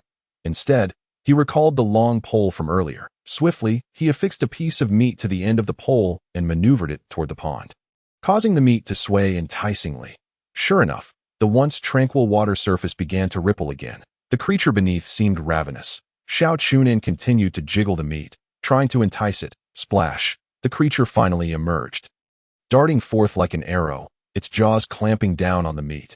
Jiao Shan. Beast soldier level. At long last, Xiao Chu Nan discerned the name of the creature. He promptly yanked the pole back, intending to drag the Jiao Shan away from the water's edge while it was preoccupied with the meat. However, he was unprepared for the creature's strength. With a sharp crack, the front end of the pole was bitten cleanly in two. What incredible biting force! Had he carelessly allowed it to bite his hand, he would have lost several fingers. A shudder of fear gripped him. Yet, as the Jiao Shan swallowed the meat, it fell onto the ground, writhing its powerful body, attempting to retreat into the water. Seeing this unfold, Xiao Chu Nan felt a surge of urgency. That creature had consumed a piece of his meat worth 150 units of wood. If he lost it without a fight, he would feel heartbroken. Realizing what was happening, Xiao Chu Nan gripped the remaining half of the pole tightly, summoning all his strength as he thrust it toward the Jiao Shan. With a low shout, he lifted the creature, which weighed at least 50 kilograms, into the air. He quickly switched to the wooden stick, a peculiar sensation surging through him. Can, with a fierce shout, he unleashed a flurry of strikes at the Jiao Shan from various unpredictable angles. In that moment, Xiao Chu Nan himself was unaware of the directions from which his wooden stick was attacking. What appears to be a chaotic and aimless flailing strikes the elusive eel from extraordinarily awkward angles each time. The The creature, suspended in midair, finds itself devoid of leverage, unable to evade the sudden onslaught, and can only endure the overwhelming barrage of relentless strikes. Bang, bang, bang, bang, bang, bang, bang. A series of 8 muffled thuds resound. The robust eel is instantly drenched in blood, its sinews and bones shattered. It crashes heavily to the ground. Convulsing, utterly incapable of escape, after executing this formidable skill, Xiao Chu Nan feels a wave of fatigue wash over him. Yet, he dares not pause for even a moment. He swiftly seizes a wooden club and strikes forcefully at the eel's head. Ensuring it lies still, he promptly stows it away in his backpack, mindful that an even more fearsome creature lurks in the depths of the water. The air is thick with the scent of blood, which may attract other monsters, rendering it unwise to linger. Without hesitation, Xiao Chu Nan turns and flees. The eel, weighing several dozen pounds, promises a yield of 20 to 30 units of meat, not to mention the acquisition of a new skill. Despite the harrowing nature of this expedition, the rewards are satisfactory, though he laments the absence of a treasure chest. Feeling somewhat dissatisfied, Xiao Chu Nan hurries back. Along the way, Wen Yueyao suddenly sends a private message. "You rascal. When will you return?" Almost immediately, another message pops up. "It's not that I'm concerned about you. I'm just a bit hungry and waiting for you to cook." A faint smile tugs at the corners of Xiao Chu Nan's mouth. This girl remains as haughty as ever. Initially intending to reply simply that he would be back soon, he realizes this might be an excellent opportunity to deepen their bond. He quickly splashes a bit of water on his forehead, attempting to appear drenched in sweat, embodying the visage of one who has endured great trials. He then sends a photo of his bloodied and battered face to Wen Yueyao. "That I accidentally sustained a minor injury. I'll be a little late returning. Please bear with me. I'll cook you some grilled meat when I get back." After sending the message, a sly smile creeps across his face as he closes the chat interface and continues his journey homeward. He believes that these efforts of his should be visible to her, in hopes of eliciting a reaction. At that moment, Xiao Chu Nan touches the wound on his face, though the bleeding has ceased. It still burns painfully. He grits his teeth, yet a sense of anticipation lingers as he ponders Wen Yueyao's response to his message. Continuing on his path, before long, he finds himself near the forest, not far from the den of the black bear. Should he pay a visit? Perhaps he could claim a reward as well. After all, consuming grilled meat continuously can become monotonous. Some fruit would be a welcome diversion. Xiao Chu Nan glances up at the sky. The sun remains high, and there is still ample time before dusk. After a moment's contemplation, he turns and strides toward the colossal tree where the black bear resides. "Little one, I'm here to see you." Underneath the towering giant tree, Xiao Chu Nan's figure seems remarkably insignificant. That he crouches low, akin to a guilty thief, carefully peering at the tree hollow from the shadows. The little creature seems truly absent. Should he take a closer look? He whispers to himself, then stealthily approaches the great tree, his ears perked up to catch any sounds from above. The surroundings are tranquil, interrupted only by the occasional melodious chirp of birds. After scanning the area and confirming the absence of the bear, he lets out a sigh of relief and begins to climb the tree. This majestic tree has stood for countless years, soaring over 300 meters high, its trunk so stout that it would take at least 10 people holding hands to encircle it. Fortunately, having grown up in the countryside, climbing trees is a skill Xiao Chu Nan possesses. He deftly grasps the uneven bark and ascends slowly. However, he remains vigilant. Such a colossal tree could very well be a haven for various monsters. With each step upward, he carefully observes his surroundings. Thankfully, the bear's hollow is not too high, approximately 10 meters up. Before long, he reaches the side of the hollow. Grasping the edge, he peers inside, his eyes widening in delight. The interior of the hollow is a hidden paradise, 3 meters deep and 1.5 meters wide. Though dimly lit, Xiao Chu Nan can discern its arrangement. The bottom is layered with a thick bed of dry grass, resembling a soft mattress. In one corner, a pile of enormous snow fruits is conspicuously stacked. Xiao Chu Nan's eyes bulge in astonishment as he begins to count. 1, 4, 9, 16, a total of 30 snow fruits, meticulously piled together. What a little connoisseur. He muses, a smile creeping onto his face as he envisions the bear reclining comfortably in its nest, savoring the snow fruits. Yet, in the next moment, his smile vanishes, replaced by a look of discontent. Despite the abundance of large, plump fruits, the creature has chosen the smallest one for itself. Such treachery cannot be tolerated. Xiao Chu Nan mutters under his breath before eagerly climbing into the hollow. However, upon confronting the enticing snow fruits, he hesitates. Is it not somewhat inappropriate to take them all? After all, these fruits were diligently gathered by the bear. Perhaps he should only take a few. Would that be too little? Spare me. The debt of gratitude cannot be so cheap. After some deliberation, he grits his teeth and decides to collect the bottommost fruits, at a total of 16. The remaining 14 snow fruits, though significantly reduced, can still be stacked together, albeit at a lower height. If the bear lacks sufficient intelligence, it might remain oblivious to the missing fruits. Little one, I'll keep some safe for you. Xiao Chu Nan chuckles slyly, preparing to make his exit. Yet, just as he stands up, he keenly senses something beneath the fruits. Reaching down, he feels something hard and cool to the touch, seemingly metallic. What could it be? Curiosity piqued, Xiao Chu Nan shifts the snow fruits aside and pulls away the layer of dry grass. In an instant, a gleaming golden treasure chest appears before him. A golden chest. Xiao Chu Nan cannot help but exclaim, his face alight with elation. In this alternate world, treasure chests come in various qualities, including wooden, black iron, bronze, silver, gold, and emerald, with golden chests being exceedingly rare. He had merely intended to gather some snow fruits from the bear's den, but this unexpected windfall has left him in disbelief. This sudden stroke of fortune feels surreal, as if he is caught in a dream. Did Tio find a rare treasure chest in the bear's nest? Could this little creature be his lucky star? In recent days, the chat channel has been abuzz with tales of fortunate players unveiling treasures from their chests. And each time he read those accounts, he felt a pang of jealousy.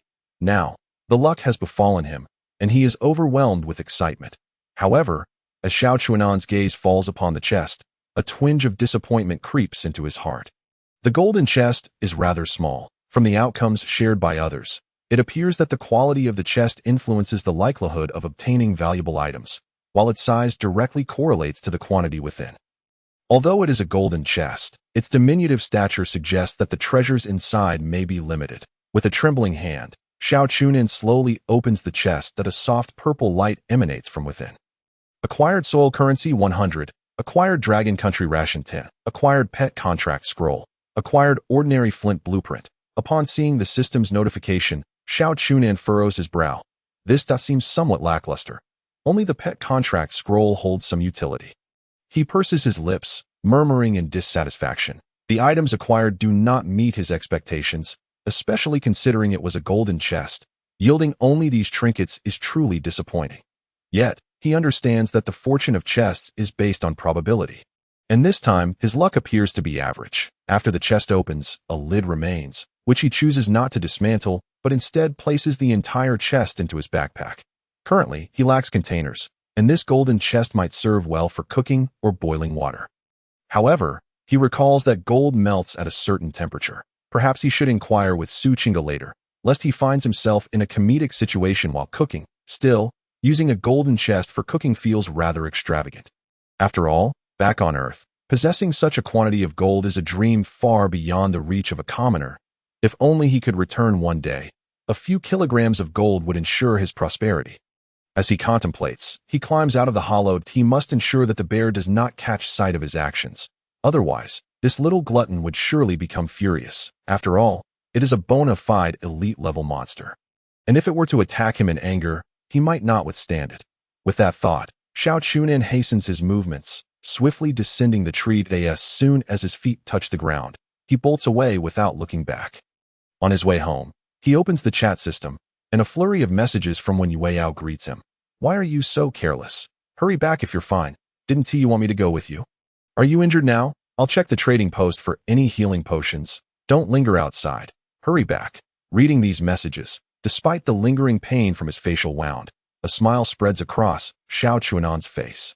He can genuinely feel the sincere concern hidden behind Wen Yueyao's haughty tone, that he quickly replies with a few reassuring words, urging her not to worry.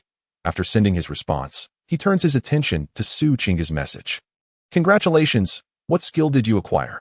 I have acquired a treatment blueprint that, once refined, can heal wounds. Henceforth, you must prioritize safety. Refined Hemostatic Powder 3, Chapter 32. Su Chinga's skills. Upon seeing Su Chinga's message, Xiao Chu Nan's face instantly lit up with surprise. He instinctively touched the wound on his face, secretly relieved that his handsome visage had been preserved. That, of course, his life was safe as well in this perilous otherworld. Survival inevitably entails injury and bloodshed. The treatment of wounds becomes paramount. Any slight misstep could lead to severe infection and endanger one's life. The hemostatic powder that Su Qingge had bestowed upon him was undoubtedly a timely boon. And it would not be an exaggeration to call it a lifesaver. A warmth spread through Xiao Chu Nan's heart, further intensifying his gratitude towards her. He promptly expressed his thanks. Class monitor, thank you so much. I shall never forget your immense kindness. Should you have any requests in the future, do not hesitate to ask. Soon, Su Qingge replied. Why so formal? Are you not afraid I might make some unreasonable demands? The corners of Xiao Chu Nan's mouth lifted slightly as he responded. Feel free to ask. Do you wish for me to be your servant in the next life, or shall I simply devote myself to you in this one? After typing those words, he couldn't help but chuckle as Su Qingge's reply came swiftly. What a delightful thought. I can't help but feel you're becoming increasingly glib, so unlike your school persona. Stunned by her words, Xiao Chu Nan soon recognized that he had indeed changed considerably over the past few days. He scratched his head and replied, Hee, it's merely a product of the environment. By the way, after consuming that divine fruit, I acquired an active skill. 8 cuts of Xiangji. Su Qingge clearly found this hard to believe. Just aimlessly hacking about. Are you jesting? Xiao Chu Nan was momentarily taken aback. It was only after Su Qingge's remark that he realized the name of the skill. 8 cuts of Xiangji was indeed rather peculiar. Initially, he had thought it was a skill invented by a woman named Xiangji. However, upon further contemplation, such an eccentric name could very well stem from someone's twisted sense of humor. With a resigned shake of his head, he decided that the name was merely a moniker. As long as the skill itself was powerful and effective, its name mattered little. He pondered why all humans had been transported to this other world. Was it merely for the amusement of watching humanity struggle for survival? That seemed unlikely. The biological species and resources in this realm were strikingly similar to those on Earth, coupled with the odd name of the skill. It suggested that the one who brought them here could be from Earth, perhaps even specifically from the Dragon Kingdom. Who was this person? A transcendent being who had achieved enlightenment, or something else entirely? Could they be a time traveler? Regardless of their identity, their power must be formidable. It would not be an exaggeration to refer to them as a great figure. But why would they undertake such actions? Were they simply bored? That seemed improbable. Upon deeper reflection, there might be some unfathomable significance hidden beneath it all. After all, the methods and thought processes of great beings are not easily fathomed by mere mortals like them. And what of the sudden, bizarre occurrences on Earth? Why did the moon inexplicably turn blood red? What connection could there be between these two events? If the blood moon was indeed the handiwork of that great being, what could be the purpose behind it? Yet, if it were not their doing, it would imply the presence of other unknown formidable powers lurking in the shadows. This would complicate matters significantly. The more Xiao Chu Nan contemplated, the more his head throbbed, as various thoughts tangled together in his mind. Defying clarity, he and Su Qingge engaged in an extensive discussion, attempting to piece together some semblance of understanding. Yet, despite their best efforts, they could not uncover the truth. Reluctantly, they set aside these vexing questions for the time being. Their primary goal now was to survive and grow stronger. They reached an agreement to assist one another moving forward, hand in hand exploring this enigmatic world. Their conversation shifted seamlessly to skills and talents. Su Qingge, curious, inquired about the talent Xiao Chu Nan had drawn initially. Upon hearing this question, a pang of apprehension struck him. His skill was rather scandalous, and if he revealed it to Su Qingge, it could lead to all sorts of misunderstandings. He might even be perceived as a lewd individual. Thus, Xiao Chu Nan's mind raced, and he ultimately stated that he possessed a unique conditional replication skill, omitting the finer details. However, Su Qingge was not as reticent. She elaborated on her talent skill, which allowed her to modify blueprints, adding or reducing the components and their quantities. Naturally, different adjustments would yield varying effects. Xiao Chu Nan could not help but feel envious. Her skill was truly extraordinary. Little did he know the immense effort Su Qingge had invested. Upon learning of his injury, she had immediately accessed the trading post to procure medicine. Her diligence bore fruit when she finally spotted a blueprint for ordinary hemostatic powder. Without hesitation, she spent a significant sum to acquire it.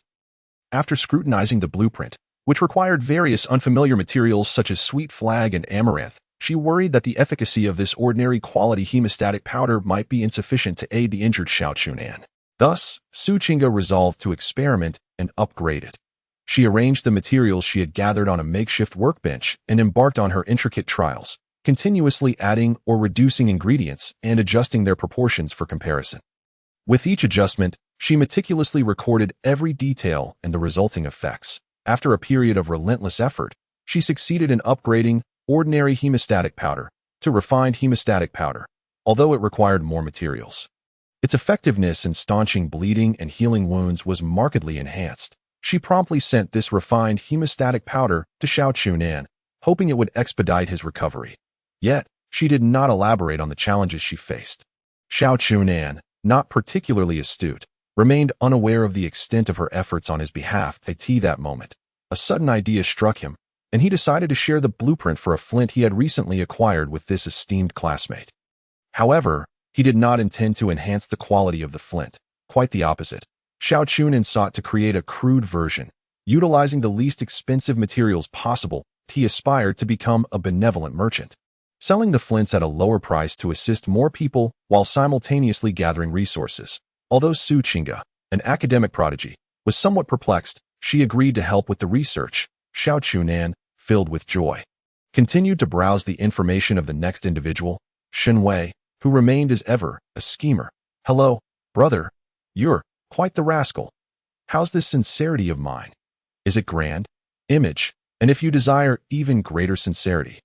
I must confess, I am rather famished and lack the energy to take any more photos. Brother, could you kindly spare me some food?" Upon reading these messages, a slight smile crept across Xiao Chu Nan's face. He promptly opened the image, eager to assess the extent of her so-called sincerity. Chapter 33. Fate. Shen Wei's sincerity was considerable, and quite fair as well, leaving Xiao Chu Nan somewhat entranced at in the photo. Her skin was as fair as snow, her figure gracefully curvaceous, exuding an irresistible allure. Coupled with her pitiful expression, she resembled a helpless fawn, evoking a surge of sympathy within him. The subtlety of her seductive pose stirred something within Xiao Chu Nan, nearly rendering him unable to restrain himself. Initially, he had approached the situation with the intent to tease her, yet he was taken aback by Shen Wei's boldness, which truly opened his eyes. However, considering she was doing so to survive, sacrificing her dignity, Xiao Chu Nan couldn't help but feel a wave of compassion wash over him. Another message from Shen Wei appeared. After reading it, Xiao Chu Nan smiled broadly and replied, "Not bad. Do you have a video?" Berry 1. Currently, Xiao Chu Nan possessed ample food and was indifferent to such trifles. Furthermore, berries were merely ordinary sustenance and did not enhance one's physique. Besides, this was an equitable exchange. He stood to gain no loss. As a good person, it was only natural to assist the vulnerable. Shen Wei, evidently grateful, quickly sent a video. After enjoying it, Xiao Chu Nan closed the private chat and continued on his way.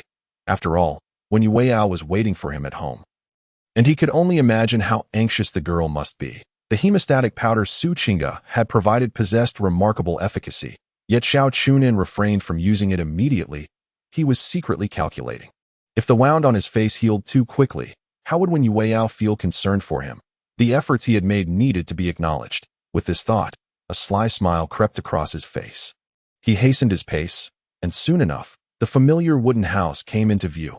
From a distance, he could see Wen Yao's petite figure standing at the door, occasionally glancing into the distance as if she were waiting for something.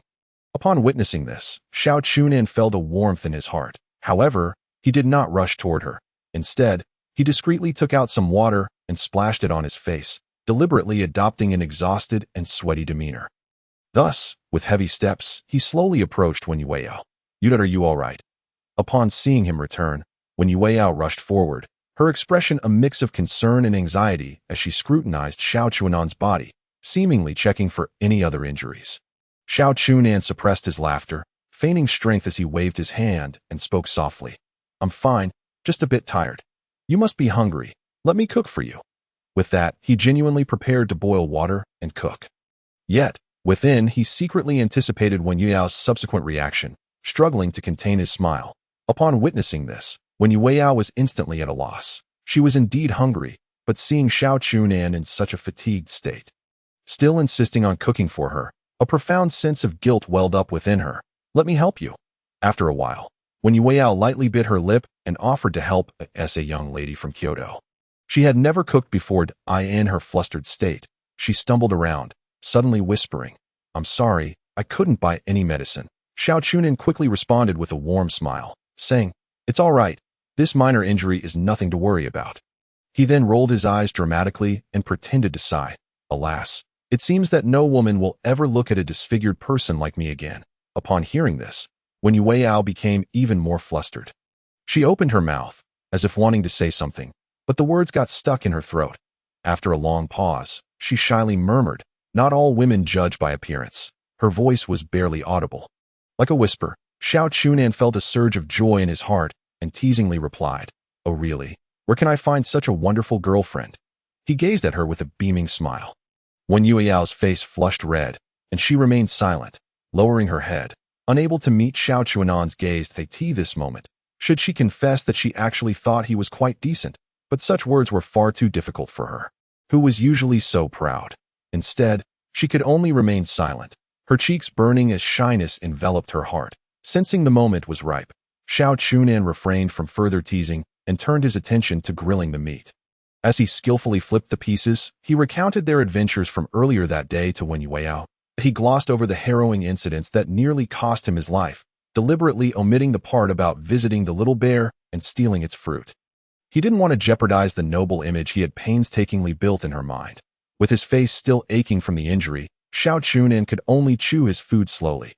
Yet, he still bore the discomfort and excitedly exclaimed, "By the way, I had incredible luck today and found a golden treasure chest. It contained a pet contract scroll. Would you like to use it for the little bear?" Wen Yueyao furrowed her brow slightly, contemplating for a moment before gently shaking her head. "I don't want to force it. If there's a true bond, it will follow me without a contract."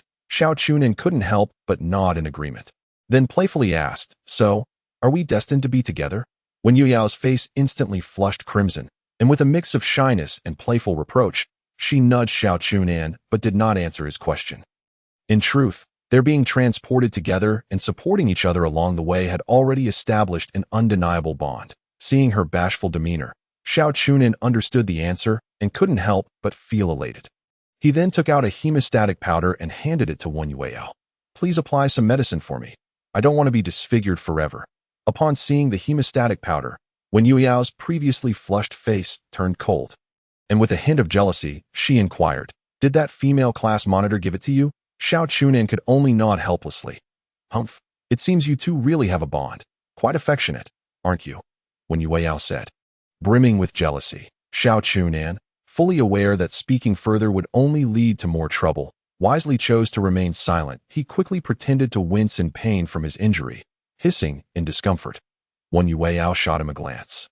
And although she continued to grumble, her hands moved with utmost gentleness as she sprinkled the white powder onto Xiao Chu Nan's wound. A refreshing sensation washed over him, and he couldn't help but let out a soft groan of relief. Just then, Wen Yueyao's expression grew serious, and her voice trembled slightly. "I saw that ridge bear approaching us this morning. Clearly, the fierce appearance of that creature had left an indelible mark on her." Upon hearing this, Xiao Chu Nan's expression also turned grave. After a moment of contemplation, he slowly said, "We only have two options now. Either we move quickly or find a way to eliminate it." As soon as the words left his mouth, he realized that both choices were daunting. Moving was complicated, as they wouldn't easily find a more suitable place, and they had accumulated quite a few resources here, making relocation quite challenging. On the other hand, trying to eliminate the ridge bear seemed like an insurmountable task. "Alas, what should we do?" Xiao Chu Nan lamented in despair. Chapter 34. Level 2 Workbench. After devouring a piece of grilled meat, Wen Yueyao stood up to use the restroom. Xiao Chu Nan leisurely continued grilling, the aroma of the meat wafting through the air, tantalizing the senses. Not long after, the young lady returned, but she seemed like a different person. The previous shyness was entirely gone, and she sat down, ravenously consuming the meat. Observing her gluttonous demeanor, Xiao Chu Nan couldn't help but smile helplessly. He continued to flip the meat while taking out the military rations he had obtained from the golden treasure chest. It was his first time seeing what military rations looked like, The packaging clearly indicated that it contained 3,600 calories and included compressed biscuits, jerky, chocolate, and various other foods that it looked quite appealing. Out of curiosity, Xiao Chu Nan opened the package and took a bite of a compressed biscuit that was dry and hard. He then tried the jerky and chocolate, and in comparison to the grilled meat, the taste was simply worlds apart. Not only was it unappetizing, but it also didn't enhance his physical attributes. Displeased, he wrinkled his nose and planned to put the military rations back into his backpack. However, Wen Yueyao had long been eyeing the rations in his hand. Just as he was about to stow them away, she suddenly reached out and snatched them from him, her eyes sparkling with excitement. "Did I ask there more? Give me a few more for a midnight snack." Hearing her words, Xiao Chu Nan was momentarily stunned, gazing at Wen Yueyao in disbelief, as if she were a creature from another world. Using military rations as a midnight snack? What a peculiar notion, with such an appetite. Why wasn't she growing taller? Yet, seeing the eager glint in her eyes, he couldn't bear to refuse. With a resigned sigh, he gently advised, "You shouldn't overindulge. If you're feeling stressed, it's fine to take it out on me instead." After spending time together, Xiao Chu Nan found Wen Yueyao's eating habits utterly perplexing. Sometimes she would eat barely anything, while at other times, she would devour food as if she hadn't eaten in days. This erratic eating pattern left him deeply concerned, fearing that if she continued this way, it might lead to serious stomach issues. "Humph, if you don't let me eat my fill, it's abuse. I'm going to tell." Wen Yueyao fumed with her hands on her hips, but midway through her statement, she abruptly stopped, swallowing the latter part of her sentence. Xiao Chu Nan could only shake his head in resignation and took out a snow fruit from his backpack for her. Still, he couldn't shake off his worries, reiterating, "You really need to establish a regular eating pattern. This world isn't like Earth. If you end up with a stomach ailment, there's no medicine here to treat you." Wen Yueyao, however, appeared unimpressed, tilting her head skeptically as she replied, "Are you afraid that if I eat more, my physical prowess will surpass yours?" Xiao Chu Nan found her words both amusing and exasperating as he sighed deeply. "Poor girl, it seems you've really fallen ill." "Humph," Wen Yueyao huffed, puffing up her cheeks in annoyance as she walked away, not forgetting to grab another piece of grilled meat. Xiao Chu Nan chuckled helplessly, left to clean up after her. Of course, he didn't forget to grill a few extra pieces for Su Qingge. Over the past few days, his physical attributes had also improved. He pulled up his personal attribute panel to check. Name, Xiao Chu Nan. Strength, 4. 7 Spirit, 6.2 Agility, 5.1 Constitution, 4.9. However, he noticed that relying solely on the meat from the wild boars was yielding diminishing returns in terms of attribute enhancement. Sitting by the campfire, Xiao Chu Nan pondered the reason behind this. Suddenly, a thought struck him. Could it be that the increase in physical attributes felt akin to an experience bar in an online game? The energy contained within the monster's meat was like the experience points needed for leveling up. Since the wild boar was merely a beast soldier-level monster, the energy contained within its meat was naturally limited to accelerate the enhancement of his physical attributes. He would need to consume meat from higher-level monsters. Yet, that seemed exceedingly difficult. Elite-level monsters were far beyond the capabilities of a wild boar. They not only possessed greater attack and defense power, but also exhibited various bizarre skills and traits. Xiao Chu Nan understood that challenging elite monsters with his current strength was tantamount to courting disaster. He was also reluctant to put Wen Yueyao in harm's way. Perhaps he should discuss with her the possibility of her replicating her healing skill for him? As he watched Wen Yueyao joyfully playing nearby, Xiao Chu Nan fell into deep contemplation. As dawn broke, Xiao Chu Nan quietly slipped out of the shelter. It seemed that the little lady had been talking in her sleep again. So it was best to let her rest a bit longer. The morning air was tinged with a coolness, and Xiao Chu Nan began to closely monitor the movements of the ridge bear. Sure enough, just as Wen Yueyao had said, the ridge bear was gradually making its way toward the hillside. Furrowing his brow, Xiao Chu Nan observed its movements carefully, speculating that the creature was likely expanding its territory due to a shortage of food. Ever since it had lost an eye, the ridge bear had become increasingly aggressive, often hunting prey without consuming it, seemingly only to vent its inner rage. The other small animals in the wilderness were suffering the consequences, fleeing for their lives. However, this massive creature was a bully who feared the strong and dared not venture into the forest to confront other monsters. Xiao Chu Nan gazed at the imposing figure in the distance. He couldn't help but wonder who had blinded it.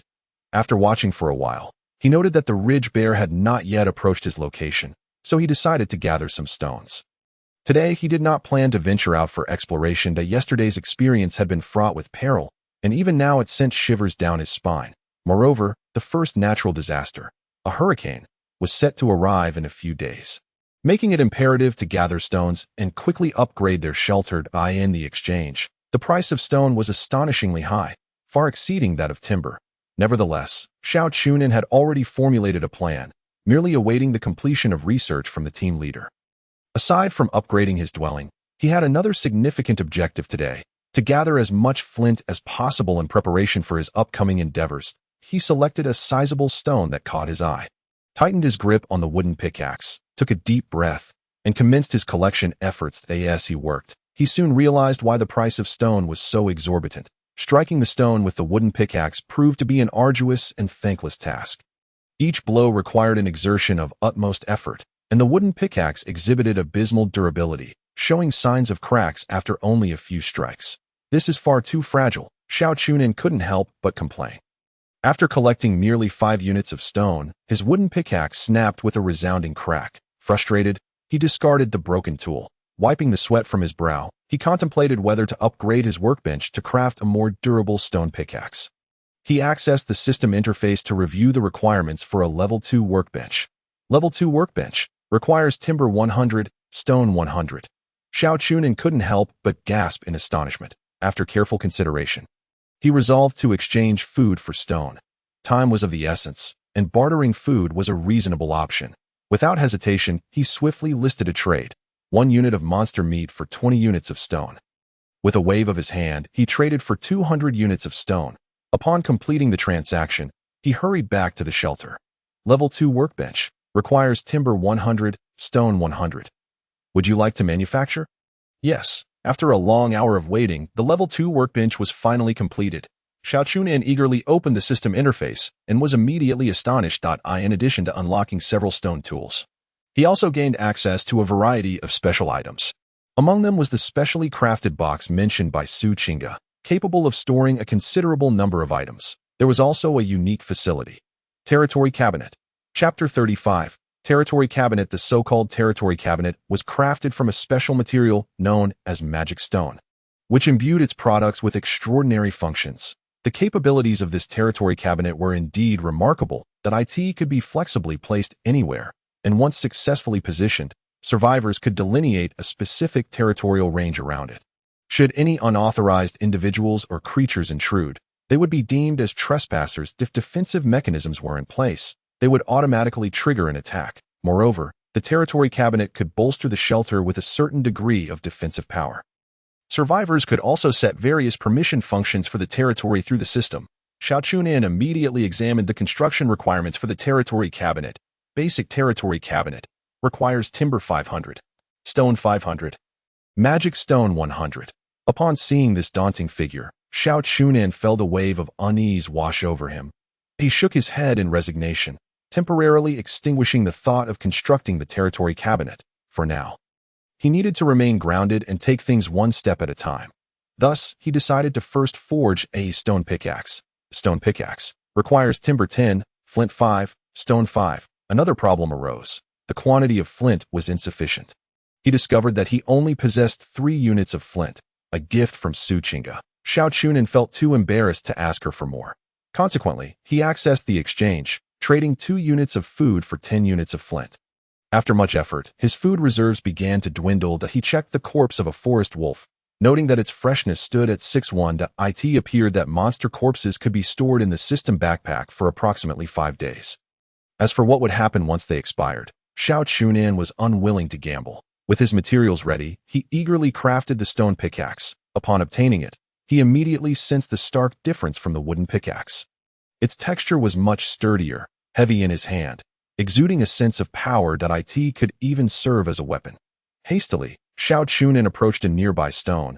Ready to showcase his newfound prowess, he took a deep breath, raised the pickaxe high, and struck down upon the stone with force. A resounding thud echoed as the pickaxe collided with the stone, sending sparks flying. The stone shattered into pieces. Stone 1. Stone 1. Stone 1. Xiao Chu Nan, invigorated, wielded the pickaxe with increasing vigor. After a considerable amount of time, he finally unearthed a piece of magic stone. radiating a mysterious glow from the center of a large stone. Was it truly 1 unit of magic stone for every 30 units of stone? Breathing heavily, he gazed at the magic stone in his hand, mentally calculating. Furthermore, some stones contained none at all. Larger stones were necessary. Calculating, he deduced that he could only obtain around 100 units of stone in a day. Though chopping trees should yield faster results, perhaps he could ask the girl if she needed help. So she wouldn't have to laborious gather twigs. As he continued to collect stones, he reflected on his experiences. After a while, when Yao bounded over, "Can I have a stone axe? I'm going to chop trees," Xiao Chu Nan cautioned. "Make sure to take breaks. Don't overexert yourself." When Yao waved her hand dismissively, taking the stone axe and cheerfully running off to chop trees. She could have simply sent a message through the system, yet she chose to come over and speak to him directly. She could have just said she was thinking of him. After she walked away, Xiao Chu Nan smiled slightly, feeling a sense of self-satisfaction. He continued to swing his pickaxe. Before he knew it, it was nearly noon, and he hastily threw together a meal. If he were on Earth, he would undoubtedly indulge in a leisurely afternoon nap. However, in this alternate world, time equated to life. Here, the day and night were of equal length. With ample time to rest at night, he had to make every second count during the day. Xiao Chu Nan did not remain stationary while collecting stones. His primary objective, aside from obtaining stones, was to find flint. Flint generally presented as gray or black, possessing a notably hard texture, suitable for fire starting, tool making, and even weapon crafting. He walked and paused, keeping a vigilant eye on his surroundings. Whenever he spotted a large stone, he would rush over and strike it with his pickaxe. Unbeknownst to him, his steps gradually drew him closer to Yao's location. Upon seeing her safe and sound, his anxiety dissipated. Although this area had fewer monsters, he still worried for her well-being from time to time. However, the sight before him left him utterly astonished. When Yao was vigorously swinging the stone axe, her movements precise and efficient. In terms of tree chopping, she was no less impressive than him. She raised the axe high and swiftly brought it down, producing a crisp crack as a small tree fell. She delicately wiped the sweat from her brow and began cutting the fallen tree into smaller sections, with a considerable pile of wood accumulating beside her. When had this girl become so strong? Could it be that her consumption had increased her physical attributes to rival his? Xiao Chu Nan's eyes widened in disbelief. The sight of Yao, exuding confidence, reminded him of their hunt for the wild boar. He was momentarily entranced, even feeling a flutter of affection. Would she exert herself with such vigor when striking him in the future? A peculiar thought flashed through his mind. Wasn't he entirely out of the question? It would certainly be a different experience. Xiao Chu Nan pondered to himself, suddenly snapping back to reality, clearing his throat. He shook his head in embarrassment, quickly searching for a stone nearby to begin his work. However, after a lengthy period of striking, he noticed that the girl had yet to approach him. A twinge of sadness crept into Xiao Chu Nan's heart. In truth, Yao had long sensed his arrival, yet she merely huffed softly, turning away to maintain her focus on chopping trees. Unaware of her subtle actions, Xiao Chu Nan felt a growing urgency, despite his extensive search. He had yet to see a single piece of flint. Was he truly that unlucky? Without flint, how could he implement his subsequent plans? Trading food again seemed too much of a loss. In a state of desperation, Xiao Chu Nan reluctantly reached out to Su Qingge once more. "Team leader, where can I find flint in abundance?" Before long, Su Qingge took on the role of a teacher, explaining, "Flint is resistant to weathering and is generally found more abundantly along riverbanks.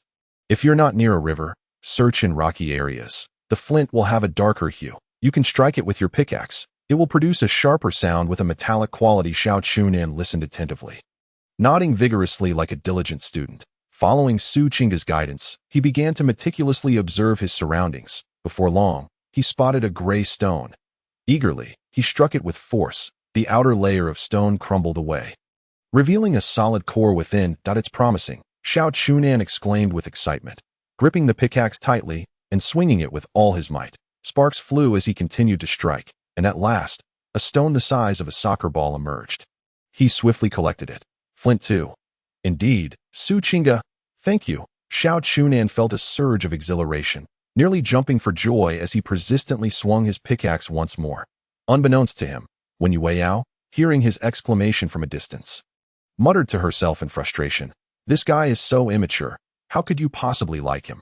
Around 2 o'clock in the afternoon, Xiao Chu Nan finally paused, his arms aching from exertion. After much effort, he had amassed 101 units of stone, 4 units of magic stone, and 15 units of flint.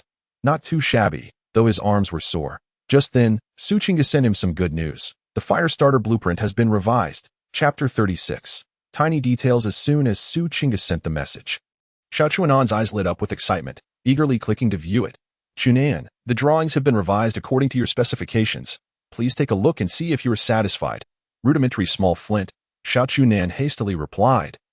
Captain, thank you so much. Subsequently, he eagerly opened the details of the drawings. Rudimentary small flint, a simple fire-starting tool that can be crafted at a workbench, requiring 1 flint. He then turned his gaze towards the model display beside him. Indeed, it was exactly as he had envisioned. Delicate and diminutive, though referred to as a flint, its appearance resembled an exceedingly slender stick, complemented by a flint shard with a notably sharp edge. As the flint shard glided gently across the stick, it could instantly produce a plethora of sparks, thereby achieving the goal of igniting a fire. Xiao Chu Nan could not help but recall the conventional flint's appearance, which consisted of 2 fist-sized cubes of flint. In contrast, the rudimentary small flint before him was remarkably compact. Not only had its form undergone a significant transformation, but its material cost had also decreased from 2 units of flint to merely 1 unit. Moreover, its yield had increased dramatically from 1 portion to 4 portions. Although its durability might far surpass that of an ordinary flint, its lower cost and an 8-fold increase in output were undeniably advantageous. As Xiao Chu Nan gazed at the revised drawings, he felt an overwhelming sense of astonishment. He immediately expressed his admiration to Su Qingge. Captain, you are truly impressive. You managed to create this. Can you even alter the size of the items in the drawings? Su Qingge replied, Yes, I have spent considerable time mastering the method for modifying models and sizes. This is the most suitable alteration. If it were any longer, the flint consumption would revert to 2 units. Although she did not explicitly mention the difficulty involved, Xiao Chu Nan could almost envision Su Qingge on the other side, dedicating immense time and effort to research and experimentation for this drawing. His gratitude intensified, and he quickly replied, This is simply perfect. It is also convenient to carry. Previously, when he needed to start a fire, he could only have to heavy flint to strike against another flint. Setting aside the weight, the efficiency of starting a fire was maddeningly low. If when Yao were to attempt it, she might not succeed even after a long while.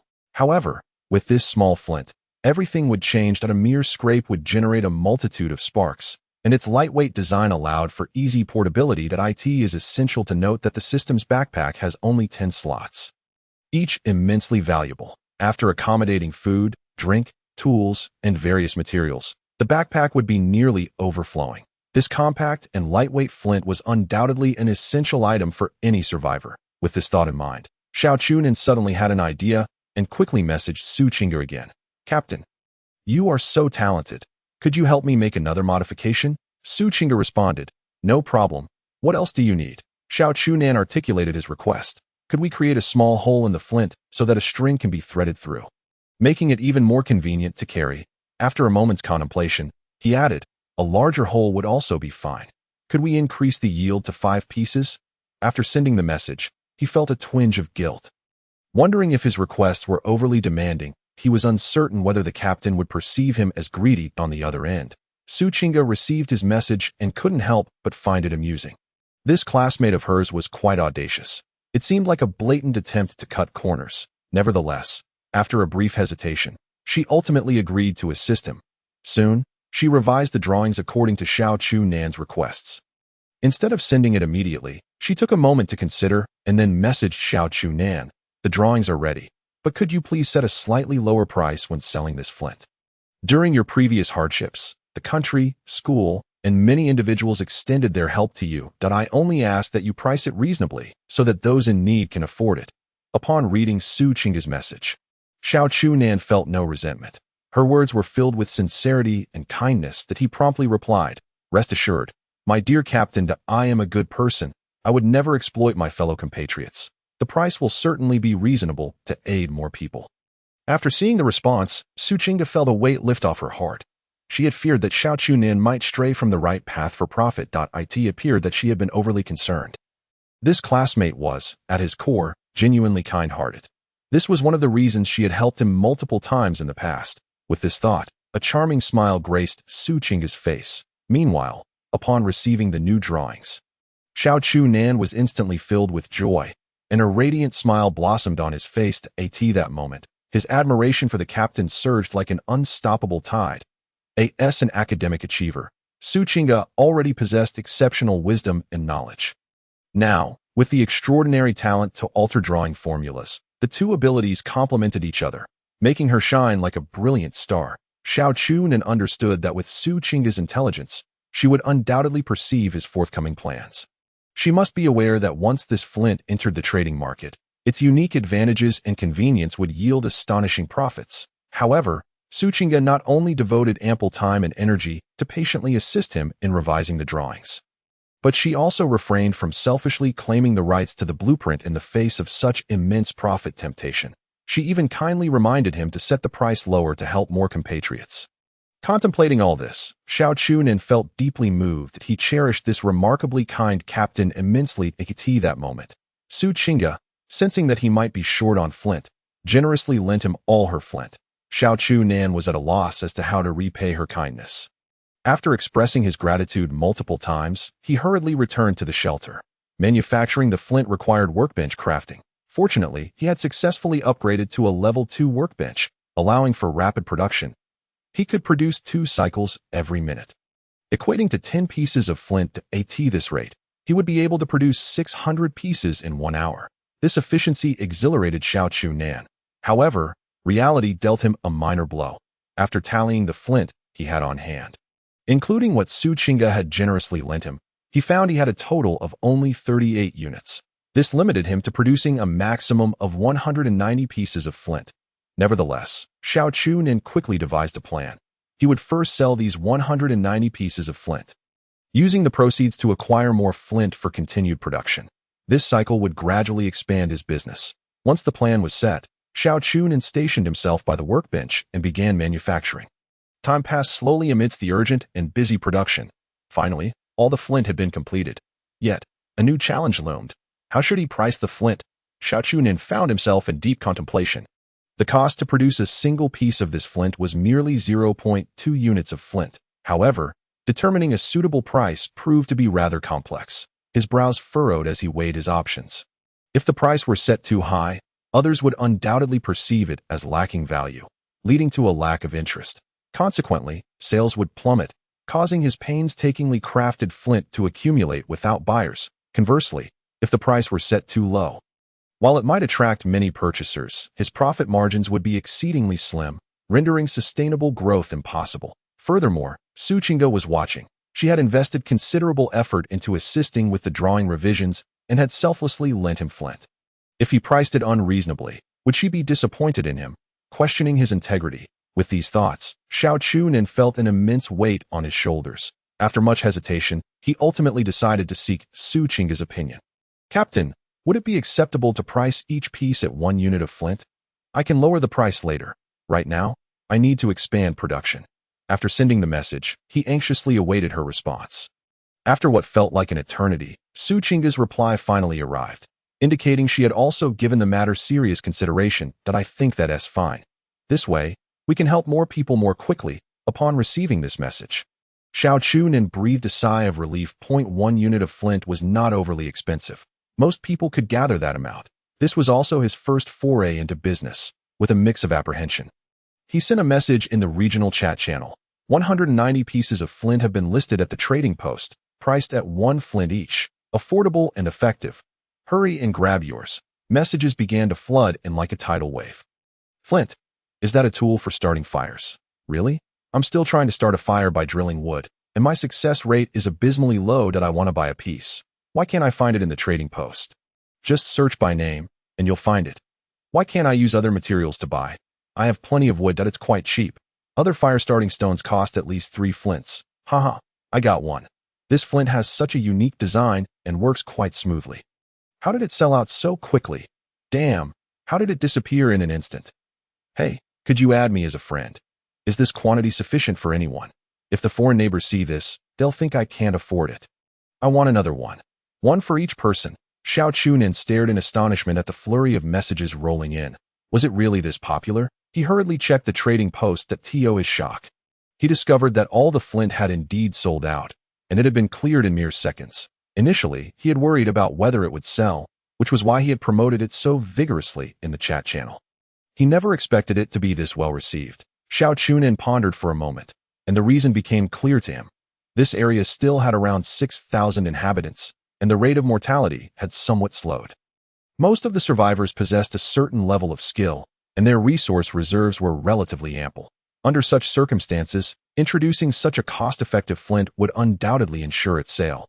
Filled with joy, Xiao Chu Nan quickly left a message in the channel.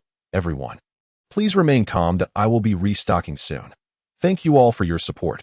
After sending the message, he hastened to prepare for the next round of production. In addition to the regional channel, the world channel also began to sing praises for Xiao Chu Nan's flint. Some even referred to him as a great benefactor and savior, which made Xiao Chu Nan feel a bit bashful. After all, fire is the origin of civilization. Humanity's development is fundamentally reliant on fire. Yet, many people still suffer from hunger and cold. Not everyone can start a fire by drilling wood or striking flint. A multitude of survivors urgently needed tools that could ignite flames swiftly. Thus, it was no surprise that his flint was so well received. The 190 units of flint were securely deposited, and Xiao Chu Nan's heart swelled with excitement. This meant he could immediately produce another 950 units of flint, which could be exchanged for 4,750 units of flint.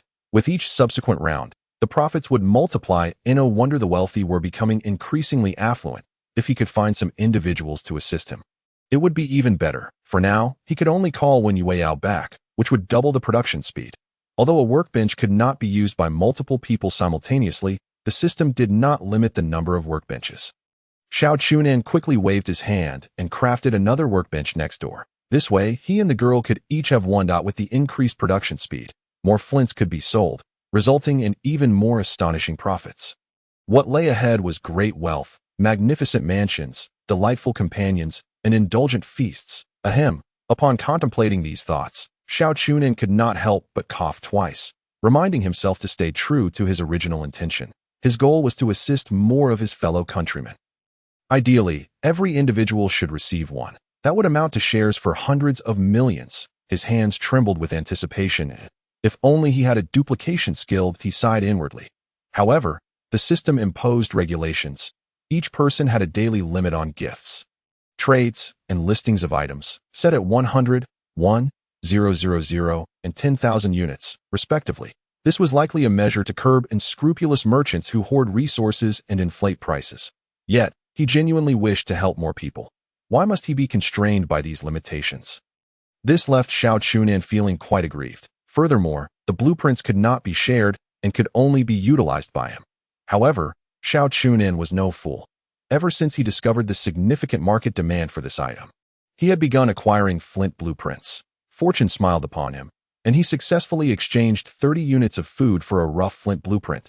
He immediately sought Wen Qingge's assistance. With her experience, she modified the blueprint in no time. This meant that Xiao Chu Nan now possessed another flint blueprint. Before long, Wen Yueyao returned, panting. Upon seeing Xiao Chu Nan, she eagerly inquired, "What's the matter? Why did you call me back so urgently?" Xiao Chu Nan quickly pulled her to the workbench and excitedly declared, "Let us do good deeds and spread warmth." He then handed the blueprint to her. Bewildered, Wen Yueyao was drawn into the work. Within less than an hour, a new batch of 950 units of flint was freshly produced. Xiao Chu Nan promptly listed them in the trading post. As expected, just like last time, these flints were snatched up in the blink of an eye. Wow, he earned nearly 4,000 flints in just 1 hour. Wen Yueyao was so thrilled that she jumped up and exclaimed, "Hurry, hurry, it will be dark soon." Xiao Chu Nan lightly coughed twice and seriously emphasized, "Little girl, we set the prices high not for profit, but to expand production so we can help more people. Right, right? You are a good person." Wen Yueyao could not help but roll her eyes at him. Xiao Chu Nan smiled and refrained from further explanation. The two of them continued their fervent production without pause. As the flints sold increasingly well, the inquiries about purchasing such flints began flooding the chat channel. Xiao Chu Nan's name started to circulate widely. Fortunately, the system did not have a direct friend-adding feature. Otherwise, his friend requests would have been overwhelming. With the influx of affordable flints into the market, The originally high-priced ordinary flints had to be continuously reduced. Yet, they remained unsold. Those who profited from selling ordinary flints were infuriated upon hearing this news. These individuals were not ordinary either. They understood that fire was indispensable during the early survival phase. They had strained every nerve to obtain flint blueprints, hoping for lucrative returns. Yet unexpectedly, Xiao Chu Nan emerged with cheaper prices and greater production. Unwilling to accept defeat, they began to offer high prices to acquire a piece and study it meticulously. Soon, they discovered that these flints had significant flaws. Although inexpensive, their durability was exceedingly poor. The number of uses fell far short compared to ordinary flints. What left them helpless was that ordinary consumers often prioritize price over durability when purchasing. Faced with such adverse circumstances, these individuals did not remain idle but began devising ways to reclaim the market. Chapter 38. The Rogue Trader. Refund. Xiao Chu Nan did not dare to rest. The two of them tirelessly produced flints. The enormous profits were one thing. What weighed heavily on his conscience was the responsibility he felt. They had to bring warmth to more compatriots. There were still so many who went hungry and cold. If they could provide fire, their dire circumstances would greatly improve. With this belief, Xiao Chu Nan raced against time to produce while listing the finished flints in the trading post. Furthermore, he limited each person to only one purchase. Additionally, he began setting some flints at a price of 10 units of wood or 3 units of stone. After all, the returned flints were sufficient to sustain continuous production, and he did not mind assisting more people. However, amidst their busyness, turmoil began to brew in the chat channel. Initially, many people expressed gratitude after successfully igniting fires with his manufactured flints and willingly promoted them. Gradually, however, the flaws of his product were loudly proclaimed by those with ulterior motives. Brothers, I took a look, and this flint is seriously shoddy. Yeah, an ordinary flint can last for months, but this piece of junk will break within a week. I calculated that the cost of this flint is quite low. 1 unit of flint can make several pieces. Yet Xiao Chu Nan sells them to us at such a high price. He's simply a rogue trader. At such a time, how can someone exploit their fellow countrymen? Sucking the blood of our people? Such a person deserves to be executed. Didn't we say that citizens of Long shouldn't deceive one another? Has his conscience been devoured by dogs? Isn't this just a blatant case of inferior goods being passed off as quality? Where is Uncle Mao? Hurry and arrest him. We cannot let him continue to deceive. Is there still law? Is there still justice? Damn it. Refund. Rogue trader. Refund. Rogue trader. Refund. The deluge of insults descended like a storm, leaving Xiao Chu Nan momentarily at a loss. What was happening? Why were they suddenly berating him? Although his product was not durable, it was inexpensive and highly portable. Xiao Chu Nan genuinely could not comprehend the situation. However, the uproar only escalated. Under the deliberate guidance of certain individuals, the chat channel became a cauldron of fury. Many began to harbor dissatisfaction towards him, even launching personal attacks without restraint. Incessant vile insults emerged. Some even resorted to cursing his ancestors, their words dripping with venom. Xiao Chu Nan felt a tumult of emotions as he read the comments. He understood that ordinary individuals were easily swayed by public opinion. Just as on Earth, various news events frequently reversed in narrative. People often made hasty judgments based solely on fleeting emotions without grasping the truth. Here, everyone faced the terror of death, their nerves already frayed, and the pressure within them desperately sought an outlet. Unfortunately, he, Xiao Chu Nan, became the unfortunate target of their frustrations, despite his sincere intentions to help. No one was willing to listen to his explanations at that moment. The crowd blindly followed the tide of insults. Yet, a few individuals remained clear-headed and began to speak up for Xiao Chu Nan. Everyone, calm down.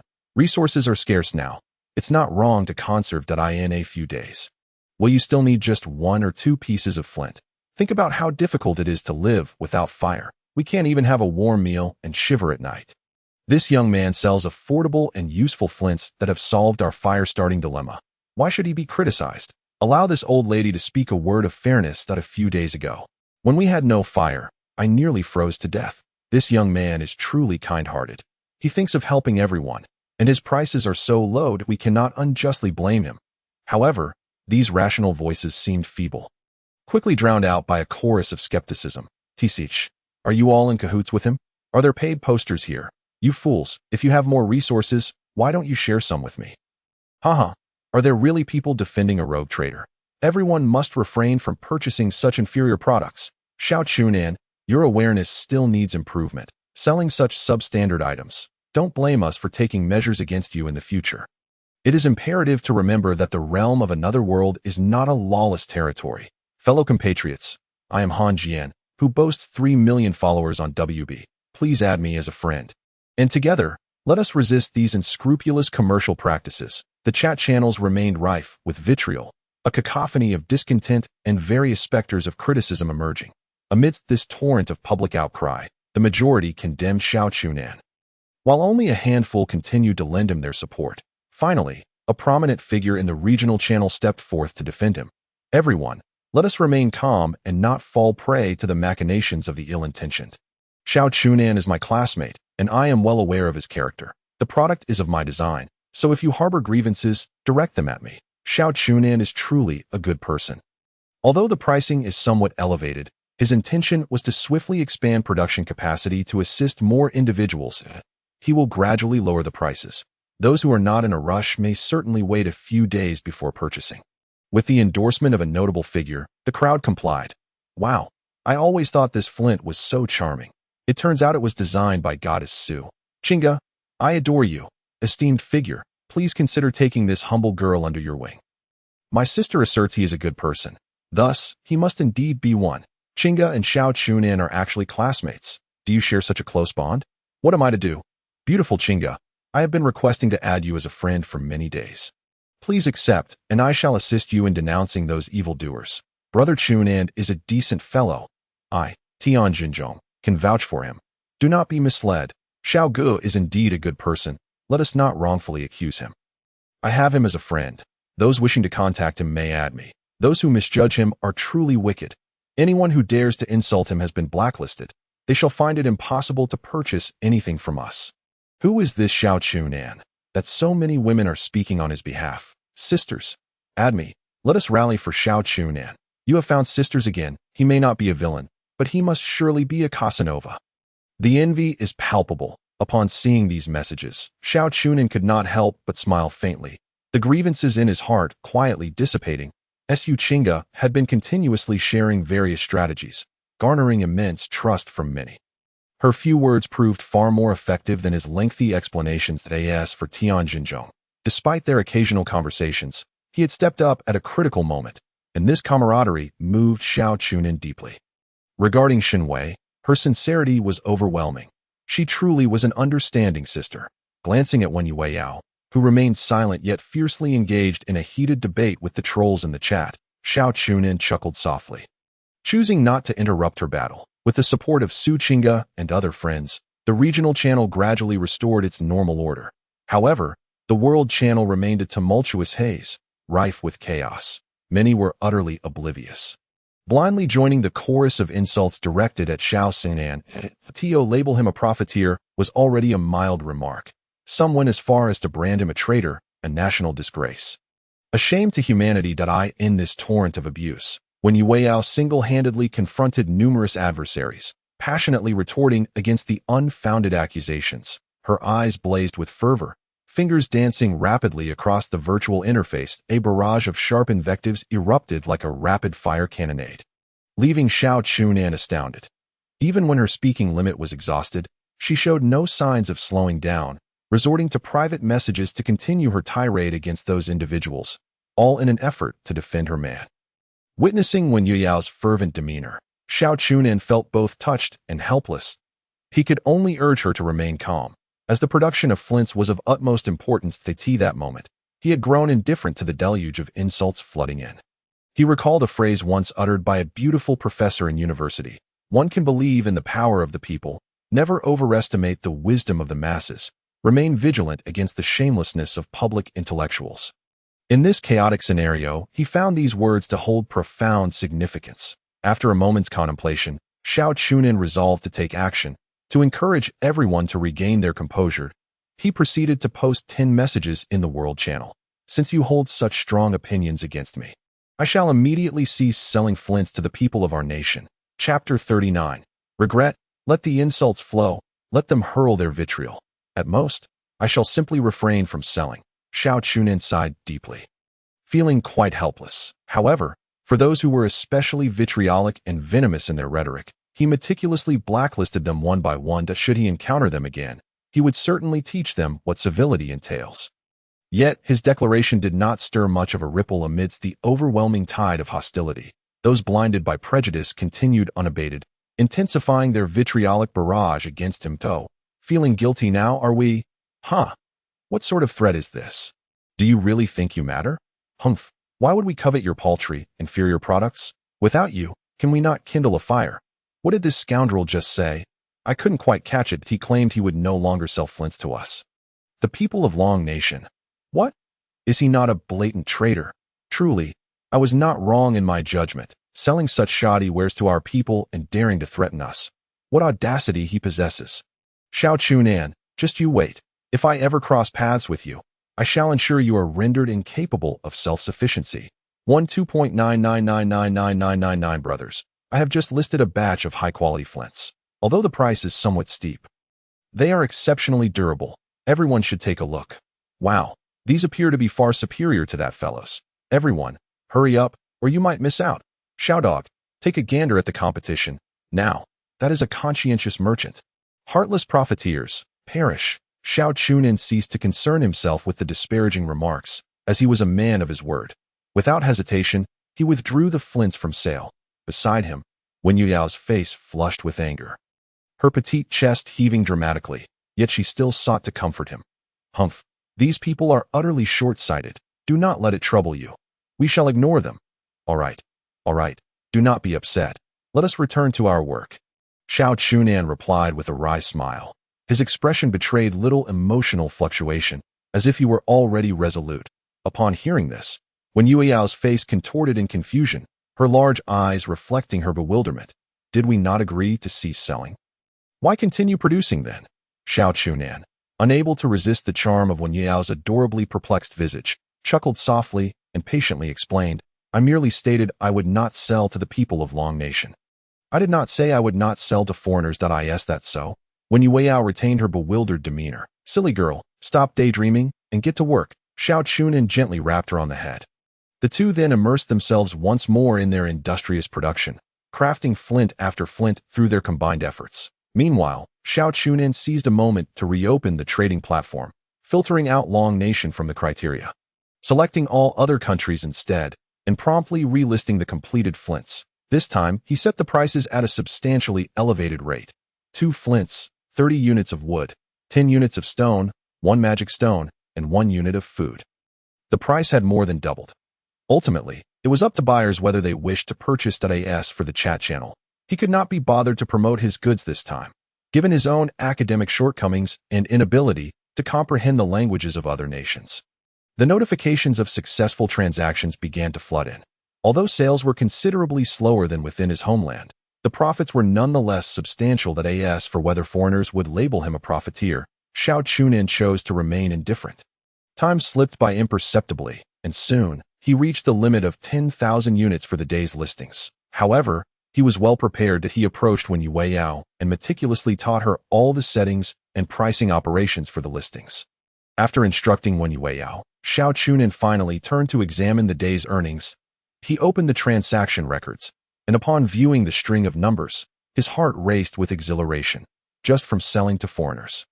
He had amassed considerable wealth: 788 flints, 18, 330 units of wood, 5, for 80 units of stone, 151 magic stones, and 47 pieces of monster meat. As for the domestic transactions, the records were even more astonishing.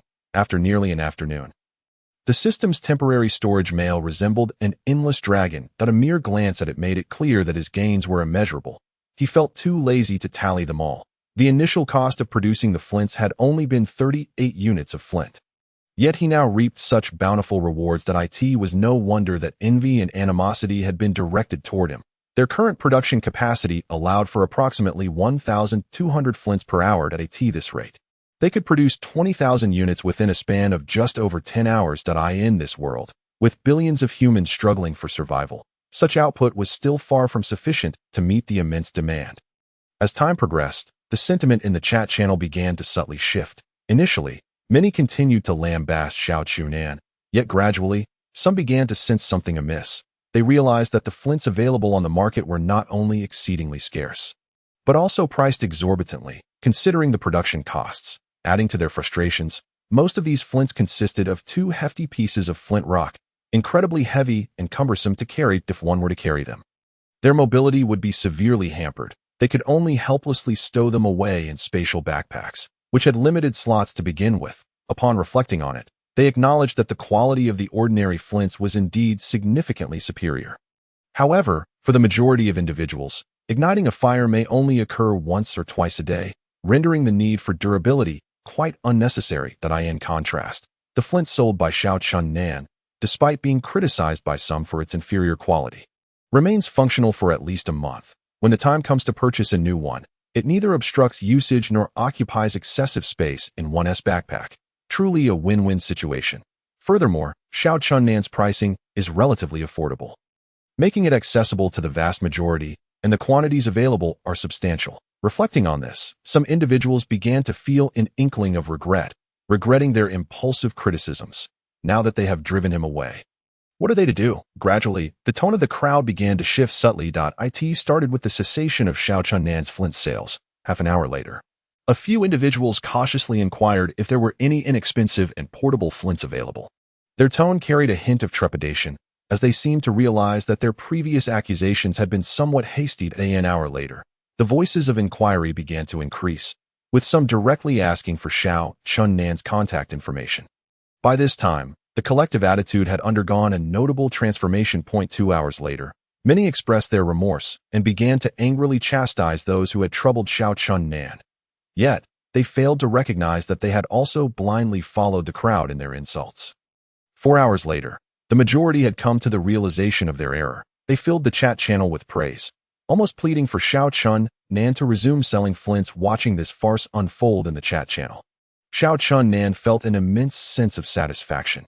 Unable to procure flints, struggling to start a fire, unable to boil water or cook, cold to the point of sleeplessness, lacking the energy to vent their frustrations, Xiao Chu Nan took a comfortable sip of the steaming meat soup. It was warm and utterly delightful. He had initially thought it would take them several days to awaken to the truth. Yet to his surprise, within just a few hours, they were already regretting their actions. Glancing at Wen Yao beside him, her radiant smile blossomed ever more brightly, akin to flowers gently unfurling in the spring. On one hand, she discovered that selling flints to foreigners yielded greater profits than selling to her compatriots. On the other, witnessing those who had once lambasted Xiao Chu Nan now begging for forgiveness filled her heart with glee. Chapter 40. It's so difficult. Unbeknownst to them, the night had deepened. Xiao Chu Nan paused his work and softly spoke to Wen Yao. It's getting late. Let us take a rest. Though fatigued, Wen Yao remained full of vigor. With a cheerful smile, she replied, let us work a little longer. Look at the profits we're making.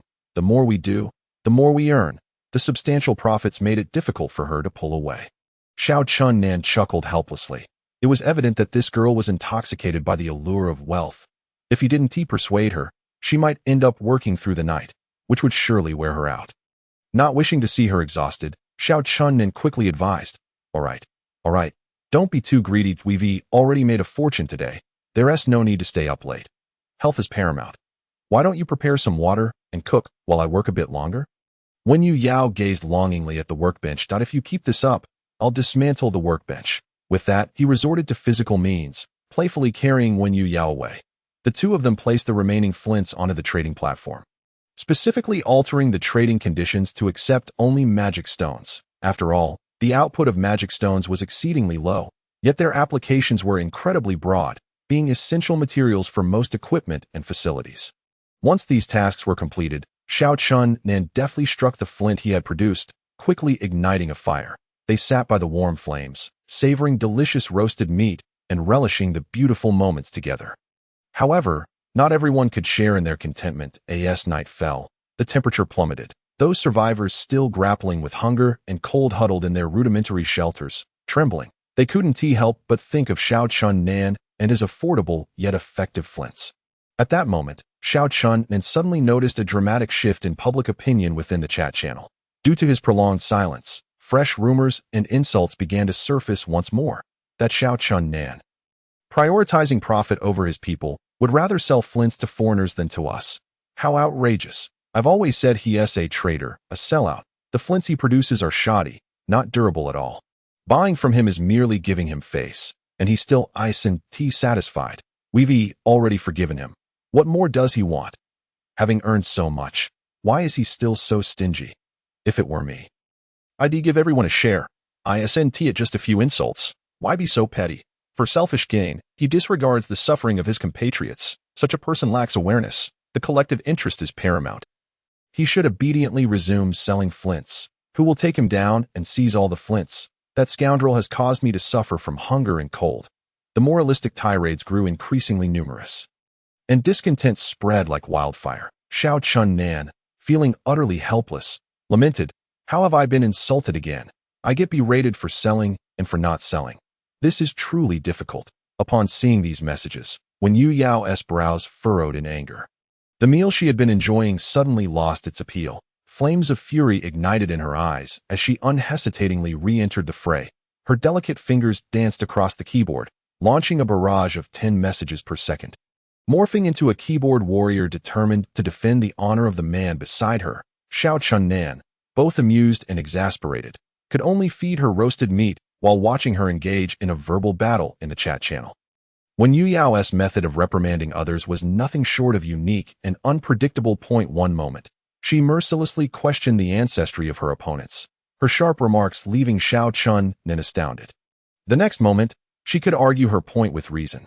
Then, she would suddenly showcase her substantial profits from the day, deliberately asking if others were envious. Shortly thereafter, she would feign concern for whether they had enough to eat and wear. Her arsenal of retorts, sarcasm, and witty remarks flowed effortlessly, a constant stream of creativity. Her typing speed was astonishing, almost creating illusions of multiple strategists at her side.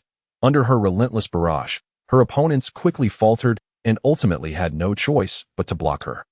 Yet, Wen Yuyao did not cease her assault. Filled with pride and excitement, she began to seek her next target for battle. Seeing her so engrossed, Xiao Chu Nan refrained from further objections, although he endeavored to maintain a broad-minded perspective. Being insulted by so many still stoked a fire within him. Watching Wen Yuyao stand up for him, a warm current surged through Xiao Chu Nan's heart. Another fruitful day had come to an end. Xiao Chu Nan decisively resolved to upgrade their wooden house into a stone dwelling, expending a total of 800 units of stone and 300 units of wood. This primarily involved an expansion of the house. What was once a cramped one-bedroom, one-bathroom layout had transformed into a spacious three-bedroom, one living room, one bathroom design. With the area expanding to 100 square meters, the number of items increased and various furniture and facilities were added. The previously small space began to feel increasingly congested. With ample resources at hand, he opted for a larger design. Xiao Chu Nan recalled the territory cabinet he had been unable to craft due to resource limitations. Basic territory cabinet requires wood 500, stone 500, magic stone 100. Although it consumed considerable resources, he did not hesitate and directly chose to manufacture it in no time. A small yet exquisite territory cabinet appeared before him. To his delight, this cabinet included 10 storage slots. Following that, he set about creating small storage boxes, producing 3 in one go. Each storage box contained 15 slots, allowing for the storage of important supplies and tools.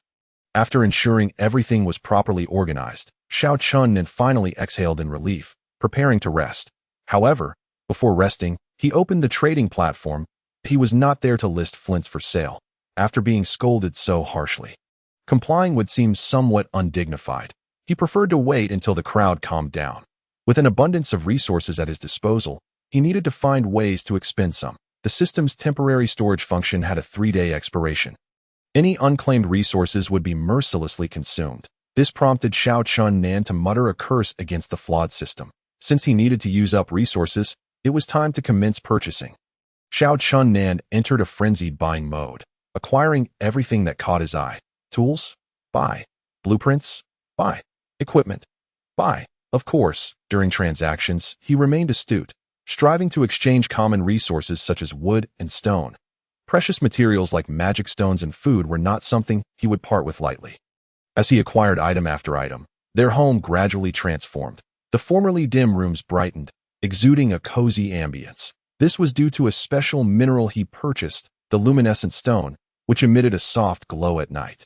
The home was also adorned with several wooden furniture pieces, allowing them no longer to dine on the floor. Most exciting for Xiao Chu Nan was obtaining a blueprint for a metal container. Although they currently lacked the means to forge iron, there were alternative methods to acquire it, namely, through black iron treasure chests. Opening these chests would yield iron boxes, which could be recycled through the system to obtain iron. This resource was crucial for the next phase. Presently, iron was exceedingly expensive and frequently available only at inflated prices. After waiting at the trading platform for quite some time, Xiao Chu Nan finally managed to procure 20 units of iron. This amount was limited, barely sufficient for crafting 2 small pots. After boiling 2 pots of hot water, Xiao Chu Nan felt a wave of fatigue wash over him, prompting him to prepare for a good night's sleep. Yet, as he surveyed the spacious 3-bedroom layout, he suddenly felt a pang of regret. Why did I have to make the house so large? This is not simply a clear invitation for the young lady to sleep separately. At that moment, Xiao Chu Nan felt a wave of apprehension wash over him. Just then, when Yao turned off the chat channel, her eyes widening in surprise at the newly spacious room. Slowly, she turned to face Xiao Chu Nan. After a brief moment of eye contact, both instinctively averted their gazes. Chapter 41. Putting aside past grievances in the room adorned with luminous stones, it resembled a sky full of twinkling stars. Casting a hazy and gentle glow upon their figures, an air of subtle intimacy enveloped the space, and time seemed to slow to a crawl. When Yao lowered her gaze, her cheeks flushed with a delicate hue. Akin to the breathtaking bloom of a peach blossom, she dared not meet Xiao Chu Nan's eyes directly, her heart racing like a startled deer. Xiao Chu Nan's gaze lingered on her face, his throat involuntarily tightening. He moistened his dry lips, secretly congratulating himself on his cleverness. Earlier, he had procured the blueprint for a wooden bed, but had not foolishly decided to build day.In this moment. His intellect seemed to be heightened by the enchanting atmosphere. Seizing the opportunity while Yao was distracted, he swiftly stowed away the makeshift grass bed they had been using into his backpack. Having completed this task, Xiao Chu Nan took a deep breath and said, "You must be tired. Let us rest." As he spoke, he cautiously reached out his hand, attempting to grasp Yao's delicate fingers. To his surprise, she did not resist, but merely lowered her head, her ears tinged with a blush so profound it seemed as though they could bleed. Was this acquiescence? A surge of uncontrollable excitement flooded Xiao Chu Nan's heart, as if it were about to leap from his chest. He tightly held Yao's soft, almost boneless hand, and slowly made his way toward the new bed. In the stillness of the night, the world around them seemed to fade away, leaving only the two of them. They exchanged no words, their breaths intertwining in a heated and hurried rhythm. The temperature in the room appeared to rise imperceptibly, and the air thickened with an intensifying sense of intimacy. The following morning, sunlight filtered through the cracks in the window, gently illuminating the room. Xiao Chu Nan slowly awakened from his slumber. Beside him, Yao had already risen. Sitting at the edge of the bed and casting him occasional glances filled with unspoken longing, that a wave of unease washed over Xiao Chu Nan, prompting him to respond with an awkward smile. "Fool." Yao could not help but mutter under her breath, a hint of exasperation lacing her tone. Xiao Chu Nan scratched his head, grinning sheepishly that a new day had begun, and after freshening up, they approached the workbench to continue producing flint stones. Meanwhile, unbeknownst to them, the chat channel had devolved into a fierce verbal battle between two factions. One side vehemently condemned Xiao Chu Nan as a heinous merchant, shouting that he deserved death for his actions, while the other side ardently defended him, asserting that their true intention was simply to persuade him to continue selling flintstones. In a world plagued by scarcity and hardship, the majority of people were desperate for tools to ignite fires for warmth and cooking. The existing flintstones on the market were not only heavy and cumbersome to carry, but also produced at a pitifully low rate of merely 2 pieces per minute. In contrast, Xiao Chu Nan and Yao, with their nimble hands, could produce a remarkable 20 pieces per minute. Without his supply, it would be nearly impossible for ordinary survivors to acquire flintstones. Observing the heated debates in the chat channel, Xiao Chu Nan felt a mix of emotions. He understood all too well that many of those defending him were primarily motivated by their urgent need for his flintstones. Once a better alternative emerged, they might very well turn against him. Humanity is indeed complex. Xiao Chu Nan sighed inwardly. Yao, fuming beside him, expressed her thoughts. Honestly, we might as well continue selling to the foreigners. The profits are substantial, and we need not fear their criticism. Her perspective held merit. From a profit-driven standpoint, selling to foreigners could indeed yield greater benefits. Yet, Xiao Chu Nan hesitated. There remained a small faction genuinely supporting him within the channel, though their voices were drowned out by the cacophony of insults. He could not dismiss them. Moreover, Su Qingge was silently backing him, though she had not explicitly stated it. Her kindness surely led her to hope that he would put aside past grievances and assist more of their compatriots. Xiao Chu Nan did not wish to disappoint this good class leader, especially since everything he had achieved today was thanks to her assistance, from her selfless help on earth to her aid in revising the blueprints. He had always held her kindness close to his heart. Therefore, turning to Wen Yueyao, who was still engaged in a verbal tussle with Haizi, he slowly articulated, "Little girl, I've made my decision. Today, we will not sell to the foreigners, but instead offer a batch of flint stones to our compatriots." What? Wen Yueyao abruptly turned her head, her eyes wide with disbelief, her face a mask of incredulity. "They've been cursing you so fiercely. How can you still consider selling to them? You want to be the good guy." But there is no need to go to such lengths. Pouting in frustration, her cheeks puffed out, she found it hard to understand why Xiao Chu Nan would even entertain the idea of catering to those who had been so vile. Regardless of their actions, there would always be dissenters.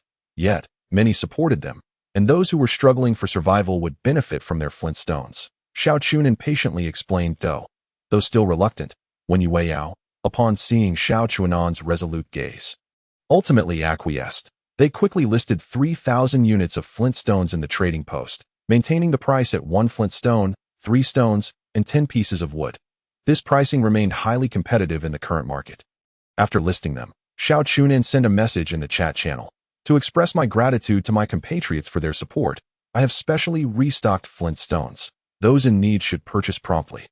And as for those who slander me, I hope you can stand firm." As a prominent figure in recent events, his declaration instantly stirred up a tempest in the chat channel. "Haha, only a dog would buy your worthless trash. You fool. Oh, didn't someone say they wouldn't sell? Why are you back, shamelessly? Who would want your pathetic goods? You don't mean to scam your own people, do you? Uninformed and unqualified to comment. How can you say that? This young man is magnanimous, setting aside past grievances to sell flint stones. What else there to criticize? Exactly. If you're so concerned about your dignity, then don't buy. Why can't I buy?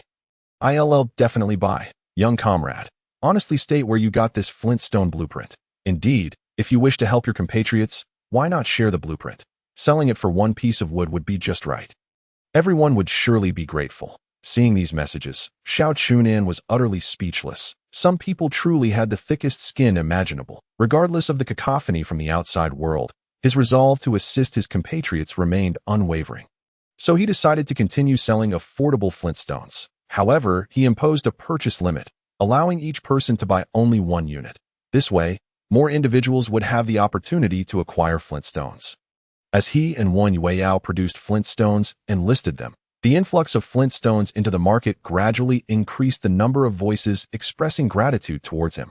Those who successfully purchased flintstones took to the chat channel to voice their appreciation, bringing a sense of comfort to Xiao Chu Nan. However, he and Wen Yueyao could only list a maximum of 20,000 flintstones in a day. Given the immense market demand, this quantity was merely a drop in the bucket. Furrowing his brow, Xiao Chu Nan fell into deep contemplation. He needed to devise another strategy. After all, he was a good person. With a kind heart, he could not bear to see his compatriots suffer. Wen Yueyao, observing his serious demeanor lost in thought, curiously inquired, "Have you come up with a solution?" Xiao Chu Nan smiled slightly, deliberately keeping her in suspense. "I plan to heed the nation's call." Wen Yueyao rolled her eyes at his cryptic response. Chapter 42. The wealthy uplifting the less fortunate. Xiao Chu Nan had not forgotten that his current blessed life was a result of Su Qingge's unwavering support. It was she who generously lent him 15 units of flint stones at the beginning and dedicated substantial time and effort to meticulously revise the highly cost-effective blueprint for flint stones at his request. It was precisely due to this blueprint, infused with Su Qingge's efforts, that his flint stones gained immense popularity, allowing him to reap rich rewards and amass wealth. This kindness had always been etched in his heart. Now that he had achieved success, how could he not repay this wonderful class leader? Since last night, Xiao Chu Nan had been actively seeking new flintstone blueprints. However, as more individuals became aware of the enormous hidden profits associated with flintstones, those fortunate enough to possess the blueprints were increasingly unwilling to sell. Even when someone reluctantly decided to part with theirs, the exorbitant price was enough to deter most. Every time a flintstone blueprint was offered for sale, it ignited a fierce competition. The intensity of the rivalry was beyond imagination. Yet, with unwavering determination, Xiao Chu Nan spent nearly an entire day waiting and finally managed to acquire Wanda for this blueprint. He paid the price of 2,000 units of wood, 1,000 units of stone, and 20 units of food to outsiders. Such a price might seem unwise, but Xiao Chu Nan was overjoyed and immensely satisfied as long as he could present it to Su Qingge. She would be able to join him in producing flintstones that time. They could all move forward together and achieve prosperity. This was the concept of the wealthy uplifting the less fortunate.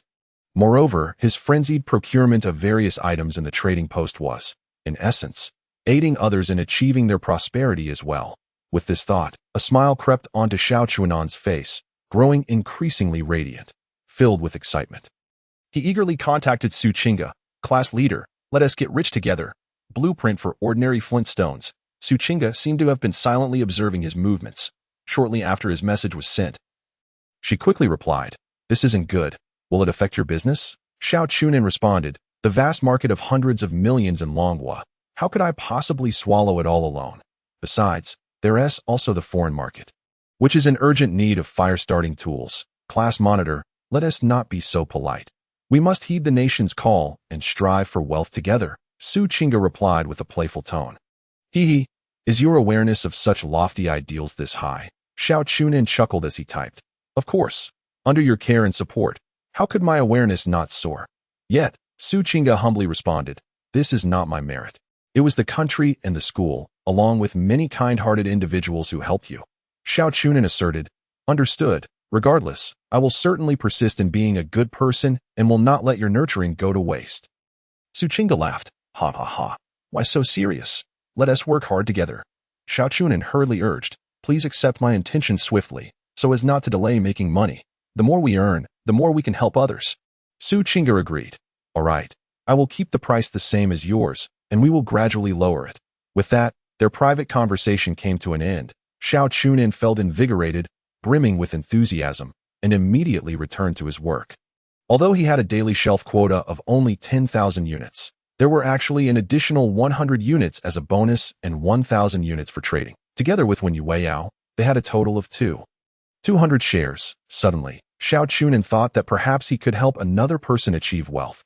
With few acquaintances in this world, his closest connections were Wen Yueyao and Su Qingge. Among those he had spoken to, he had a memorable impression of Tian Jinzhong. A veteran, he was no ordinary man. He had a background as a special forces soldier and was now struggling to survive with his 4-year-old daughter. Just yesterday, he had steadfastly supported Xiao Chu Nan in the chat channel, disregarding the opinions of others. Truly, a good person, Xiao Chu Nan decided to reciprocate the kindness. Thus, he privately messaged Tian Jinzhong. "Brother Tian, how about we prosper together? I have quite a few flintstones to offer you at a low price." Tian Jinzhong initially replied with a. After a moment, he continued with a tone of disbelief. "Brother, thank you so much. You are truly a benefactor for me and Yenner." Xiao Chu Nan quickly responded. "Brother Tian, you mustn't say that I can never forget how you supported me." Tian Jinzhong replied, "Brother, you're being too polite that I simply don't want a good person like you to suffer any injustice. If you ever need anything from me, Tian Jinzhong, don't hesitate to ask. I won't hold back." Xiao Chu Nan felt a surge of emotion and seized the opportunity to express his thoughts. "Brother Tian, I would like to learn some combat skills from you, if that's all right." Tian Jinzhong immediately agreed. "No problem, leave it to me. I will record some instructional videos and send them to you. Just practice along, and your skills will surely improve." Xiao Chu Nan expressed his gratitude, and the two began discussing the details of their collaboration. After some negotiation, Xiao Chu Nan decided to lend him 2,000 shares of flintstones initially, with profits split equally after Tian Jinzhong sold them. Originally, Xiao Chu Nan intended to gift them directly, as he had ample resources and did not mind this small amount. However, to his surprise, Tian Jinzhong firmly opposed this, stating that if that was the case, he would rather not take them. They debated this for quite some time until, following Wen Yueyao's suggestion, they reached a decision to split the profits evenly. After discussing matters with brother Tian, Xiao Chu Nan felt even more elated. The sensation of helping others achieve wealth was truly exhilarating. He casually glanced at the private chat interface and noticed another avatar flashing persistently, indicating numerous unread messages. It was Shenwei. This girl was relentless in her attempts to reach him. Reflecting on the past, Shenwei had also stood up to support him. Her intentions might not have been entirely pure. But regardless, the support she provided in difficult times, even if motivated by ulterior motives, was nonetheless a kindness. Xiao Chu Nan felt he should express some gratitude in return. Thus, he opened the private chat interface with Shenwei. To his surprise, he discovered that since he had begun selling flint stones, Shenwei had been contacting him with increasing frequency. "Brother, you are so impressive. Brother, several people want to contact you through me. They wish to become agents for your flint stones. Brother, please don't be angry. Those scoundrels have wronged you, but I will continue to support you. Brother, as you become prosperous, don't forget your sister. Brother, are you very busy? Why don't you reply to my messages? I've taken some more photos. Do you like them?" Images. Xiao Chu Nan silently admired them. After a moment, he sent a message. "Not bad. Well done. I still have 200 shares of flintstones. Do you want them?" Chapter 43. My life is over. Beneath the desolate and empty hillside, the howling wind swept through, relentlessly battering a rickety thatched cottage. Inside, Shenwei curled up in a corner, trembling uncontrollably. Just moments ago, an unknown creature had silently passed outside, its heavy footsteps sending her into a state of sheer terror as she tightly covered her mouth. Too afraid to make a sound, she surveyed her surroundings, her heart filled with desolation. This place was fraught with danger and lacked resources. As far as the eye could see, there were hardly any decent trees, let alone food to sustain herself. She was merely an ordinary girl who had dropped out of high school and previously engaged in some form of sales work. She was utterly clueless about how to forage for resources and seek development in the wilderness. At this moment, she could only fixate on the chat channel before her. It was filled with conversations between her and over 100 men, with Xiao Chu Nan being just one of them. She occasionally sent messages to these men, carefully selecting a few of her photos to attach. Her actions were akin to what she had done back on Earth. However, today was different. Her little tactics had yielded little effect. Those vile men only harbored the desire for freebies, unwilling to offer even a modicum of resources to assist her. Yet, Xiao Chu Nan was different. He reciprocated and was quite generous. As she thought of this, Shenwei's eyes became slightly red. On the verge of tears, she was simply too hungry. While there was some food available, she had to ration it carefully, with the first natural disaster looming tomorrow. She needed to stockpile more food to secure even a slim chance of survival. This moment, her hunger intensified, and her longing for Xiao Chu Nan grew stronger. She began to regret not realizing earlier that this man was a potential benefactor. Now that he was thriving, it felt somewhat late for her to curry favor. Despite sending numerous messages and photos, he had not responded again. But for the sake of survival, she could only continue to sell what little beauty she had left.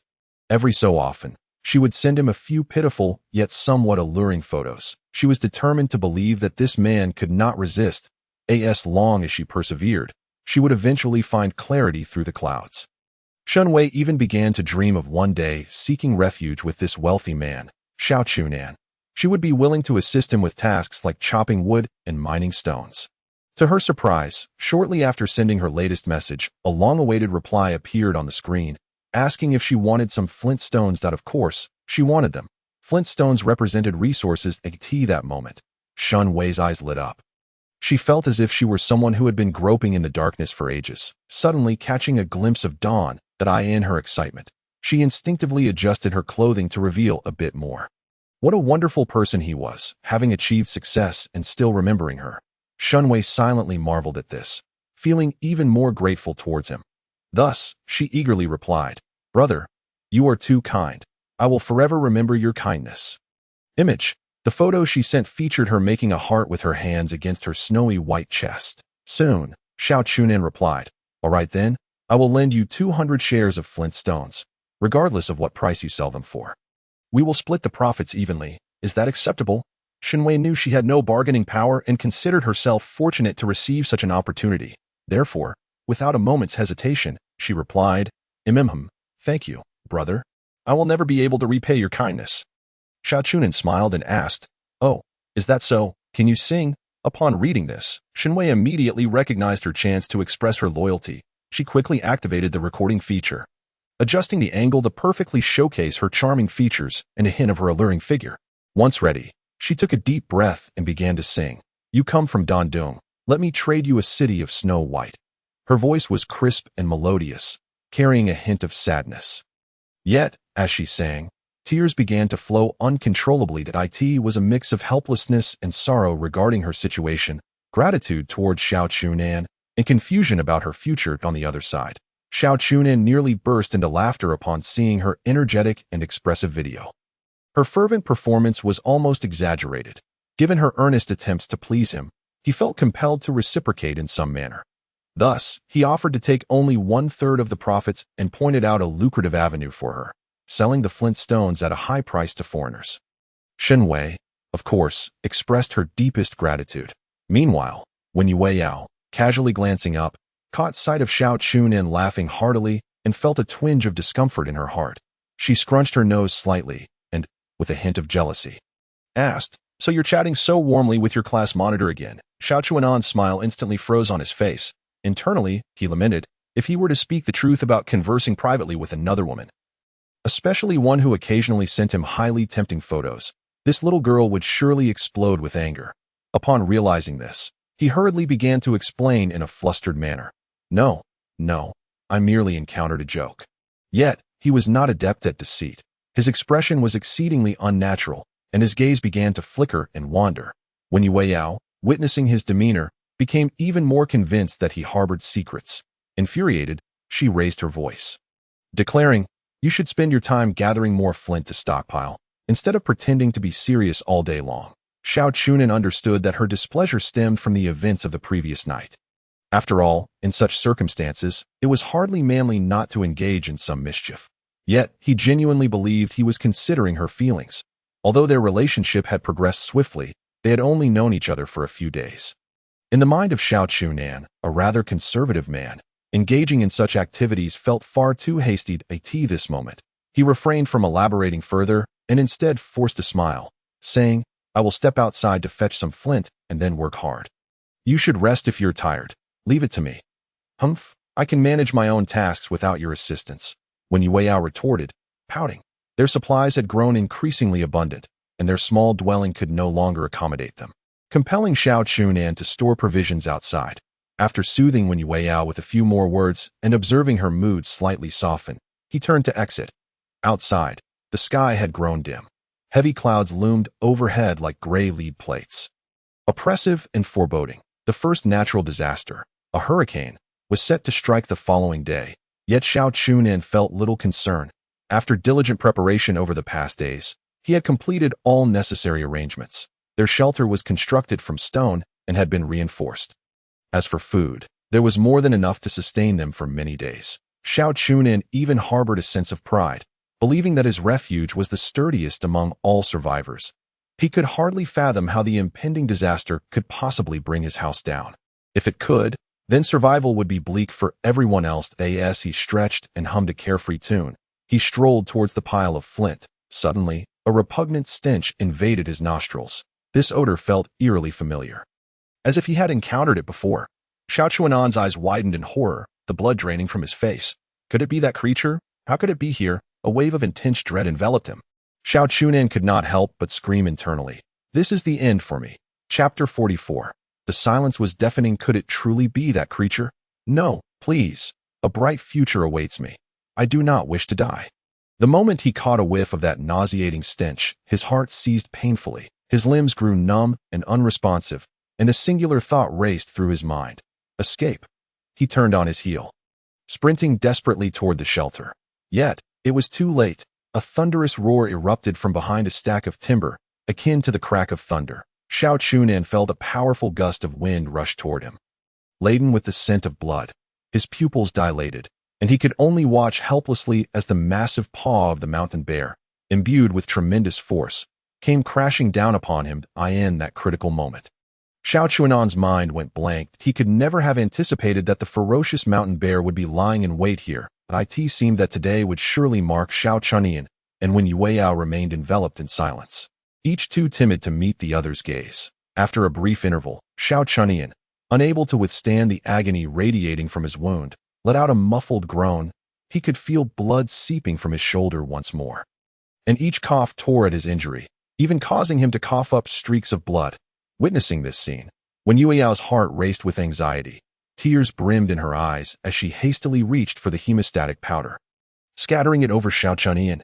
Yet deep down, she understood that this was merely a temporary measure, incapable of addressing the root of Xiao Chunyan's injuries. If a solution did not present itself soon, his life could be in jeopardy. After a short while, Wen Yueyao steeled herself, casting a furtive glance at the sky. Sunlight streamed through the window, casting playful shadows upon the floor. It was still daylight. A wave of panic surged within her. Could she truly do such a thing in broad daylight? The thought made her cheeks flush with heat. It was simply too embarrassing. Yet the sight of Xiao Chunyan's suffering was a stark reminder that time was of the essence. His condition was precarious, with every second teetering on the brink of life and death. Thus, after an intense internal struggle, Wen Yueyao finally summoned her courage. Biting her lip, she whispered, You should close your eyes." Her voice was barely audible, akin to a whispering mosquito, laced with shyness and tension, as if fearing to be overheard. "What did you say?" Xiao Chunyan asked, genuinely perplexed. He was not teasing her. He truly could not hear her. The combination of her soft-spoken words and his own hazy consciousness due to his injuries made it difficult for him to grasp her meaning. Wen Yueyao's small face turned an even deeper shade of crimson. As if she might bleed from the embarrassment, flustered and desperate, she called out, "Then let us begin." It was then that Xiao Chunyan finally grasped her intent. However, in his current state, he could only manage a bitter smile as he replied, "But I can't move." Any movement causes excruciating pain. That he was not exaggerating. Remaining conscious amidst such torment was a feat in itself. Upon hearing this, Wen Yueyao's expression shifted to one of alarm. What should we do? If Xiao Chunyan cannot move, then how can he replicate his skills, and how will he heal? The thought nearly brought her to tears. Seeing her distress, Xiao Chunyan quickly reassured her. "Just because I can't move doesn't mean you can't." His gaze held a flicker of hope, as if urging Wen Yueyao to comprehend his meaning. However, her mind went blank at his words. What did he mean by that? How was she supposed to proceed? As an innocent young lady, she was utterly bewildered, standing there in confusion. Xiao Chunyan, feeling utterly helpless, could only gesture with his eyes. Yet, Wen Yueyao remained in a state of bewilderment. In light of this predicament, Xiao Chunyan gritted his teeth, summoning every ounce of strength he had left, and managed to utter two faint words. "Come here." Those words seemed to carry a peculiar magic, causing Wen Yueyao's body to stiffen instantly. "Come here? How?" The more she pondered, the hotter her face became, a flush spreading rapidly across her features. Xiao Chunyan felt equally embarrassed. He had not intended for their first experience to be so passive. Yet the situation left him no choice but to tightly shut his eyes, wishing to spare them both further embarrassment. That moment, a faint rustling sound emerged nearby, reminiscent of her loosening her garments. Soon after, a pair of trembling hands delicately brushed against his body. The sensation of her fingertips was gentle yet frantic, causing Xiao Chunyan to involuntarily shiver. Unable to contain his excitement any longer, he cautiously reopened his eyes a fraction. In that instant, his breath caught in his throat as he beheld the long-awaited sight that quickened his pulse. Meanwhile, Wen Yueyao, filled with shyness and trepidation, dared not meet Xiao Chunyan's eyes. Taking a deep breath, she mustered all her courage and gently moved closer. An hour later, the atmosphere in the room gradually shifted from tension and embarrassment to a more tranquil state. The two had finally concluded their deeply significant first exchange. As for why it took so long, Xiao Chunyan attributed it to his own prowess in such matters, though he would never admit that their inexperience played a significant role. Coupled with his weakened condition from the injury, it had significantly hindered their performance. In that moment, Xiao Chunyan felt surprisingly invigorated, even managing to speak coherently. Whether it was a sign of recovery or merely a fleeting moment of clarity, he was uncertain. Wen Yueyao, her cheeks flushed and radiant, timidly inquired, This is sufficient, right?" Xiao Chunyan, however, could only shake his head in dismay, offering a rueful smile as he replied, "It didn't succeed." Upon hearing this, Wen Yueyao's immediate reaction was disbelief. She suspected he was merely jesting at her expense. Pouting slightly, she shot him a reproachful glance. "You've sustained such severe injuries. You ought to be more restrained." Xiao Chu Nan felt a wave of frustration wash over him. He sighed deeply, attempting to explain patiently. I truly didn't succeed. The skill replication has its own probabilities. You must realize that such a formidable talent cannot be without limitations. What should we do? Wen Yueyao panicked, her thoughts racing. We can't stop now. Let us press on, Xiao Chu Nan urged, mustering his strength. All right. Thus, the second attempt commenced, yet it too ended in failure. Following that, they embarked on a third attempt. Then a fourth, and yet another. With each endeavor, Xiao Chu Nan's body grew increasingly frail, yet he gritted his teeth and persevered. Bitter thoughts swirled in his mind. Was the universe truly mocking him, after all this time? Still no success?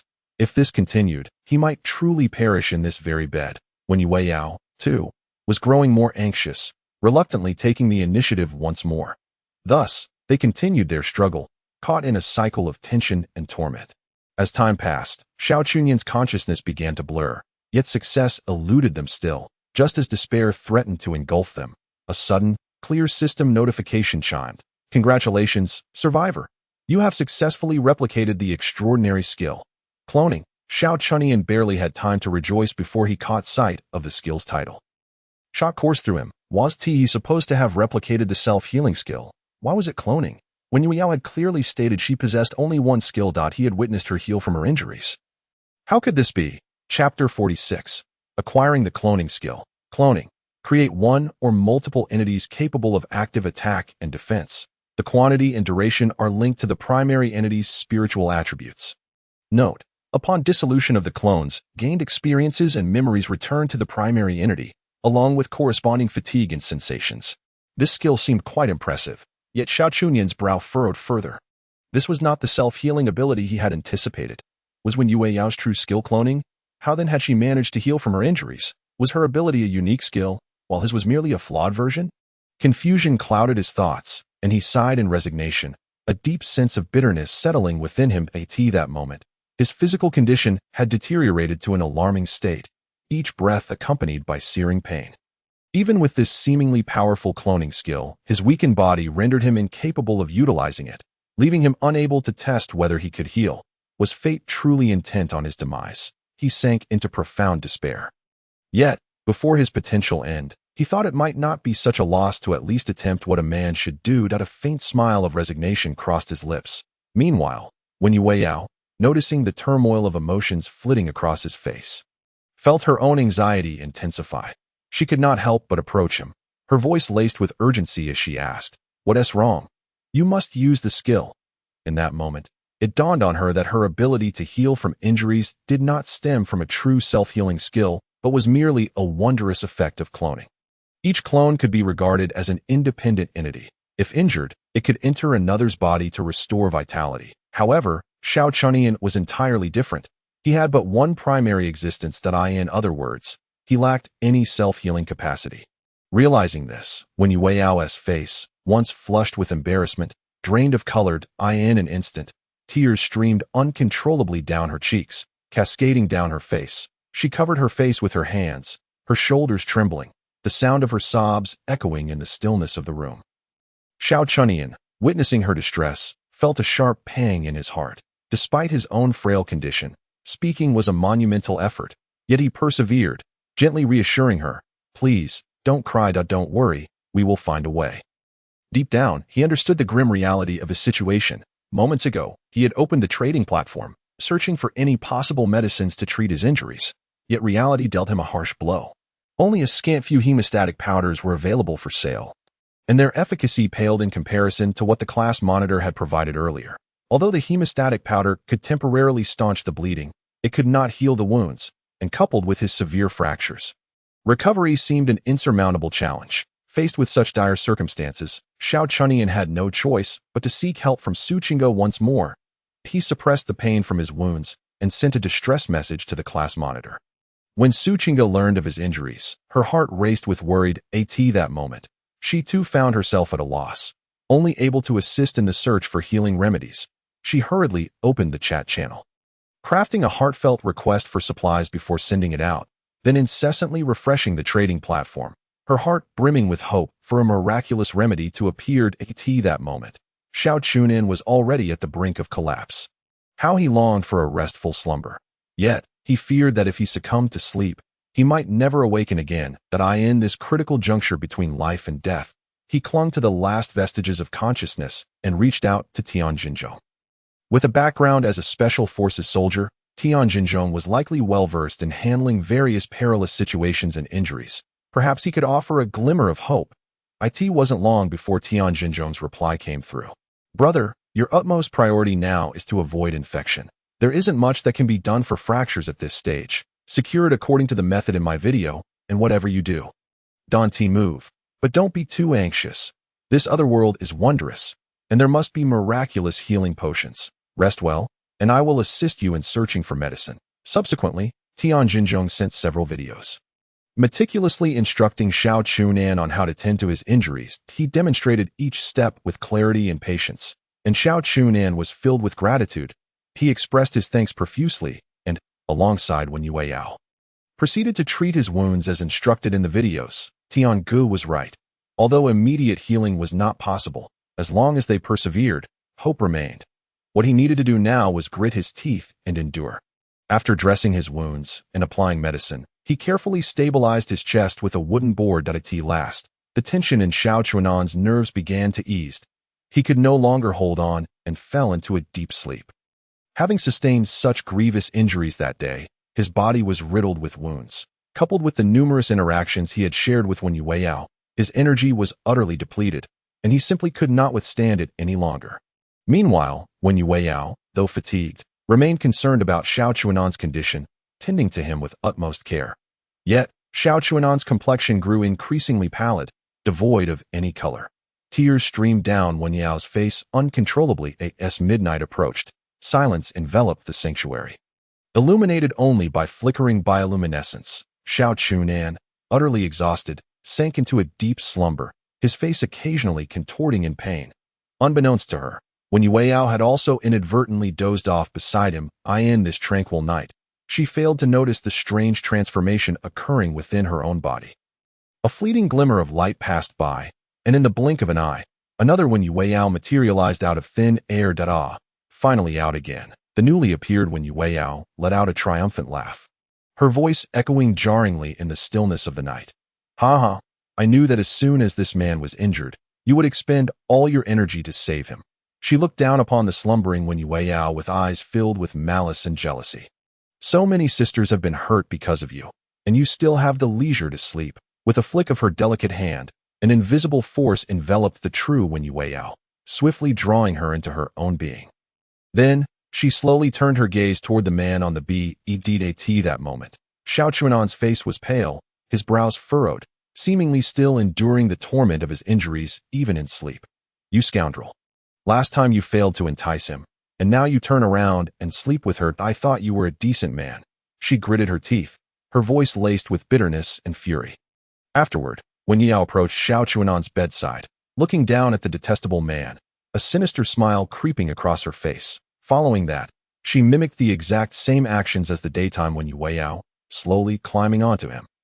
Chapter 47. The Trials of Manhood. In the dimly lit and tranquil sanctuary, Xiao Chu Nan, with his brows tightly knit, felt a delicate pair of hands eagerly tugging at his clothing, rousing him from a haze of half-slumber.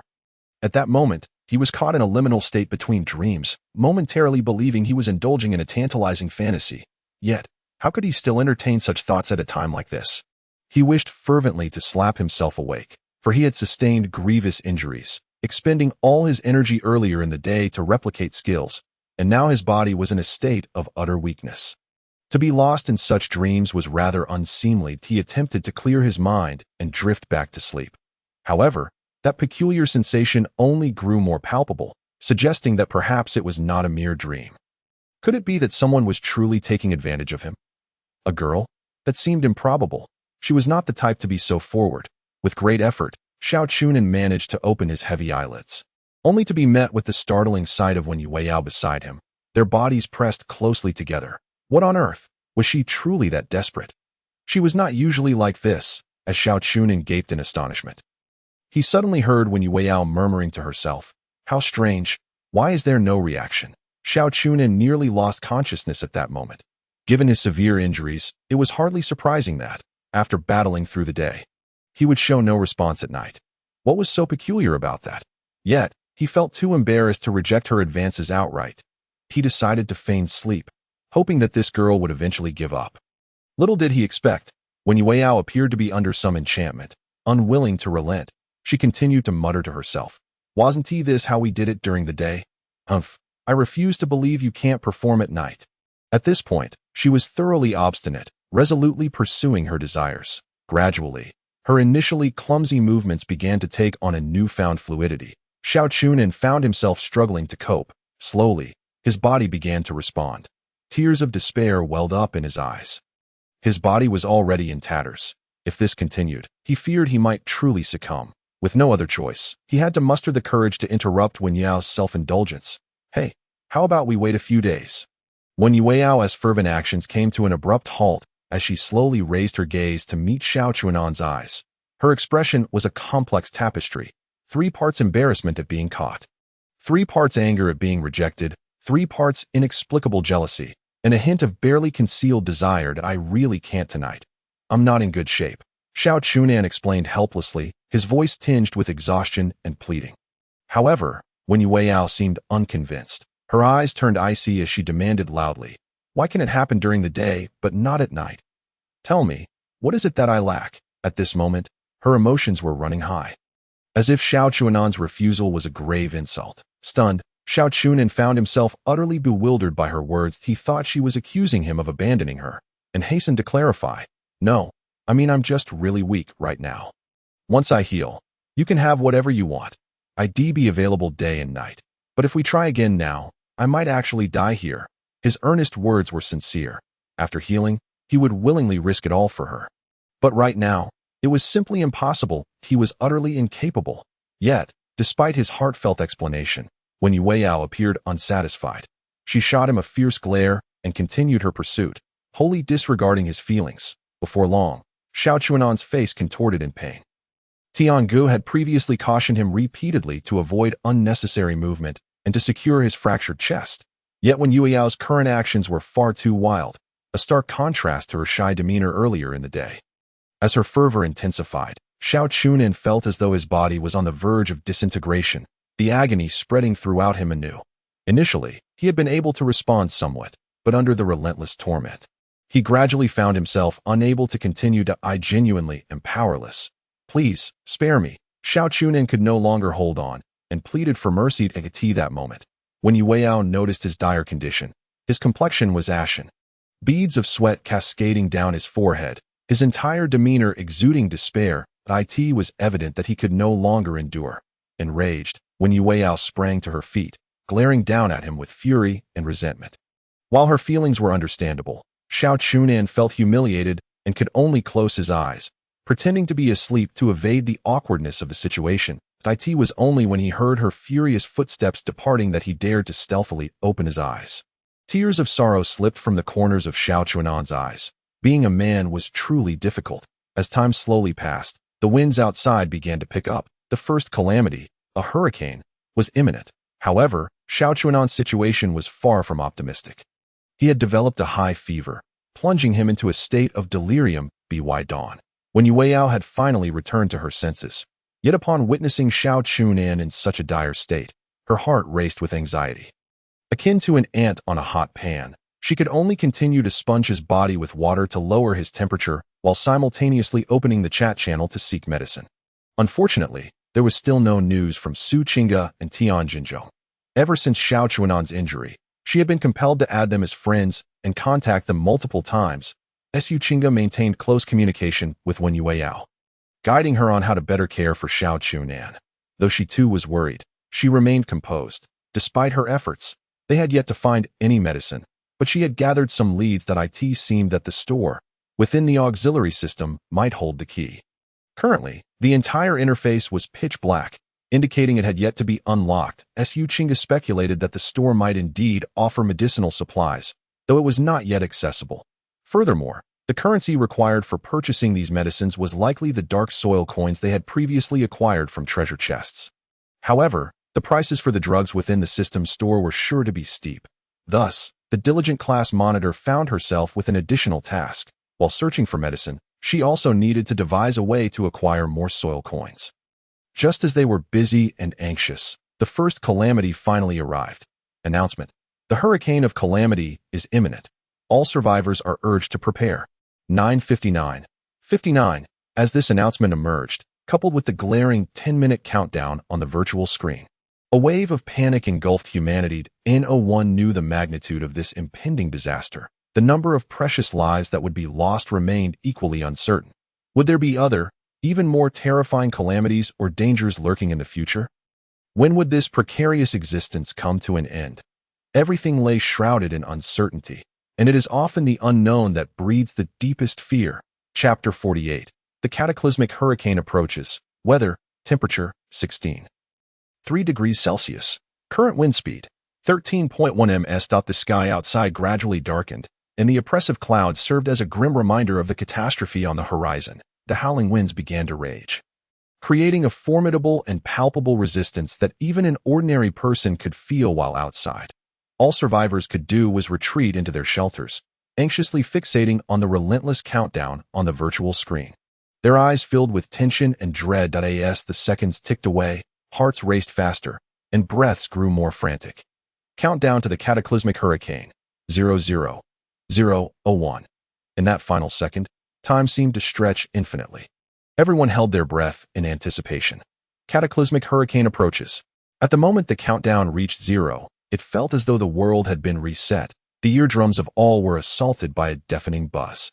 A consequence of the sudden drop in atmospheric pressure. In an instant, a chilling cacophony erupted outside, a wailing sound reminiscent of doomsday. The wind speed surged to a staggering 21.9 ms, escalating with a terrifying rapidity.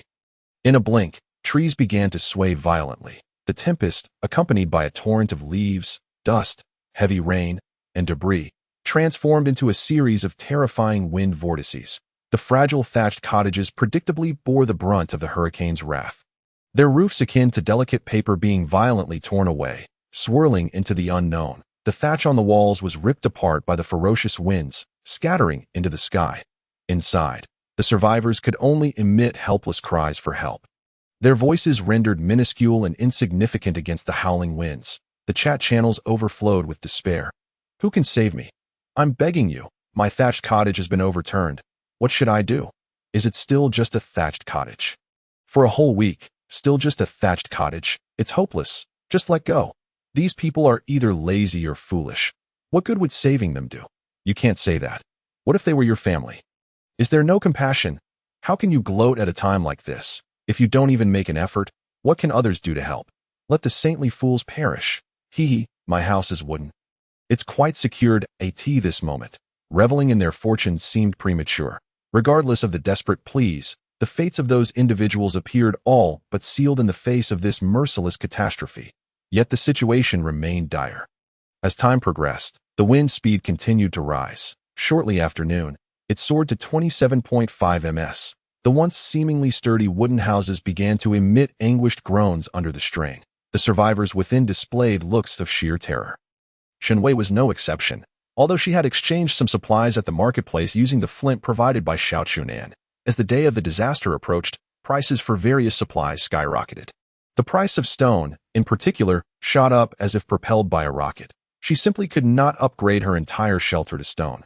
Just as despair began to set in, a prominent individual in the chat channel offered pertinent advice. If resources are scarce, prioritize constructing a stone room. In the face of disaster, preserving life is paramount. Shenwei heeded the advice and, in the final moments, scoured for stones, managing to create a small stone room just before the hurricane struck. Now, she and her meager supplies were crammed into this tiny space. Outside, the howling winds roared deafeningly. She had come to realize that her wooden shelter was likely doomed. Indeed, she soon heard a sharp whistling seeping through the cracks between the planks. The wind was relentlessly breaching their defenses. Following that, the wooden boards emitted crisp cracking sounds, one after another, growing ever faster. Finally, with a thunderous crash, the entire house, under the hurricane's assault, tilted abruptly as if pushed by an invisible hand, and then collapsed with a resounding crash. Fortunately, her little stone room remained steadfast. Shenwei instinctively curled up, filled with gratitude for having survived the calamity.In this tempestuous storm. As the world darkened, all were struggling to survive, hearts pounding with fear. Yet, when Yueyao remained oblivious to the terrifying hurricane.In this moment, her thoughts and heart were consumed by only one person, the unconscious Xiao Chu Nan. She sat quietly by his bedside, her eyes brimming with concern. The winds continued to rage outside, producing a deafening roar, but she paid it no heed, her mind even conjuring a morose thought: if their house were to collapse, it wouldn't matter. Being a pair of doomed lovers could be quite nice at that moment. When Yueyao's eyes glistened with unshed tears as she gently stroked Xiao Chu Nan's feverish brow, she was uncertain of her own path should something happen to him. Her mother had departed this world early, and her scoundrel of a father refused to acknowledge her. Those relatives around her only coveted her mother's inheritance, with not a soul sincerely caring for her. As for friends, she had always lived in her own world, and no one had ever shown a willingness to befriend her. Given her peculiar nature, it seemed only natural that she had no friends. But Xiao Chu Nan was different.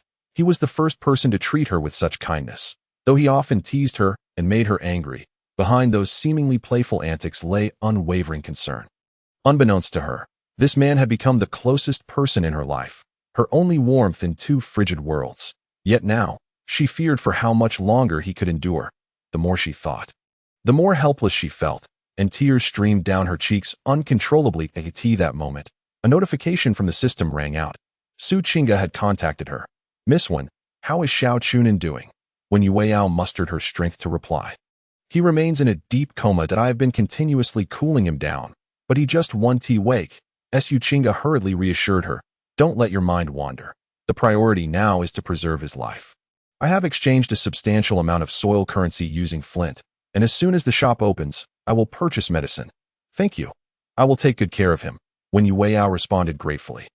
Su Qingga then cautioned, "The wind speed outside is increasing. While the stone house is relatively sturdy, be cautious. Hurricanes can easily spawn tornadoes, which are incredibly powerful. You must be vigilant." After hearing this, when Yueyao repeatedly expressed her gratitude, time slipped by unnoticed, and night approached, with the howling winds growing ever more ferocious. The wind speed had reached a terrifying 42.5 ms. Their shelter suddenly began to tremble violently, when Yueyao was taken aback. Instinctively tightening her grip on Xiao Chu Nan's hand. Chapter 49. A grim outlook. No one anticipated the terrifying power of this first catastrophe. The wind speed outside continued to escalate uncontrollably, reaching a force level equivalent to a Category 4 hurricane. Such immense power was enough to make the world tremble. Should the wind intensify further, even the seemingly indestructible stone house might falter. Meanwhile, Xiao Chu Nan and Wen Yueyao found themselves unfortunate enough to encounter an even more formidable tornado. If they were to venture outside at this moment, they would witness a breathtaking spectacle. The winds howled, and chaos reigned in the heavens and the earth. That a colossal tornado, surging with ferocity from the distant horizon, swept toward them. Wherever it passed, it unleashed its cataclysmic might. Spiraling with astonishing speed, it seemed intent on devouring all in its path. From the forest, numerous mighty trees were uprooted as if they were mere blades of grass. Clouds of dust and debris swirled through the air, sharp howls slicing through the atmosphere. Various objects, caught in the frenzy of the winds, twirled chaotically. Rain, splintered wood, dust, stones, and even the monstrous creatures on the ground found no refuge from the tempest. They were unceremoniously crushed together by this overwhelming force, subsequently hurled like cannonballs toward the lone stone house below. The sound of impact was deafening. The shelter shook violently, as though it might be torn asunder at any moment. Xiao Chu Nan remained unconscious, blissfully unaware of the harrowing scenes unfolding. However, when Yueyao was enveloped in sheer terror, she had to care for the unconscious Xiao Chu Nan while also anxiously listening to the relentless banging against the walls of their shelter, as if a giant outside was mercilessly pummeling their refuge. Thus, when Yueyao spent a long, harrowing night in fear and trepidation. Thankfully, the house that Xiao Chu Nan had painstakingly constructed had not skimped on materials. Crucial areas had been specially reinforced. Even the foundation had been meticulously laid, with several sturdy pillars extending deep into the earth. This ensured that the shelter remained steadfast amidst the raging winds.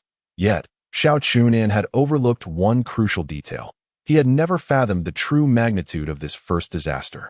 The resources they had toiled to accumulate from selling flint were all stored outside A.T. this moment.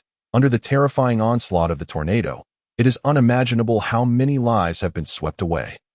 Fortunately, he has succumbed to unconsciousness. Otherwise, he would have been overwhelmed by tears. However, Xiao Chu Nan's condition is far from optimistic, teetering on the brink of peril, hanging by a thread. Despite Wen Yao's unwavering companionship and diligent care, his wounds have ultimately begun to fester, emitting a foul stench. His fever rages on, consciousness fading, and he mutters incoherently. Sitting by the bedside, Wen Yao gazes at his suffering form, tears streaming down her cheeks uncontrollably. She sobs helplessly while trembling hands attempt to cool and treat Xiao Chu Nan on the other side. Tian Jinzhong and Su Qingge are also striving to assist, occasionally bringing over some medications with hopeful anticipation. Yet, even after Xiao Chu Nan consumes them, no improvement is witnessed. Meanwhile, outside, the wind's intensity finally begins to wane, gradually subsiding. This horrific natural disaster seems to be coming to an end. Those who have narrowly escaped death begin to fervently converse in the chat channel. We've finally survived. Although the winds have lessened considerably, the system has yet to announce the end of the calamity, so everyone remains cautious. You wouldn't believe it, my wooden house was blown down. Yet I'm still alive. Incredible. Your ancestor must have exhausted all connections down below to ensure your survival. Is that all? I merely swam through the sky and landed safely. Are you kidding? Haha, I dug a hole underground and survived too. Why didn't you mention such a brilliant method earlier? Can we go out now? I'm out of food, but if you're not afraid of being swept away, just head out. Let's wait a bit longer. Once the wind dies down, we can go outside to scavenge for food. Great idea. Those monsters must be suffering in this hurricane as well. You think a Lin Mimi might fall from the sky? If she is dead, do you want her? Absolutely. Not only can she be used, but she can also be consumed. You pervert. Humph. To survive, I would gladly pay any price. Thus, the survivors engage in animated discussions, venting their long-suppressed emotions. Yet, they remain oblivious to the fact that the frequency of messages in the chat channel has noticeably slowed. This indicates that many lives have been irrevocably lost in this calamity. Time flows slowly. After the winds have raged for a considerable duration, they finally begin to diminish, as if the storm is about to pass. Within the dim sanctuary, Xiao Chu Nan has been in a deep slumber for an entire day and night. Finally stirring awake to A.T. this moment, he is parched, his throat ablaze. Wen Yao remains steadfast at his bedside. Upon seeing him awaken, a flicker of joy momentarily brightens her eyes, only to be swiftly replaced by profound concern. Could it be a fleeting light before death? No, I mustn't think that way. Wen Yao hastily brings forth a steaming bowl of meat soup. The rich aroma wafts through the room. However, at this moment, Xiao Chu Nan feels no appetite whatsoever. He gazes at the bowl of soup and slowly shakes his head. Witnessing this, Wen Yao's eyes redden instantly. She struggles to hold back her tears, softly pleading, "Please, just eat a little.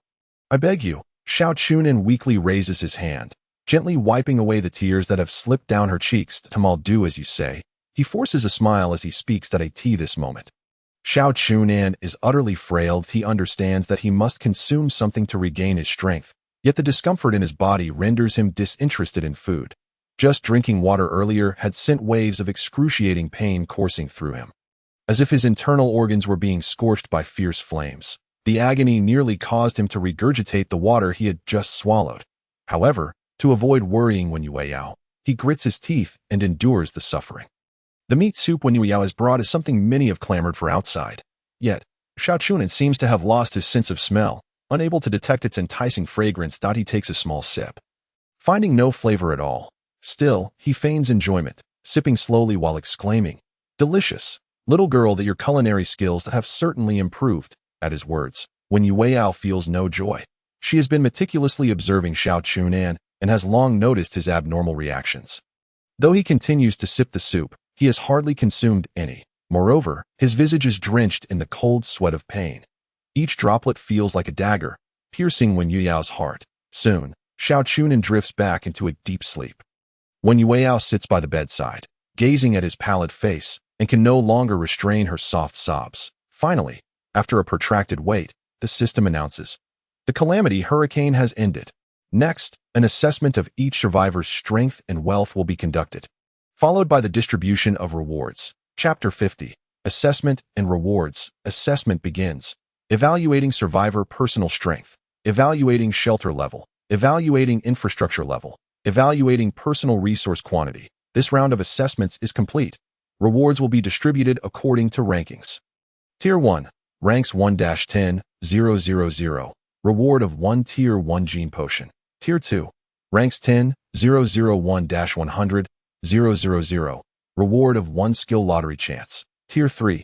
Ranks 100, 001-1, 000, 000. Reward of 1 Bronze Treasure Chest. Tier 4. Ranks 1. 000-10, 000, 000. Reward of 1 Body Enhancement Agent. Tier 5.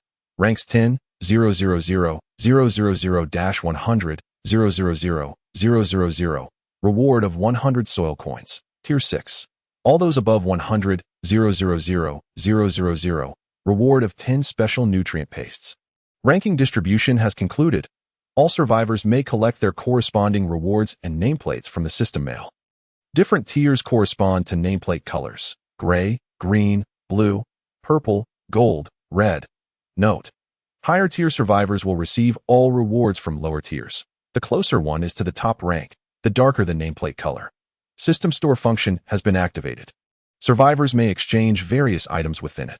The Calamity Cold Wave will officially commence in 1 month. All survivors are advised to prepare. As the system announcement concludes, those who remain alive erupt into cheers. The first Calamity Hurricane, this nightmarish ordeal, has finally been endured. The impending rewards seem to serve as a consolation for their survival, igniting a flicker of hope within their hearts. In the regional chat channel, the survivors begin to converse animatedly. There are less than a third of us left. Wah, we survived. Sigh. I wonder if we can withstand the next calamity. Who cares? One day at a time. Hey, look at the color of my name. So green.It shines. Ha ha ha, still laughing so happily. Isn't that a hint that you have a green hat on your head? I have no idea where my wife is, if she has taken in by another man. Then that green hat is certainly mine. By the way, we survivors should express our gratitude to the great Suchinga. Indeed, without her strategies, who knows how many would have lost their lives. Great Chinga. I love you. I want to have your children. Instantly, countless messages flood the screen, demonstrating Suchinga's popularity, but Suchinga also seizes the moment to speak up. Ahem, everyone, you're too kind. By the way, I sincerely accept soil coins and healing medicines. Feel free to quote prices and message me privately. Wow, the great one is real. I'm in awe. Great Chinga's name is so red. Impressive. No wonder she's a big shot, easily within the top 10,000. Sister, I've added you. Please accept. I'll give you all my soil coins. When Yue Yao, unsurprisingly, also enters the first tier. After all, Xiao Chu Nan had previously set their permissions to be equal, meaning that half of the resources in the shelter belonged to her. With these resources, reaching the top 10,000 is indeed an effortless task. However, at this moment, there is no trace of joy on Yue Yao's face. Upon hearing that the store function has opened, she eagerly accesses the store interface. Soon, she finds the item she desires. Basic Life Potion, requires soil coins 100. This potion can only heal minor injuries. However, the price of the intermediate and advanced life potions, which can treat severe injuries, is exorbitant. The intermediate life potion costs 1,000 soil coins, while the advanced life potion demands a staggering 5,000 soil coins. Upon seeing these prices, Yue Yao cannot help but tremble slightly. Although she and Xiao Chu Nan have accumulated a considerable amount of resources, their soil coins are exceedingly few. Even with the rewards from this time, they barely amount to a few hundred. The basic life potion is affordable, but the problem is that it can only treat minor injuries. Xiao Chu Nan's life hangs by a thread. Not only are his wounds severely infected, but he also exhibits symptoms of internal bleeding. With a fractured chest, filled with concern, Yue Yao fears that the basic life potion may prove ineffective. Unable to rescue Xiao Chu Nan from the clutches of death, just as she hesitates, a message from Tian Jinzhong suddenly arrives. Miss Wen, the fire starters you provided earlier have sold out. I took the liberty of exchanging the profits for medicines. Please try using them on Brother Xiao. Intermediate life potion. At that moment, upon reading the message, when Yue Yao's frayed nerves finally relax completely, tears streaming down her face uncontrollably. After repeatedly expressing her gratitude, she eagerly retrieves the medicine. Before her lay a vial of crimson liquid. Encased within a transparent, high-tech syringe, its composition was indiscernible, yet the elegance of its design inexplicably instilled a sense of calm within her. When Yuyao's hands trembled slightly as she scrutinized the instructions for use inscribed upon it. It was an injectable medication. With utmost caution, she lifted Xiao Chu Nan's pale and feeble arm, gently inserting the needle into his skin. Throughout the process of administering the serum, her gaze remained fixed upon Xiao Chu Nan's countenance, her heart brimming with hope for his awakening. Indeed, as the intermediate life serum coursed through his veins, a miraculous transformation seemed to unfold. The pallor of Xiao Chu Nan's face gradually began to acquire a hint of color. A flicker of joy ignited in Wen Yueyao's eyes as she hastily glanced at his wound. Over astonishment, the once gruesome injury appeared to be healing, the swelling significantly subsiding. However, this joy was fleeting. Xiao Chu Nan's eyelids remained firmly shut, and he did not rouse from his slumber. When Yueyao's eyes dimmed in an instant, she yearned for nothing more than for Xiao Chu Nan to awaken gently under the influence of this serum, to reappear before her, unscathed and wearing that familiar smile. Yet, cruel reality reminded her that although the intermediate life serum possessed remarkable properties, it was insufficient to fully mend Xiao Chu Nan's grievous wounds. After all, the wrathful strike from the Ling Xiong was no trifling matter. That powerful blow had landed squarely upon Xiao Chu Nan's chest. The gaping wound inflicted by the bear's claws was harrowing to behold. Internally, there must have been bleeding and fractures, and even the possibility of ruptured organs could not be dismissed at that moment. The intermediate life serum could only barely address his external injuries, falling woefully short of remedying the severe internal trauma. When Yueyao paced restlessly beside Xiao Chu Nan's bed, her eyes fixated on his still pallid visage. Each passing second felt like an eternity. Her heart gradually filled with anxiety and dread, akin to being ensnared in a dark abyss devoid of any glimmer of light. Just as despair threatened to consume her, the chat system emitted a crisp notification sound. Startled, Wen Yueyao halted in her tracks. It was a message from Su Qingji.In times past. Such a correspondence might have stirred a twinge of jealousy within her. Considering the significance of the relationship between Su Qingge and Xiao Chu Nan. However, ever since Xiao Chu Nan's injury, she and Su Qingge had maintained close contact. She recognized that Su Qingge's concern for Xiao Chu Nan was genuine and untainted.